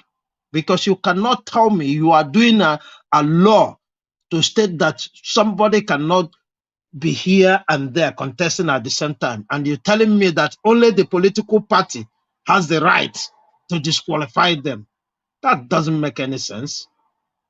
That doesn't make any sense. And these are the places we need to start looking into. Before we crucify the judges, they are human beings. They're like us. They need to see. Because where I am seeing all this is where they made it that it is the only political party, if you belong to that political party, that you have the right to challenge that. That is madness. If you remember, when the kangaroo court in Kano State said that, what the Labour Party said is, if you are not in that political party, you have no right to challenge that. So this is where our problems. We need to hold these people who are going to the National Assembly right now. We need to let them know that we are not going to continue to face all this nonsense. And civil societies, Nigerians, we need to start reading all this nonsense these people write. I don't know where they gone to school, for them to come and start playing with our intelligence. Because this is a case of them. This is a case of them not doing the right thing. It is the National Assembly that is causing every nonsense that is in our judiciary today. Quote me anywhere. If you go and read the case of Akpabio, they say he's not candidate. He is not candidate. So who defines what is candidate? It's the same people who made that law. Or if you are not a candidate, you are aspirant. Until you're an aspirant, until you become a candidate, that is when it affects you. Who says that? Just like what we're saying, a minister will be contesting an election without resigning from his post. These are the whole madness that are within that law. And if you take that minister to court, I bet you he will escape it. Because the people who wrote that law is thinking about them leaving that place to occupy that same position and do the same thing. And that's why they're trying to protect themselves. They're not making these laws for you and I. They are making it for themselves. That's what we should be worried about. Yes, this has happened. Because, like always they say, let me use the word of Abati. Law is not moral. You have to prove it. But still, where there is moral, people prove it. And when you want to come and, kind of use your technicalities or that, they tell you, hey, if you see that place, that is moral. You don't go there. I know where you're going, but you can't succeed with that. That is what it is. We all saw it when they jailed Ekweremadu. We saw how the judge pick it one at a time. Where in Nigeria, he would have escaped. One of his defense point is, oh, you know, I'm a parent. A parent can lose his sense when he see his child dying. In Nigeria, that would have gone through. Because they would have quoted you, somebody who, because his child was dying and he killed another one and they let him go free. Because once you let anything go free, it becomes a law.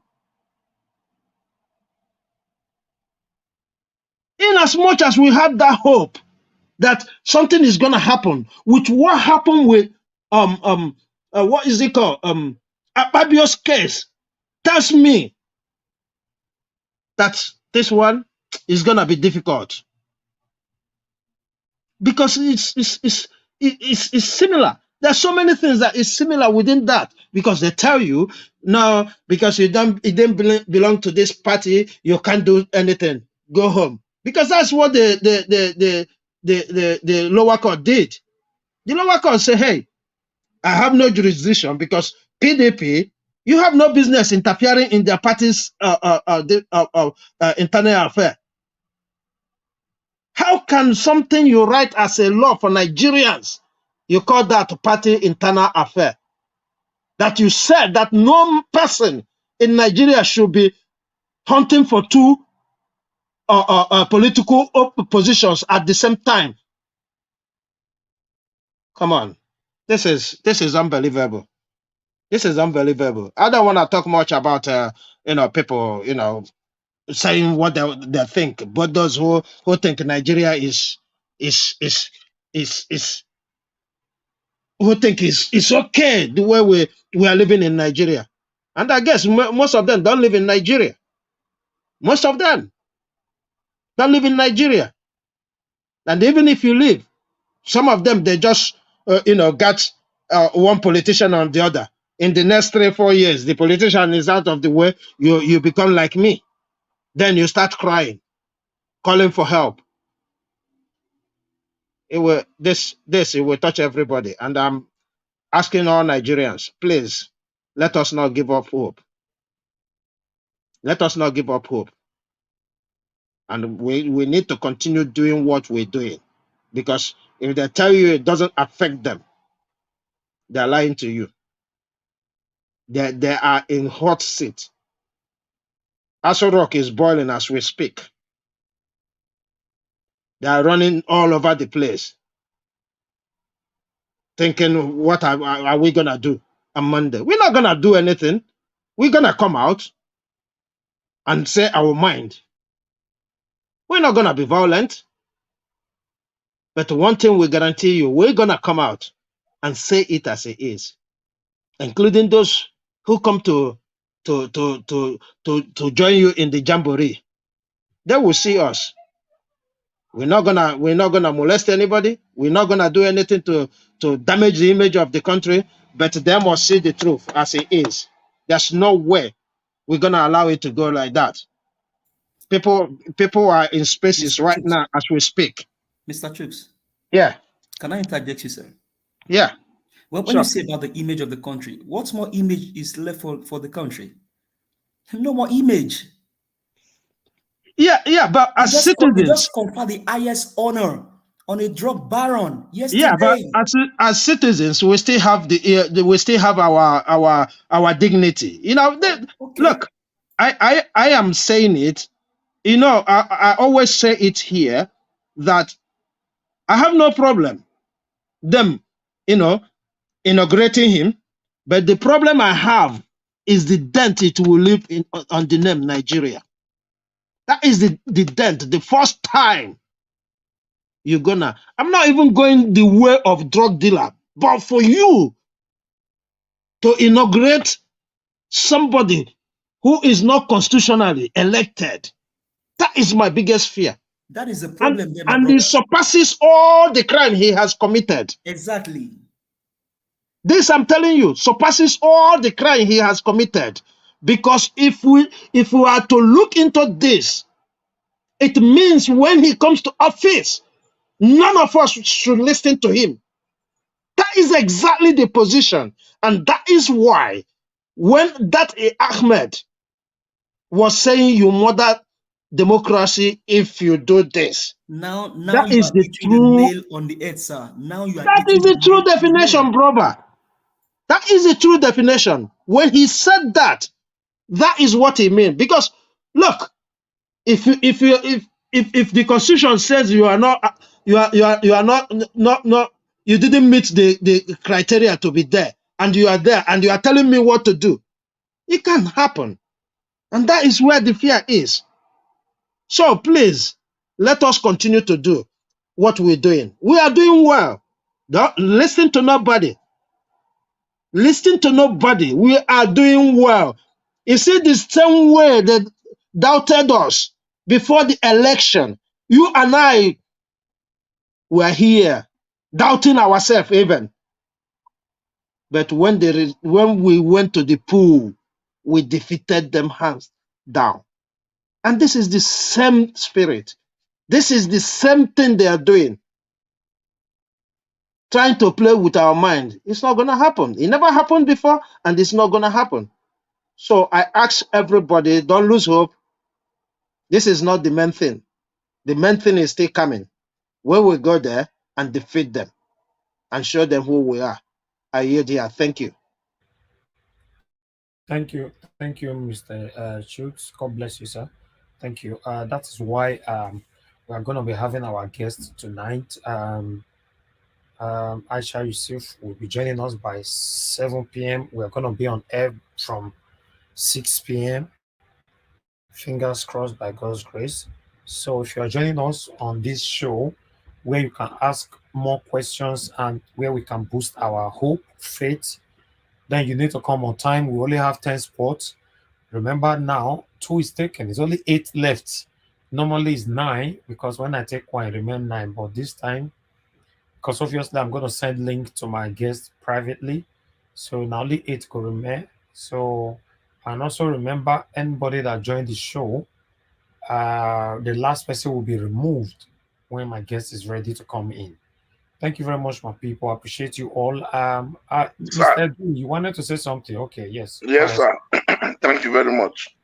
Yes, sir. This the son to this Supreme Court justice that was part of this judgment. I think normally she's supposed to excuse herself from this case. No, I could not verify that information, sir.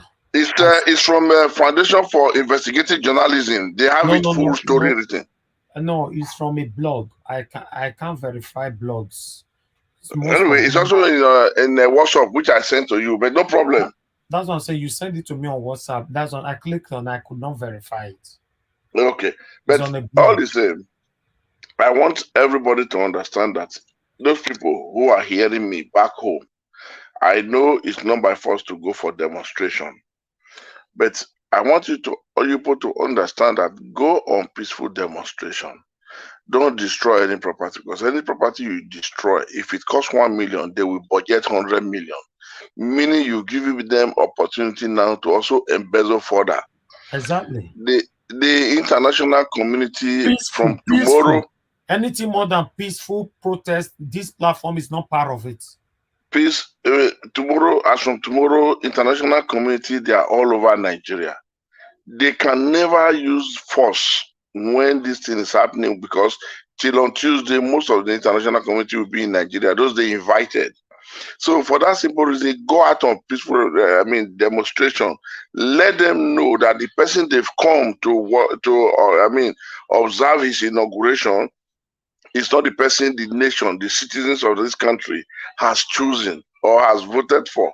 They have just come to take this position, to take this thing illegally. So go out, tell them, let them know that this is not what we want. Let them know that this is not part of us. Go all over. They know it. The foreign leaders that are coming, a lot of people are coming. Representatives from the United Nations is coming. Let them hear your voice. Let them know what people have been doing. Come out with a placard, display it quietly. don't destroy any property. You will create room for them to steal, to embezzle. Thank you, sir. Thank you. So, thank you very much. Thank you, Mr. Dwayne. Please, guys, on the panel, just hold on. Kevin Kell is trying to speak to us. Oga Kevin Kell, I'm returning your call back. Please quickly pick. Okay. Oga Kevin Kell, I can see you called a couple of times. Good afternoon to you, sir. Please talk to us. Yeah, Nigerians, good afternoon. Thank you, sir. I greet everyone in the panel. Go ahead. Yes.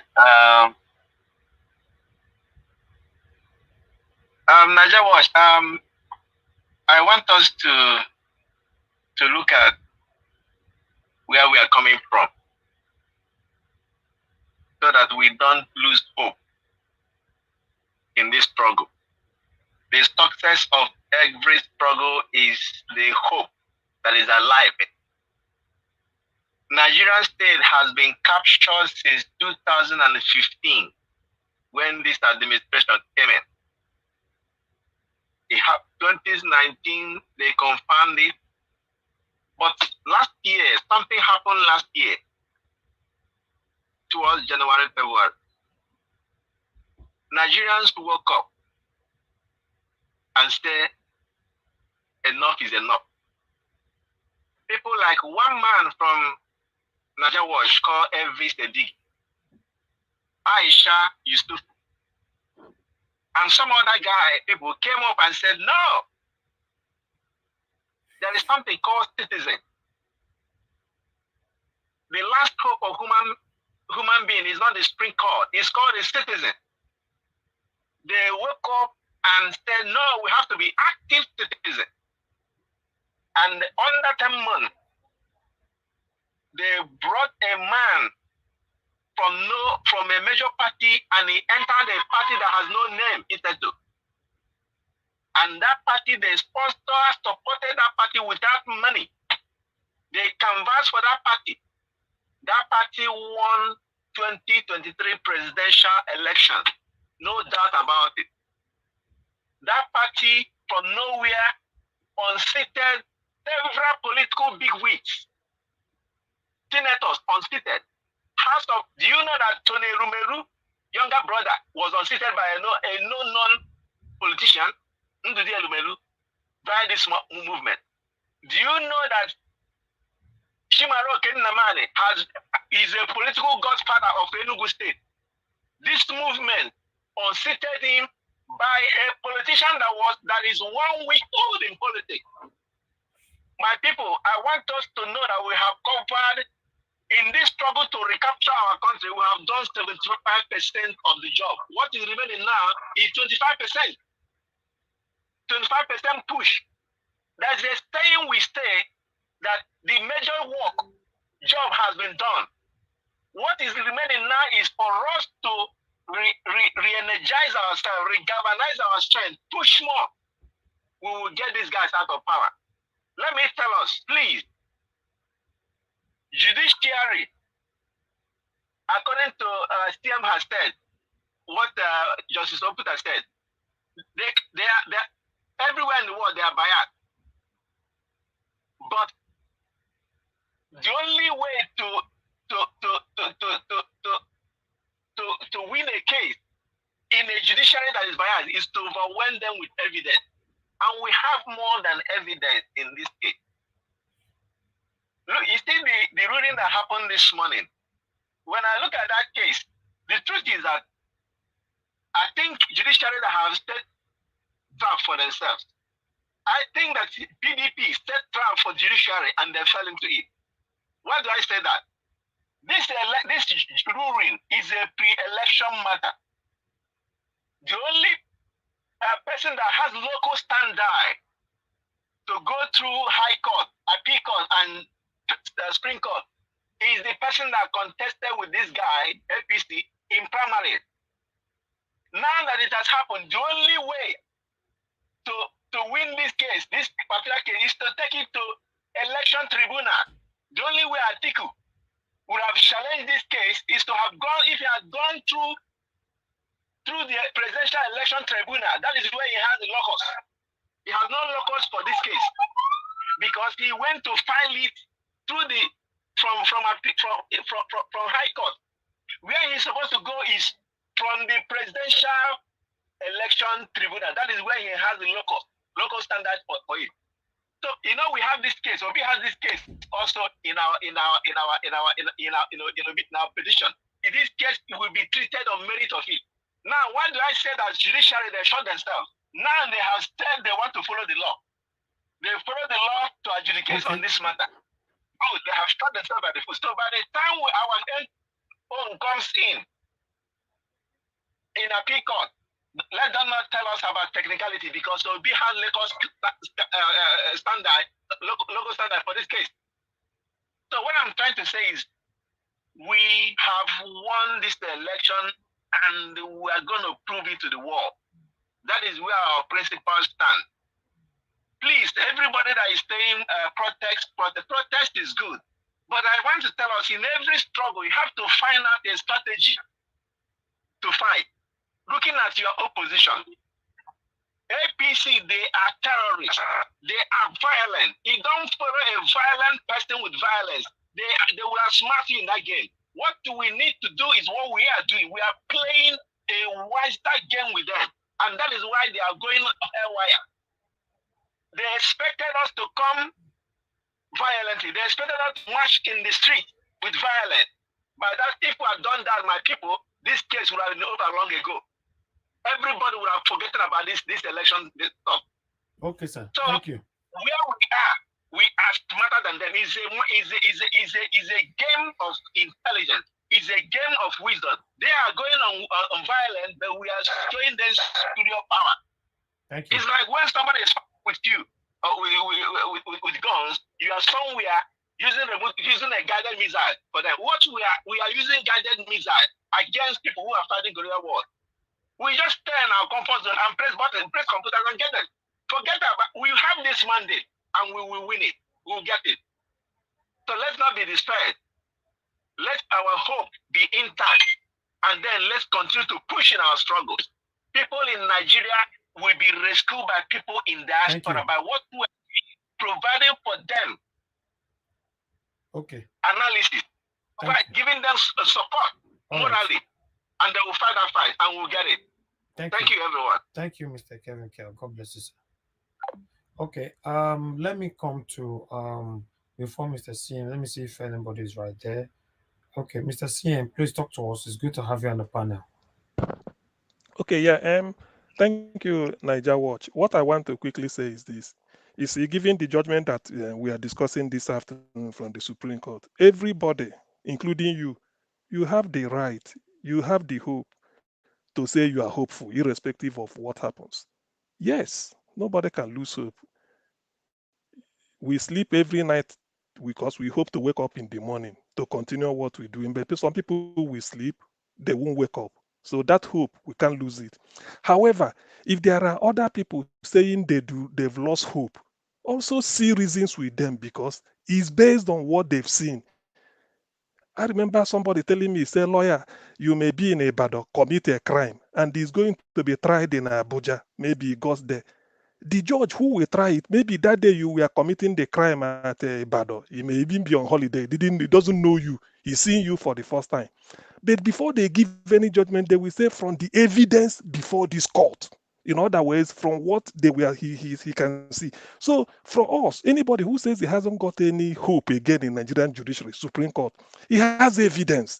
If you tell him what he said, look at Lawal case, look at Akpabio case, he will cite this to say, what can you say about it? This is Supreme Court. And those evidence, I mean, this is written in an electoral law. They said if you did not take form to show interest, if you want to contest for any post, you first of all take form. If you want to go into any university, you go and they apply. If you didn't apply, all of a sudden an admission letter will land to your table. You will say, I never applied. I didn't show interest. Why? That is what happened to Lawal. And the Supreme Court did it. Now, what do? You can't appeal. If Supreme Court look at you, Niger Watch, and say you are a woman, look, whether you like, do anywhere, and they rule, they knock their gavel, everybody goes. They say Supreme Court has decided. You can't appeal. So that's why sometimes Nigeria abuse the system. The Supreme Court is corrupt. That's why in the advanced countries, before you get in there, even if they are corruption, it cannot be the one that is so brazen. Our own is so brazen. There is no way Supreme Court can explain how Lawal was made a senator again. How Akpabio came back. Akpabio took form for presidential. What saved Dave Umahi of Ebonyi State? He took form only for presidential. But when he lost, the person, maybe he knew, he used his junior brother to go for APC Senate. The moment he lost, he came back, he said, he told the brother, said, in fact, I want to withdraw. And they said, the electoral law said, if you withdraw, they do a fresh primary. So the brother withdrew. Akpabio now replaced the brother, say he got it. That's how he got in. I mean, not Akpabio, Dave Umahi. So Nigeria, Supreme Court has failed Nigeria. The only redeeming hope we have is that this will be case. I wouldn't be surprised, but don't bet me on it.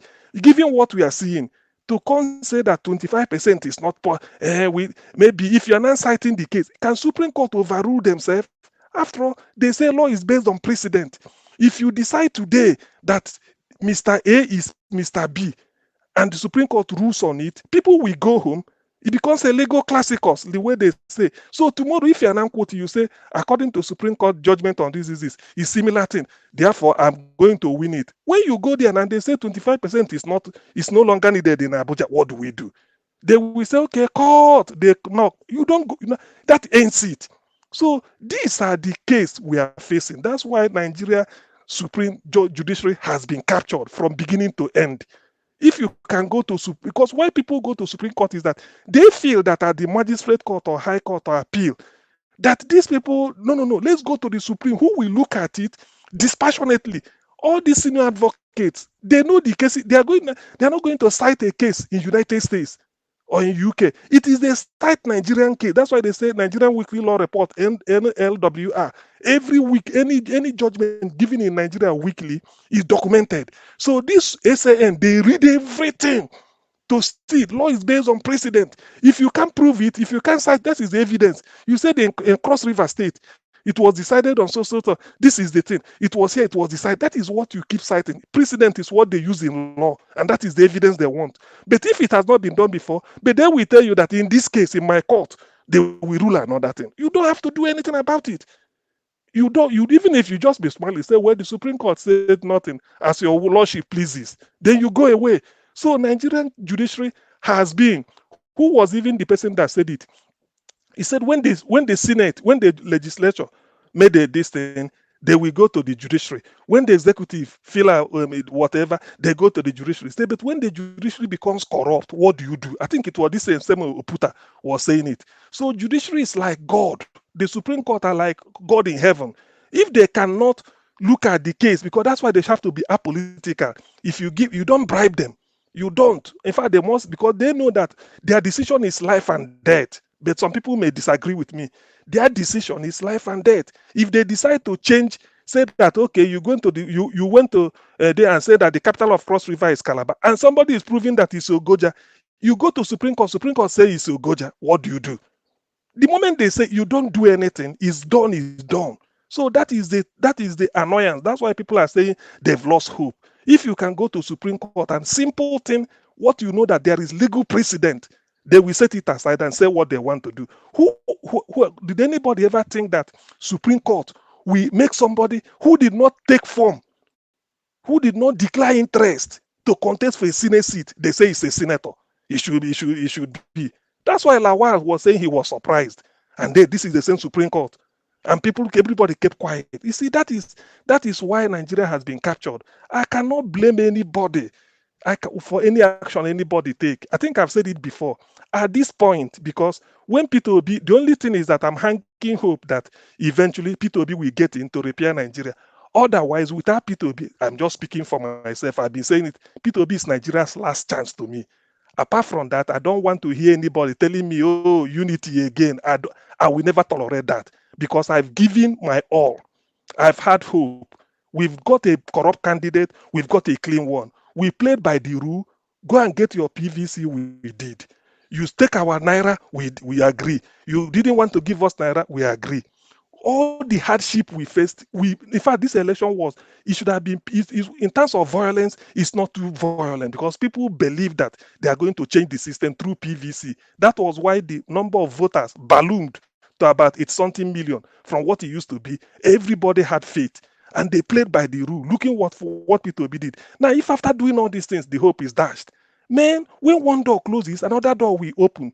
People will still come and tell me that, oh, if we break away, all these ones, Eritrea left Ethiopia. If they are suffering today, it is their own destiny. Are they pleading to the world, say, come and help us? We want to go back to Eritrea. We want to go back to Ethiopia. No. South Sudan are suffering. If they are suffering, they've been on their own. At least that's what they decided. The thing about democracy is, in so far that the people agree to go away in a marriage, when it is hurting you and you decide to leave, it does not necessarily mean that when you leave, you have a better life. But if you leave and you are still finding it difficult, you'll be happy that at least you made the decision. So you live with it. Let those who want to be a part of Nigeria, let them be part of Nigeria and enjoy their Nigeria. Those that feel that they are hot, they don't want to be, leave them alone, let them go. I don't really see, there are examples to cite where people break away, some are suffering, some are advancing. What if India and Pakistan has been the same country with Bangladesh? Do you know what would have happened if Malaysia hasn't told Singapore they break away? Where is Singapore today? Where is Malaysia? Can you compare the two? Singapore is on top. The same thing that happened, okay, Yugoslavia, 7 countries out of former Yugoslavia. Croatia is now playing World Cup every time. I mean, they're advancing. Go and check their system. They are very small. The same thing everywhere. So I do not see the reason. We've given it all, the unity of Nigeria. In fact, this election showed that Nigerians are united. They want a good government. So if the system should fail, anybody who cannot bear it anymore should be allowed to peacefully exit. That will be, if you cannot, just make it that let those group peacefully exit. If you don't want, those that want to still manage it can manage. But this is not a case of whereby because God created Nigeria, all those lies people are peddling. God created Nigeria, one Nigeria, and yet Supreme Court, our court cannot help the poor people. Our court cannot say the truth. They will be okay tomorrow. Now, if somebody again, maybe you're not from APC, let's say I did not take a form. I want to be senator. I did not take any form. And I decide to say, since Supreme Court returned Lawan, me and they go Supreme Court. They say, well, I said I want to be senator. They say, did you take a form? I said I didn't take. Will they allow me?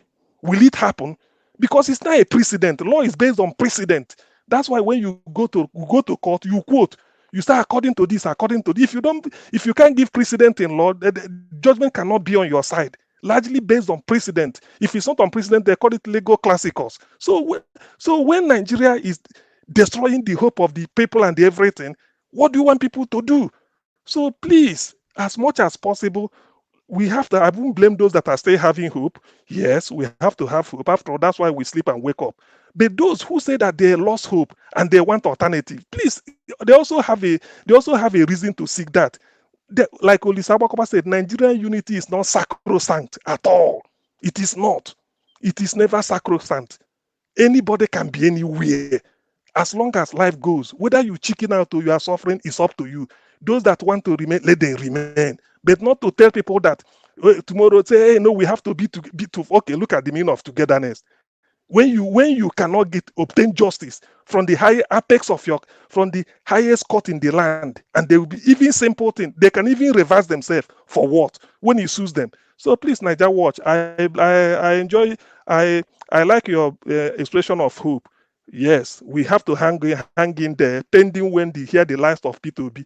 If the man did not get in, I've said it, that is Nigeria's last chance. Somebody like me, I will raise the flag I like, and nobody can come and tell me any, because we've exercised patience. We've played according to the rule.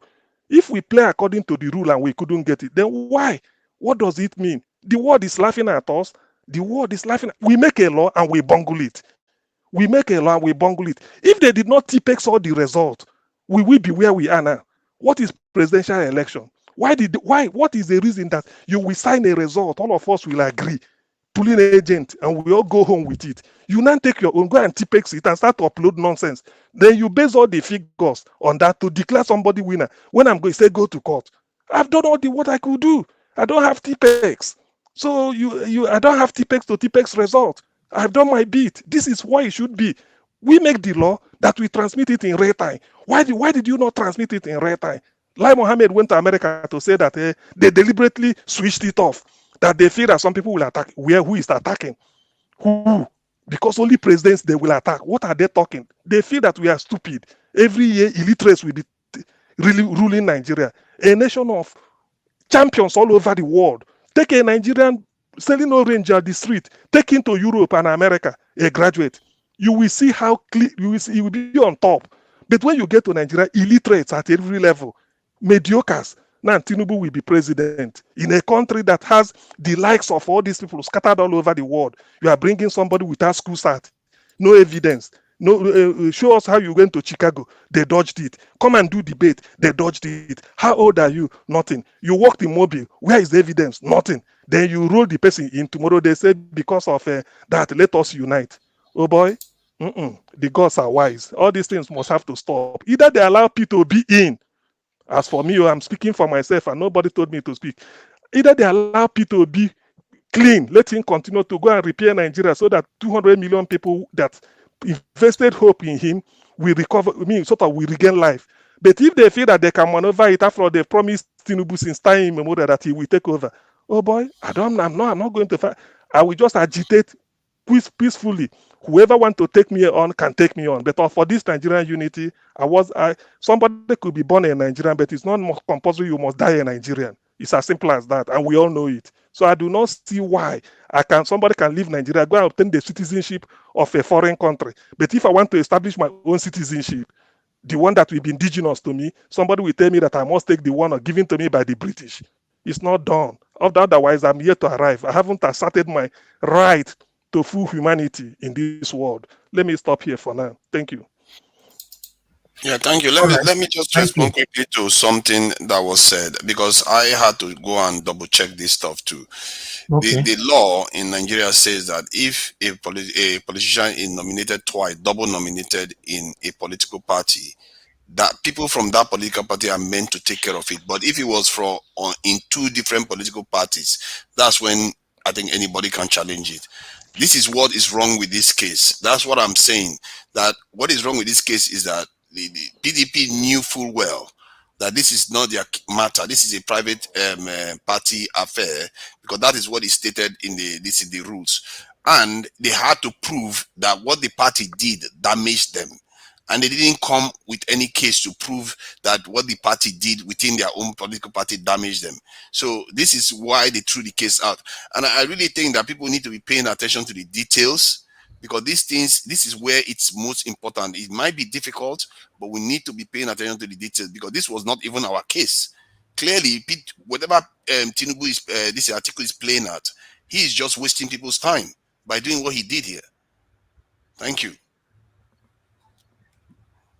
Anyway, the part that you said is not our case, that's what is even giving me hope right now, because since one or two persons I've talked to somebody outside the broadcast as well. It's not our case and all that, but still, we are going to have more proper in-depth analysis on what happened today and the possible expectations from everything, So that's why we are having Aisha Yusuf with us. Please join us by 6 p.m. Today, which is just around the corner already. So the time is running very, very fast, so that we can talk about this together. Meanwhile, I would like to quickly give opportunity for Black Panther to talk to us. Black Panther, please talk to us. Good afternoon to you once again, my brother. Hello, good afternoon. Can you hear me? Yes, we can. Okay, thank you very much, and thank you for everything that you've done. Thank you, panelists. And thank you for really reviewing the case. I thank Mr. CN. He has spoken my lovely heart, my passionate heart for a nation where I was born. And if anyone should see reason and misinterpret what he had just said, that person is an hypocrite. It's a big hypocrite, and he doesn't deserve to speak where intellectuals are speaking. I think I have to make that fact. It doesn't deserve to speak where intellectuals are speaking. So, therefore, I will say onto this case that the judiciary itself, they have tied themselves on the leg. And this thing they've done, and when, because one of our brother just explained it, and I was so glad because I learned something from what he explained. The Supreme Court has tied themselves on the leg. And the same case which they have judged now, which they said it does not have merit, we are bringing that case up in the appeal court. And in the whatever the court that be sitting on each cases in for the election. So therefore, let's see and watch how they will now say, because I know that they are going to come with a technicality and to keep Nigeria one. That word, if we hear it, that is what is going to make the country go gaga. And anybody that speak contrary to it is not a patriot, and he does not want to see reason that these people, they are passionate and they want to see Nigeria war, but one singular act made by one of the arms of government has dissolved the country. That person does not deserve to be among Nigeria that will speak. And I want to say one thing again. We are just blessed to have this opportunity in a lifetime to speak on this matter, which Nigerians have not had before, despite the inability to galvanize country to speak on issues. And I thank every one of you for speaking it. And this case, thank God, this case is not our case. And thank God, everything they've done in this case, we are pushing it further. And I want to say one thing, that we might even be tough in some people's heart. I want to say one thing. When a union is not working, and you've tried as much as possible to do all things constitutionally, to do all things, even the military came, let be one and all things, and Nigeria still, one of the arms is fighting to break it, but they thought they are trying to bring it together, and we decided to go our separate way. Anybody that come to speak, because we have precedent, Yugoslavia has done it. They break into peace and peace, and all the countries that are broken into peace and peace, they are happy because they are able to come together to lay down a constitution that will guide them. And we were speaking yesterday, this morning, about the constitution. You can see the judiciary, when I spoke that the judiciary, we are using the old gags, old laws to speak. Now, a case that is going to affect me and you are saying that that person who is a citizen of that land does not have a right to bring that case forward. Let's say, for instance, does not have a right. It's only the person that contested and the party. And this party, if they win, they are going to rule over us. You say, as a citizen, I don't have a right to bring that case forward. That process is wrong. We have to say that process is wrong. You say, I don't have a right. Then my right is to say, let's have a review of the constitution and the judiciary, a review of our judiciary. People say, no, the constitution. That is the reason why we were saying that the foundation which we were laid on was a corrupt foundation given to us.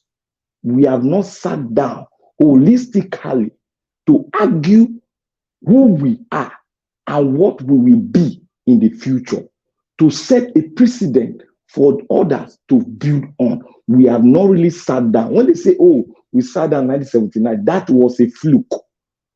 We did not sit down. That was a fluke.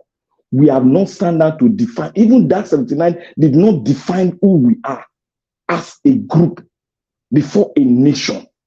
Because you must define who you are as a group, as an ethnic group, before you come forth and say, let's be a nation and let this rule guide us for our children to build on it and see the grace and the glory of that, how we are going to move. But we have not said, when we argued it out, people were saying, oh, do we start to set a new constitution, a new constitution? We argued lengthily, and I thank God a lot of us learned. Most of us thought we know. And they came out, they said they have learned a lot, in-depth analysis. The argument brought about the knowledge for people to, yes, know that we really did not sit and we have not sat as an ethnic group to verge out how we are going to be a nation. And that is where the citizenship comes from. That is where the citizenship got its power from. And when we are not together, that is why they deceive us. That is why we cry upon them to take this case. That is why many have a right to pay allegiance despite that they were born in the country. That is why. Because when your citizenship is not defined, a man has the right to go anywhere to seek for good life. A right, and that right belongs to everyone born of a man. And migration can never be erased because it profits a nation that is going on the right path. And when you are not going on the right path, the profiting will be dead. So we should all stick this, the fundamentals. If the fundamentals are not really approached holistically to define who you are and therefore define what kind of country you want, then you are going to have what we have now. And I thank God Mr. CM said it. If we break and those breaking is not doing well, they will be satisfied because they proceeded out of the love they have for themselves, that they want to go their separate way, and they will sit down to define how they want their country to be. And I want you all to look into all the nations that have not sat down. What are they having now? We should try and investigate. If you have a family and you don't sit down to argue things out, there will be chaos in that family until your father will call you to say, let's sit down and argue how we are going to grow, how we are going to pay money to make sure that our papa who gave birth to us will make sure that at the age of 70 he retire. That is what we call coming together to fashion out a way forward. But people are refusing. People are saying all sorts of things because they are benefiting from that thing that you see, that we see wrong. They are benefiting from the wrong. Even if there is a war now, people will still benefit from it. In the country that they call their own, they will benefit from it. That is what we are saying. We should be very, very wise. We should be wise. The wiseness, wiser than a serpent. We should be wiser than a serpent and move like a dove on the air. We should be wise. And you know what you want. Don't speak for others. Others will speak because the fundamentals is there. If you don't do like chemistry, if you don't go with the fundamentals, like physics, if you don't go with the theory, you will miss it at last. It is the same thing with the country. If you don't go and do the fundamentals and lay your pillars very well, you will lose it. Even the chieftain in the PDP is saying this is a man that has fought war, this is a man that has gone into politics, and he reiterated back that if you don't get your fundamentals, the pillars that hold the country, if it is broken down as a reason of you not coming together to speak well, it will fall. There is no English. If you like, speak grammar to Pakistan, Afghanistan, it will fall. And CM make an example. He said Pakistan and India, just take a look at it. If they were together, do you know that there will be serious war? Just take a look at the difference in their way of life, in their way of reasoning about democracy. Just think about it. It would have been war and war and war. And we think that if you break out, we want to see giant. I don't believe. What is giant? Britain, is it so big? But it's a giant. There are some countries that are small. Is it too big? But they are giant. Canada is there. And what is their population? The population of Texas is almost more than Canada. But they are what? They are giants. So what are we talking about? We should reason very well.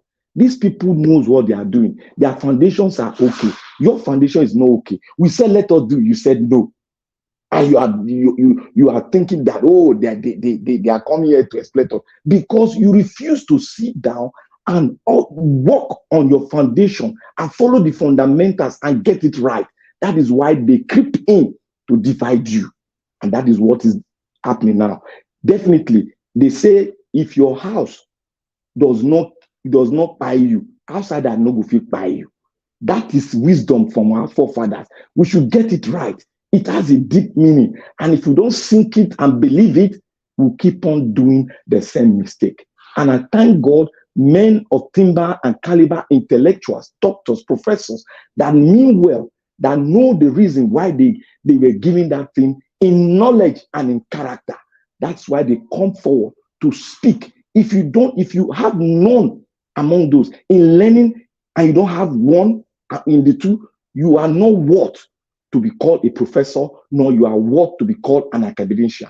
You should get this right. When somebody is speaking, it does not mean that he must learn. You need to cut him because he's giving an information that is wrong, because he's not talking on the fundamentals before he arrives to. If the fundamentals that is bringing up is wrong, then you have the right to cut him, because if you go further, there's a process that is going to intoxicate others to do it wrong. And when it happened, you said, okay, I've seen it happen. But what happened? When we were discouraging you that your fundamentals were wrong, you said, no, we are saying because we don't love it. Now you've seen the result, and this is the result, chaos. Then you want to come back. That is why in a revolution, when we agree, and you said no, when we now agree with you, you decide to move us and we fail, we are going to cut you off. And I pray you live to see the vision you've spoken. I pray you live to see it. That is why you see the Arab Spring, all of them are working. They have the power to remove, put. That is what we want. We want the power to come back to the citizen. Let the citizen power, let it be upheld than any other power. That is a nation. You don't come and say, oh, this, that. You don't have, the citizens don't have power. Then the state will keep on deciding, and you say that country is right, that the constitution is right. That is wrong. In a nation where the people does not have limited power, does not have power, that nation will not see the light of the day. There will be fight, struggle, and struggle every year. That is why we say here, if our fundamentals that will make us derive a constitution is not right, there will be armed struggle. Mark my word, there will be armed struggle in Nigeria. That many of us that are saying that, oh, it's not the constitution that is problem, we have because they are thinking that we have the constitution, then you will have yourself to be blamed, because Nigeria will happen to you, and you will so cry that you will even say, let God take me, because it is going to be that tears must come out of your eye. So I rest my case. Naija Watch, you are doing the best thing. Your conscience will not blame you, because you are doing the right thing. And we should keep on doing the right thing. That is it, because victory will not come in a day. It is how you pursue it. It is how you dedicate your life, dedicate and be consistent with it. That is the victory. Your consistency brings about the victory. If you are not consistent, you will see yourself mumbling in the mess that you were talking about. You will go into that mess. But if you are consistent, you will get out of that mess. You must get out of the mess, because nothing can withstand truth. Thank you, Mr. Naija Watch.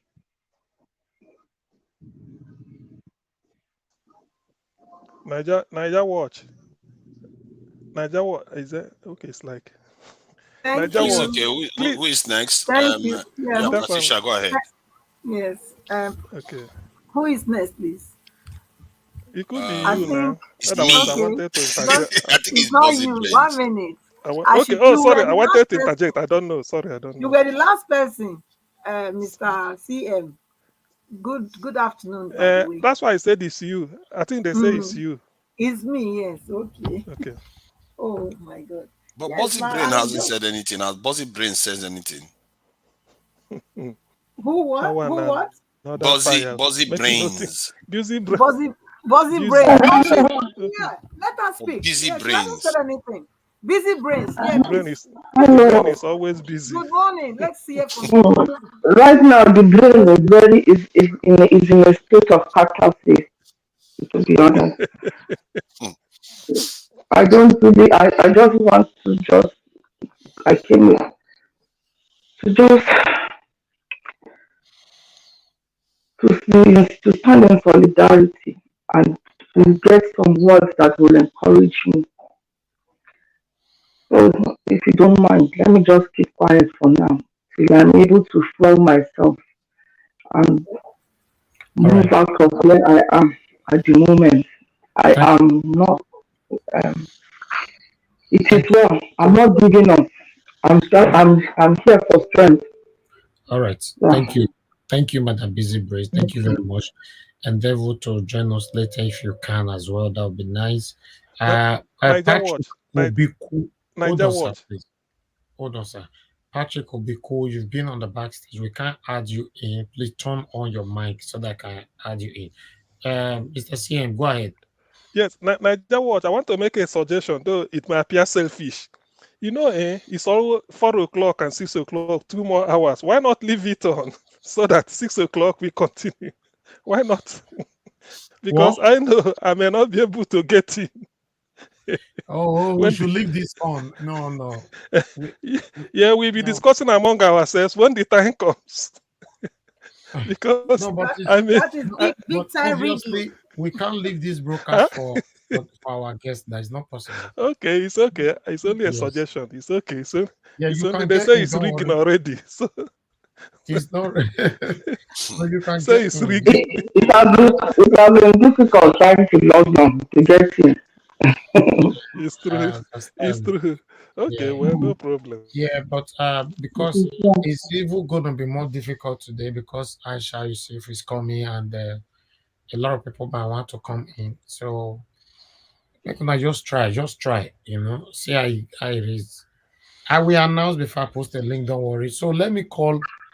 You see, it's how badly do we want change?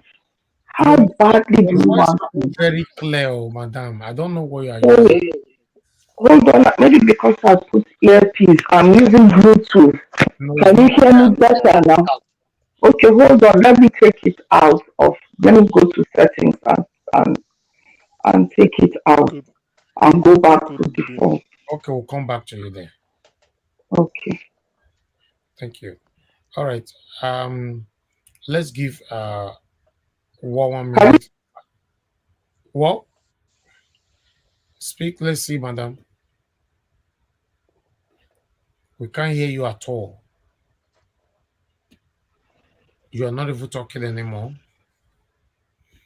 I think you need to come back again. That audio is not good. Okay. Mother Patricia, please let's do 2 minutes round up so that we round up this show. Thank you again, Mr. Ellis. Thank you. Yes, a lot of people have spoken, and we know that there are those that are discouraged, but I still have one. Only the same thing I've been saying is what I'm going to say. Be courageous. It's not over. It's not over. Tinubu will never be our president. I want to also agree with everything that everybody here on the panelists have said. I agree totally that if this should be allowed to pull through, Tinubu becoming Nigerian's president, then even me, then I will also clamor for, Nigeria should split. Nigeria should split because we can't continue like this. There's no way we can continue with this injustice and impunity that is going on in Nigeria. So Nigerians are decent people. The dealers, they want to drag every one of us on mud. We will not allow it. So I believe that, going forward, Nigerians, especially those opportune to be on ground, you should go out, wear black and black. We are in a state of mourning because actually we are mourning. Since they gave this man certificate of return, they made him president, what they call it, select. Nigeria has been mourning. Everyone has been crying. You can imagine if that was our principal, that the ceremonial transition document was handed to yesterday. You can imagine the jubilation that would have gone all over the world. So even the people that are there, all these people, they know that what they are there to do. What they are there to do, I don't even understand. The UK and all this America, they are there for their selfish interest. But Nigerians need to prove to them that what they are conniving to do with us, we are not approving of it. So let's go out, wear black and black, all placards. We don't want Tinubu. Tinubu is not who we vote for. Give us back our mandate. We voted a man that we know that will bring that new Nigeria to us, that will give us hope, the hope that we want, the future that we want Nigeria to be, future that is good for our children. We and our children. That's the one, not the future that is bleak and full of fear and suppression and death. That's not the future we plan for. That's not the future we were hoping for. So go out there, everywhere, in every city. In fact, starting from today, tomorrow, Sunday, till Monday, show your displeasure. Let everybody know that we are not going to take it. We will not swallow it. We will not swallow it. And if need be, Thank you. we will split. Thank you. Thank you. Thank you, madam. God bless you. All right, give us a mandate. Please, your final 2 minutes, sir. Okay, you're not available.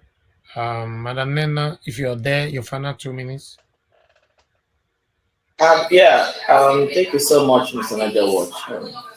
I don't have anything much to say again, but you said Well, your Nigeria. television is disrupting. Okay, hold on. Let me bring it up. Give me 1 second.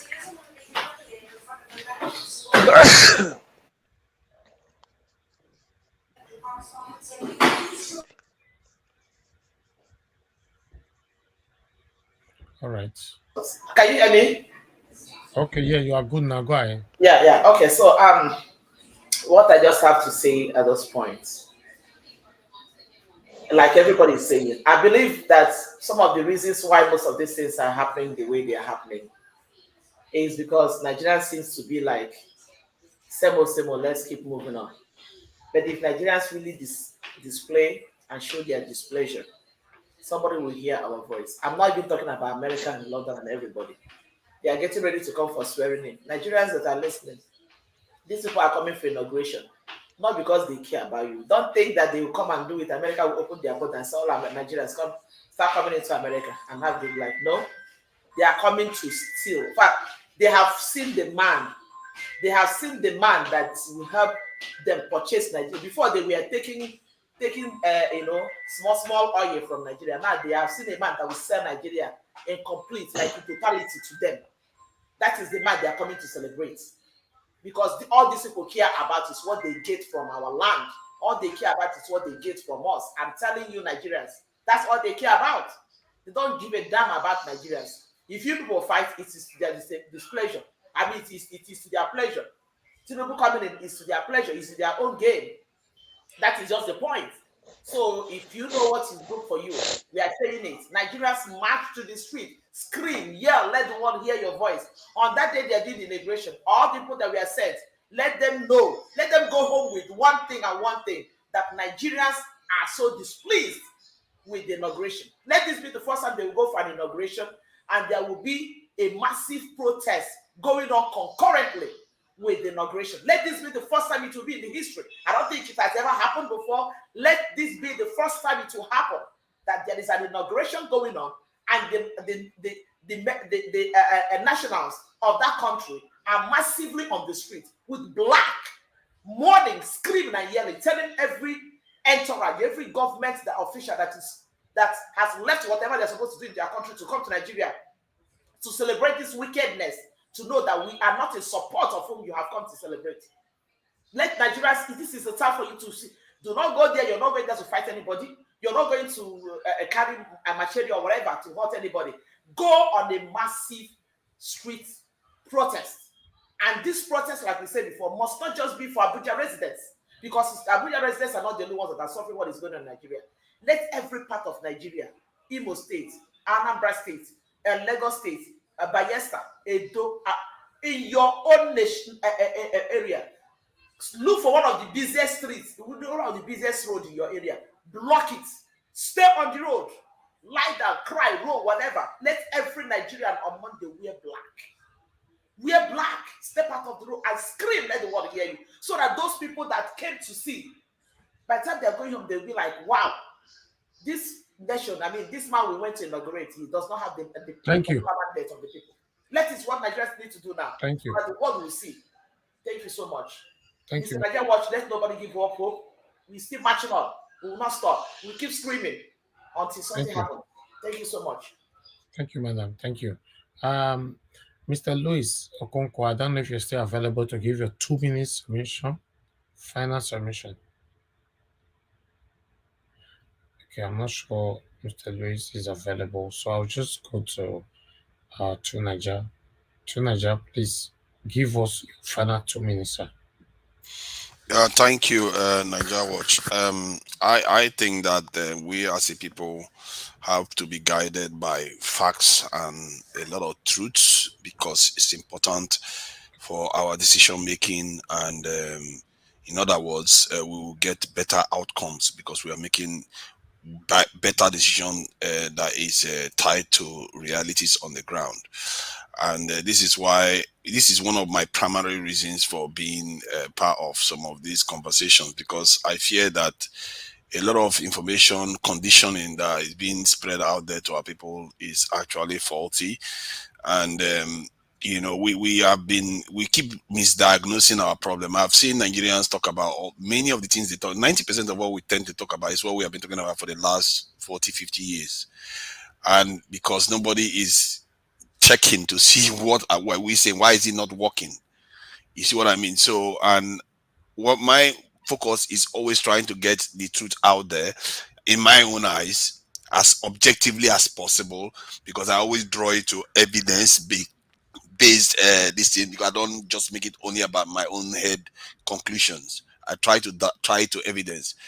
This is one of those areas, again, in this court case. You know, when these people tell you that they're going to for court case, we need to be looking closely at what they are saying, because clearly there was no merit to what they were doing there. As a matter of fact, the Adeleke one, the appellant in the Adeleke case had even a better case. This one was an internal party affair. If you want to say you were injured by it, you could have brought a lot of evidence to the court, but they don't bring evidence to the court. I don't even know what kind of people these people are. Like the ones that went for the Adeleke one too. Whom are those lawyers that the appellants that went there without evidence? It's like the court was like, he didn't even present one polling unit evidence, Beaver's evidence. I don't understand these people. It's like they're just dancing and making Nigerians dance around, and there is no real. It's like a distraction. What is the purpose? Why do you go to court when you know there is no merit to it? Are you hoping that the judges are going to decide against you? For you, in other words, in a corrupt way, really? I really hope that we are going for these things based on justice, and because I believe that Peter Obi's case has merit. If Peter Obi is going ahead with it, because of his history of winning this case, he must have merit. He must have evidence. Okay. So we really have to make sure these things are checked, and let's not be lazy. Let's do our research. It's not so hard. Take 15 minutes, 30 minutes. What do you think I do? You think I spend all my day doing research? I wouldn't be on the panel. 10 minutes, 15 minutes, you can get all the information you need. Thank you. Thank you, God to Niger. Thank you very much. I would like to get the final submission from August CM. 2 minutes, sir. Okay, quickly, my 2 minutes goes as follows. First of all, Niger Watch, thank you very much, at least for the opportunity to speak. Then whatever views I express here is entirely mine. I own up to it. So if I could be prosecuted for anything, please let it be me. Let it not be you. Let it not be anybody. So having said that, I know the mess we are in Nigeria now, to be honest, it's mainly caused by INEC, irrespective of the way other parties handle it. There is what they call oral agreement in law, but I don't know whether it applies to Nigerian case. Oral agreement in the sense that if you promise somebody, look, come to my house by so time, I will give you, I will entertain you and do this. For don't go to work, come to my house. As long as there's evidence and the person then start to discuss it, if you go to what they say, but that is all like you've agreed. That's why he left what he was doing to come to your house. I've had the experience of it here, but maybe time won't permit me just to give a little bit of the analysis. So why I'm bringing this is that INEC entered into oral agreement with Nigerian voters. That is assuming that oral agreement operates in Nigeria, because Nigerian law is, I don't know, but that oral agreement is, they said they are going to upload the results real time. That alone made some people to forget what they are doing on a Saturday and say they must see to the end of this. That alone made people to say, okay, because of this, I'm going to pay to get my voter's card or whatever.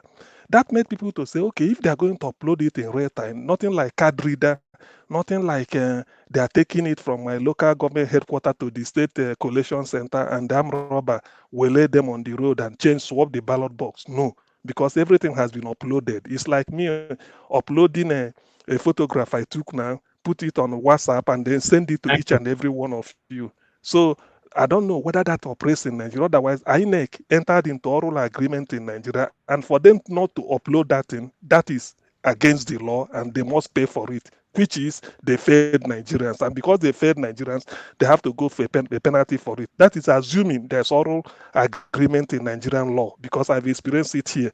Thank you. Thank you. All right. Augustine, yeah, it is called verbal agreement. Yeah, I wanted to say that. Yeah, it is called verbal agreement. So if so INEC gave us verbal agreement that they are going to upload, and that is why people voted. So if you didn't upload, why? So that you failed. Exactly. Thank you. Thank you, sir. All right. Black Panther, please, your final 2 minutes.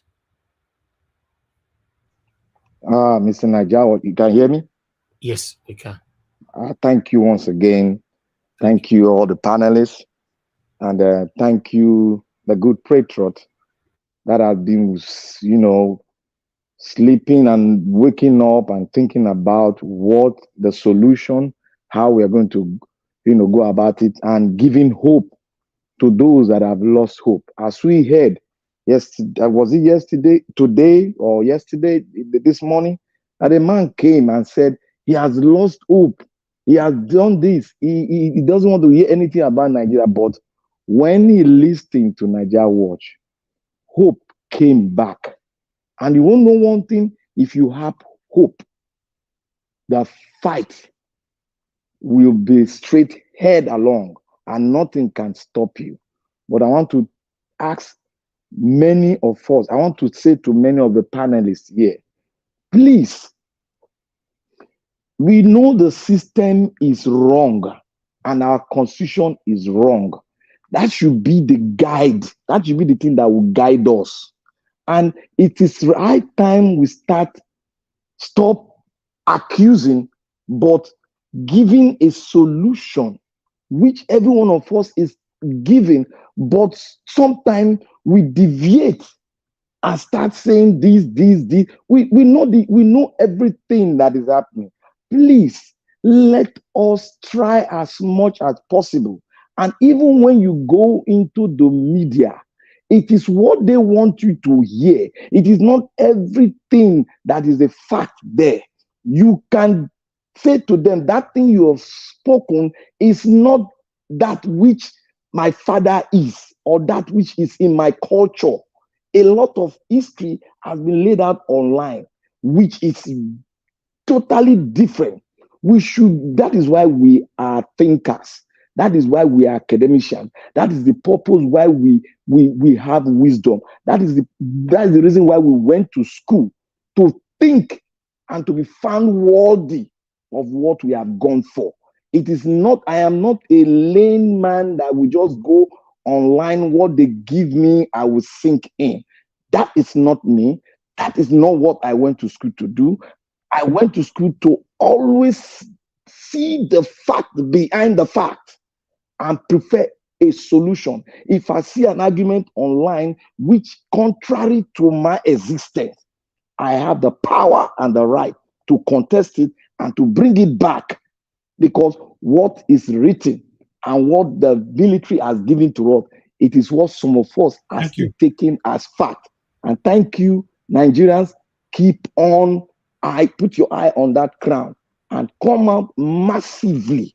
When I say massively, from every look and corner, everybody don't need to be in Abuja, but come out wherever you are and say no to this vampire that are trying to suck the country dry.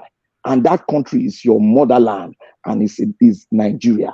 Please arise and never let this go through. Thank you, Mr. Nigeria Watch. Thank you, sir. Thank you. Okay, Peace Soft, thanks for joining us, sir.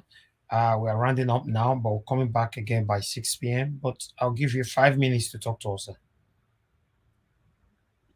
Thank you, Mr. Elvis. Thank you, panelists, and thank you, listeners. I appreciate everybody. I was just browsing through and I saw that you were online. So let me quickly jump in and listen to what's going on. Yeah, I mean, the court has taken the decision. Of course, it's expected that it's going to go this way. If you guys be listening to me, I'm never, one day, never, with my level of understanding and with my fee and with my level of small connection that I have in Nigeria, I've never one day believed that this court will come out to say, oh, Tinubu, this, that, oh, they should trash him. It's never going to happen. I'm sorry to say this. I'm sorry. Some people might not like it. Oh, we need to be hopeful. Yes, hope is very, very good. It's good to be hopeful. See, on our field, we believe in practical.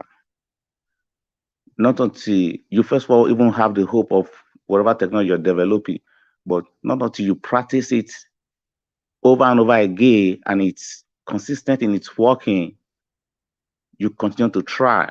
That's how we do it. Let's take, for example, the Facebook or the YouTube you're using.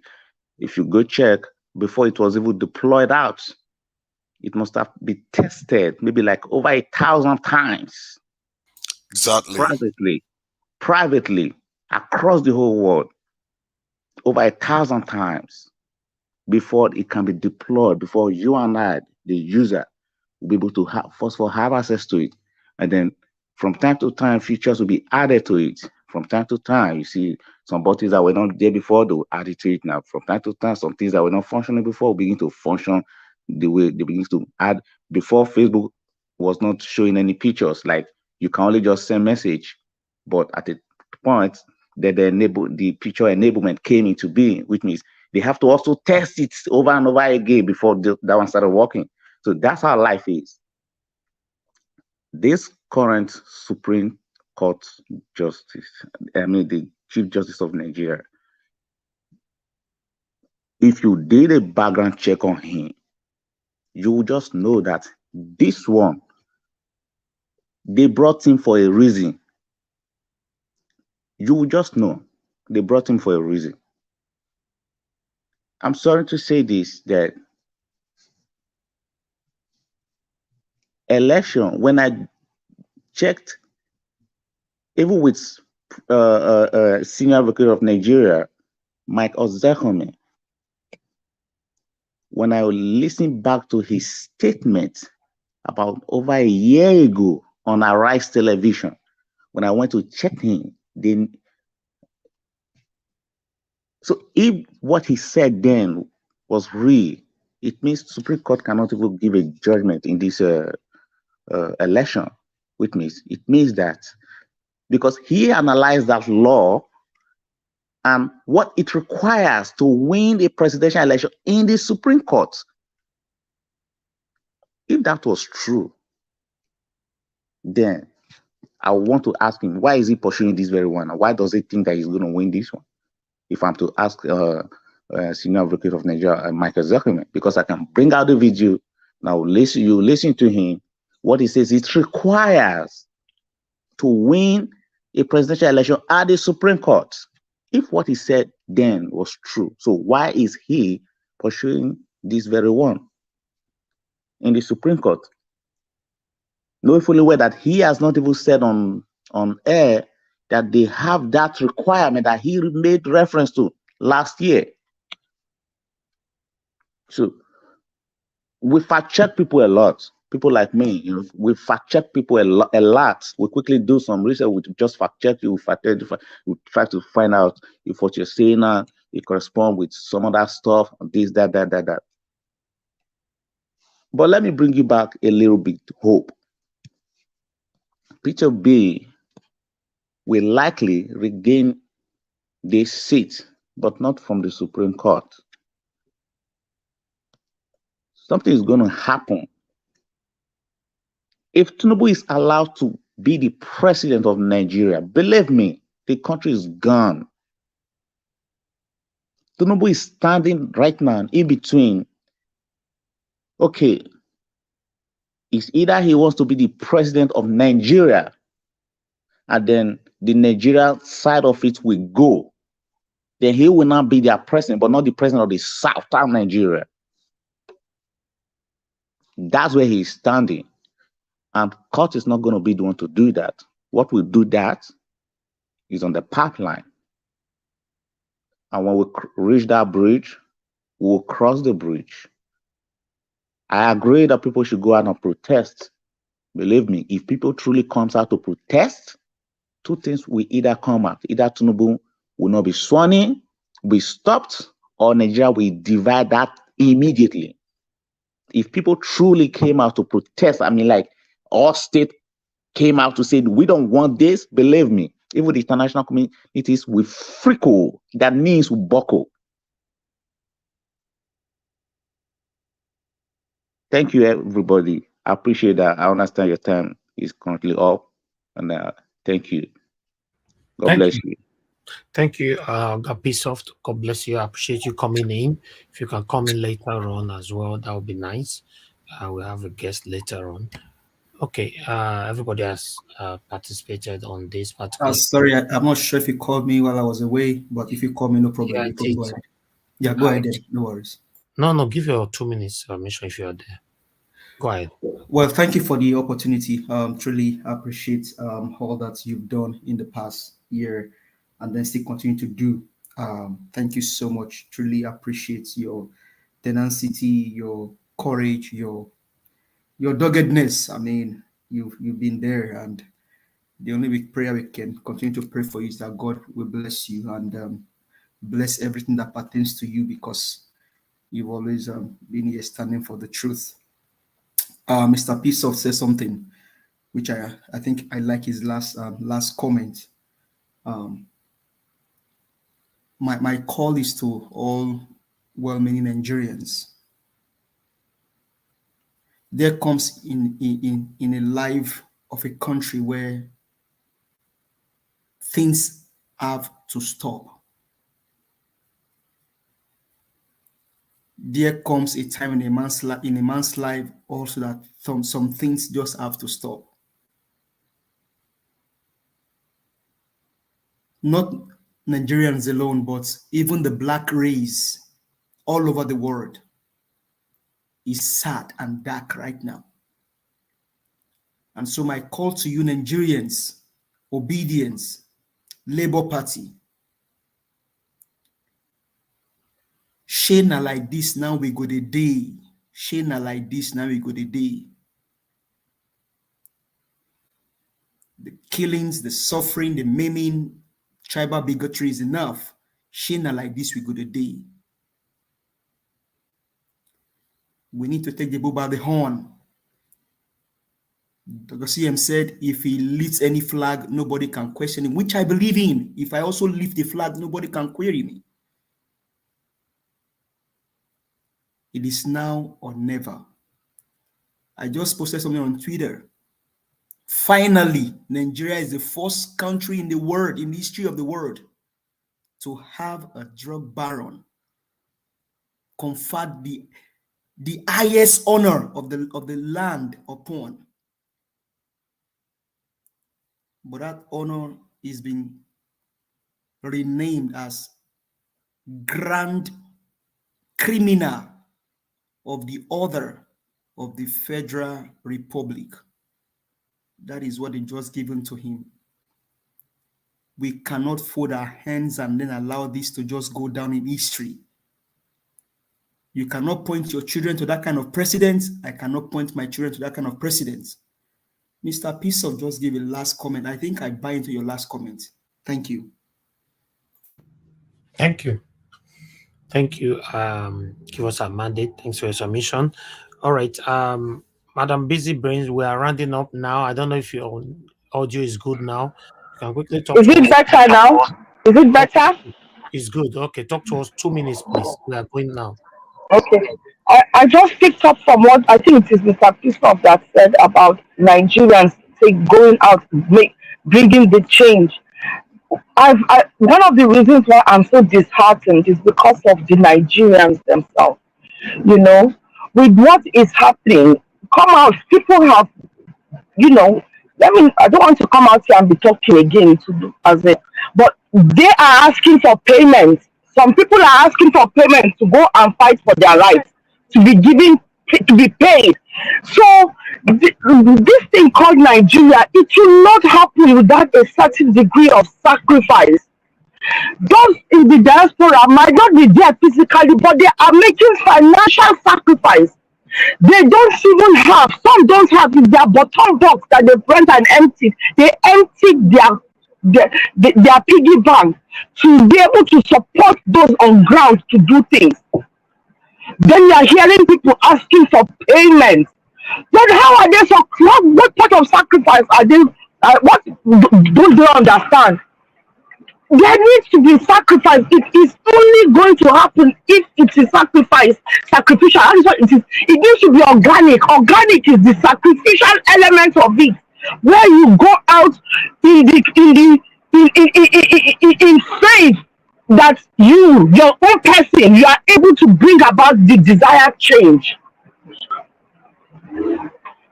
But if we are all waiting for the next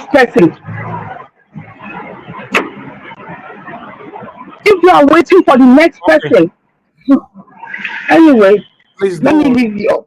Yes, because of time. Later we can expatiate. Yeah. Thank you very much, madam. Thank you. All right, everybody. Thank you very much for your wonderful time. I appreciate you all. Yes, I understand what happened today. The decision didn't go on our own expectations. A lot of people are disappointed and all that, including myself. Yes, I am. But I still have strong faith that, yes, the bigger one is still on the way. So let's keep our fingers crossed. And that is one of the reasons why I'm bringing a guest here tonight, so that we can ask some questions that can boost our hope and all that. Nobody should interject me. Please stay mute. Somebody is unmuting themselves. I don't like interjection. Thank you. All right. So please, guys, let's stay strong. And I'm going to reiterate again, like I stated before, this platform is a platform where we fight for a good governance, checkmate our government, and, to have a better country. We are not participating in any kind of way in anything to do with violence. Like I said before, there's a lot of platforms on social media, and everybody have what they are doing. In the history of Nigeria Watch, we've never incited any kind of violence, and I will never engage on it. So if you joined us because of your own ideology, or you have a mission why you joined us, and at the end of the day, the mission is not happening here, please, you can check other platform. I want a better government. and continue to call out the satanic ones that is causing us the pain that we have today. But I can only say it here with my mouth. I will not call on any violence. So if you know you want to join my platform to insult the government or to incite any kind of violence, this is not the right place. I've said this over and over and over again all the time. You know, obviously the way things is going on in Nigeria right now, like my brother gave us my mandate stated earlier on, you know, if Tinubu end up as the next president, God forbid, you know, yes, everything give us a mandate said is what is going to happen to us. You know, people are going to be describing us, looking down on us. That we're not going to have any single respect anymore. Have that in mind. You know, this is why we are fighting, you know, to have a better country. You know, I live in United Kingdom. I'm living a better life here. You know, and many of us that live abroad, we are living a better life in our different locations, countries. You know, that's why we try to emulate the good life that we are living in abroad back home. But when this satanic government or satanic individualisms in the government are not trying to continue to weaponize as they have done poverty, suffering, pains, killings, and all that in innocent Nigerians, then I have a platform. It's opportunity for me to continue to use my platform, you know, to stand for what is right. Yes, and anybody that leave a submission here, also remember we've stated this so over and over again.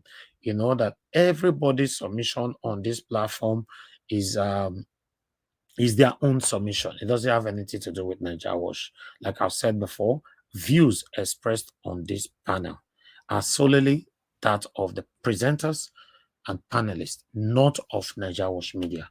You know what I mean? That's a disclaimer. We have a disclaimer right there. So for me, take me by my own words, not by the submission of the people or the comment section or callers or the people on the panel.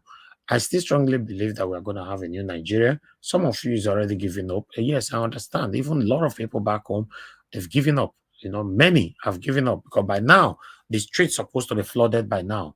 I'm surprised. I'm totally disappointed when it comes to that. There's nothing wrong in you engaging in a peaceful protest. By now, we're supposed to have a protest, you know, across Nigeria concurrently happening, you know. But I don't know what is happening. They say some people gathered in Abuja today.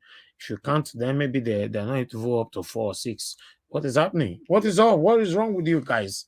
You know, Nigerians, what is wrong? Peaceful They are protest. Nobody, jackering, no, working nobody, online. nobody shoot at a protester that is demonstrating their frustration peacefully. Nobody on earth shoot at them, you know. But at the end of the day, when you're not trying inciting violence, that's what triggered the government to respond back to you. But you going on a peaceful protest, you don't have any reason not to. Like somebody stated on the comment section earlier on, said they are hungry. No, I oppose that 100% hungry. You know, today is Friday. They don't prepare now, iron their cloth when they say they go beer parlor, you know, carry blue with the oppressed journal. What are you talking about? My people, Nigerians that live in Nigeria, many of them, majority of them are not ready, you know, to be rescued out of this continuous suffering that they find themselves. You know, thank you very much, my people. I appreciate you all.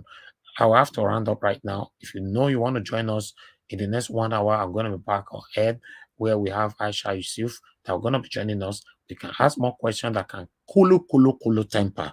You know, then join us at that time. Now, God bless you. Now, continue to So, press on the. so can I use 15 seconds? I needed to say something about Peace Soft. Because of the way he sounds, I think people like that are needed here because they do understand what it takes to build something that actually lasts and works. And Yes, that's his that is profession. important. Yeah. Yeah, that's his profession. Yes, he's been here with me for a while now. Yes, yes, my people, please press like before you go. Please stay mute everybody, please. I need to round up now. No, I know I don't have seconds anymore to give to anybody. I'm so sorry. You know, you have to also pity for me. It's not so easy. I'm coming back again the next 1 hour, you know, to handle another heavy. Go chop some starch. You know what that means. You know, thank you very much. All right, guys. Press on the like, help us to share, and I'll see you guys soon. Remember, that is the thumbnail right there. 7 p.m. Asha Yusuf is gonna be with us while I'll be on air by 6 p.m. by the special grace of Almighty God. And here now we'll draw the curtain. See you guys later. Like and share. Those of you on the comment section, mother of all mommy diaspora, we appreciate you. Atlantic, I appreciate every one of you right there. Rashid Zibili, appreciate your black child awakening. Thank you very much. I see Constant. Thank you. Thank you. Tony Ola. Thank you. Dr. Alexander Gomez. Thank you very much. Christy Dozier. Thank you. Many, many more. I would like to, Peggy Modi, I can see you right there. Thank you so much. I would like to quickly appreciate Osaro. Thanks for becoming a member on the Nigeria Watch membership program. God bless you. Thank you. Thank you. Thank you. To Mama, I see you right there. To Mama Love. Thank you. Mr. Joseph Oji. Thank you. Thank you, my good people. Charles, is that doing? Thank you very much. I appreciate you all. Thank you, Mr. Pansat. Thank you, Deborah, Madam Deborah Erohide. Thank you very much. I cited you there. Mr. Louis Okonkwo. Thank you very much. God bless every one of you. Guys, join us later. Please permit me to end this broadcast now. Now God bless you. I know they do competition with anybody. If I offend you, forgive me. Show me love, go to biza. Kama bara wa lo ninu ife kan akanbi. I know they do competition with anybody. If I offend you, forgive me. Show me love, I go show you love. Kama bara wa lo ninu ife kan. But I know they do competition with anybody.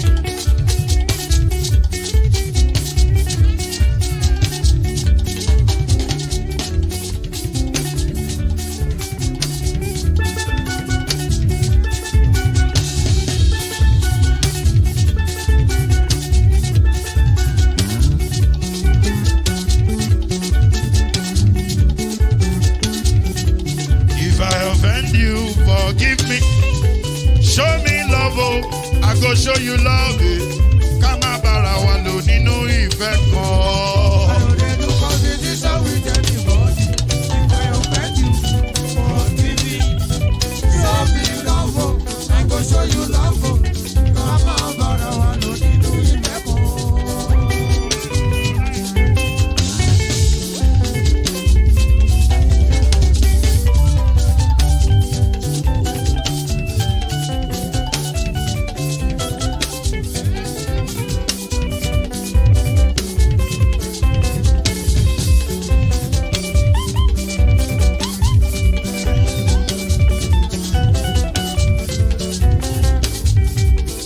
No, they do competition with anybody. If I offend you, forgive me. Tó bá ti sanwó fún Ṣẹ́gun Nàbí o, ẹ fẹ́ jókù. Alákọ̀bí Ṣẹ́gun Nàbí. Alákọ̀bí Sábà Mẹ́la. Anybody? Any bobo. Anybody? Mo ló ń fọlú, ó gbà mí bó ṣe rí mi láti kíníṣí. Délé mo ló ń fọlú, ẹ jẹ́ ń sọ̀rọ̀. Délé o.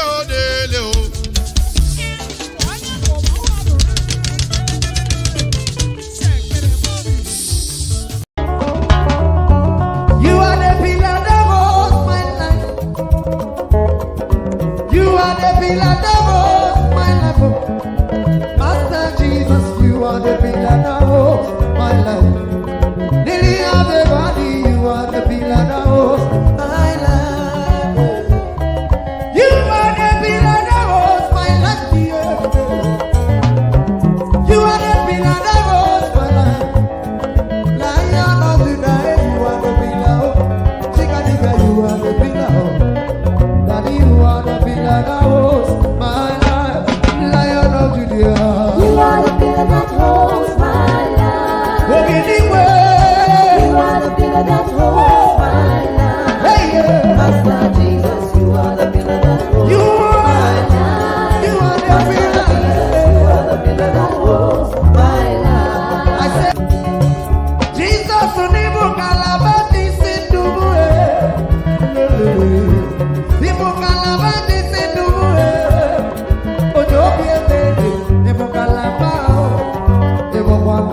no, ego makala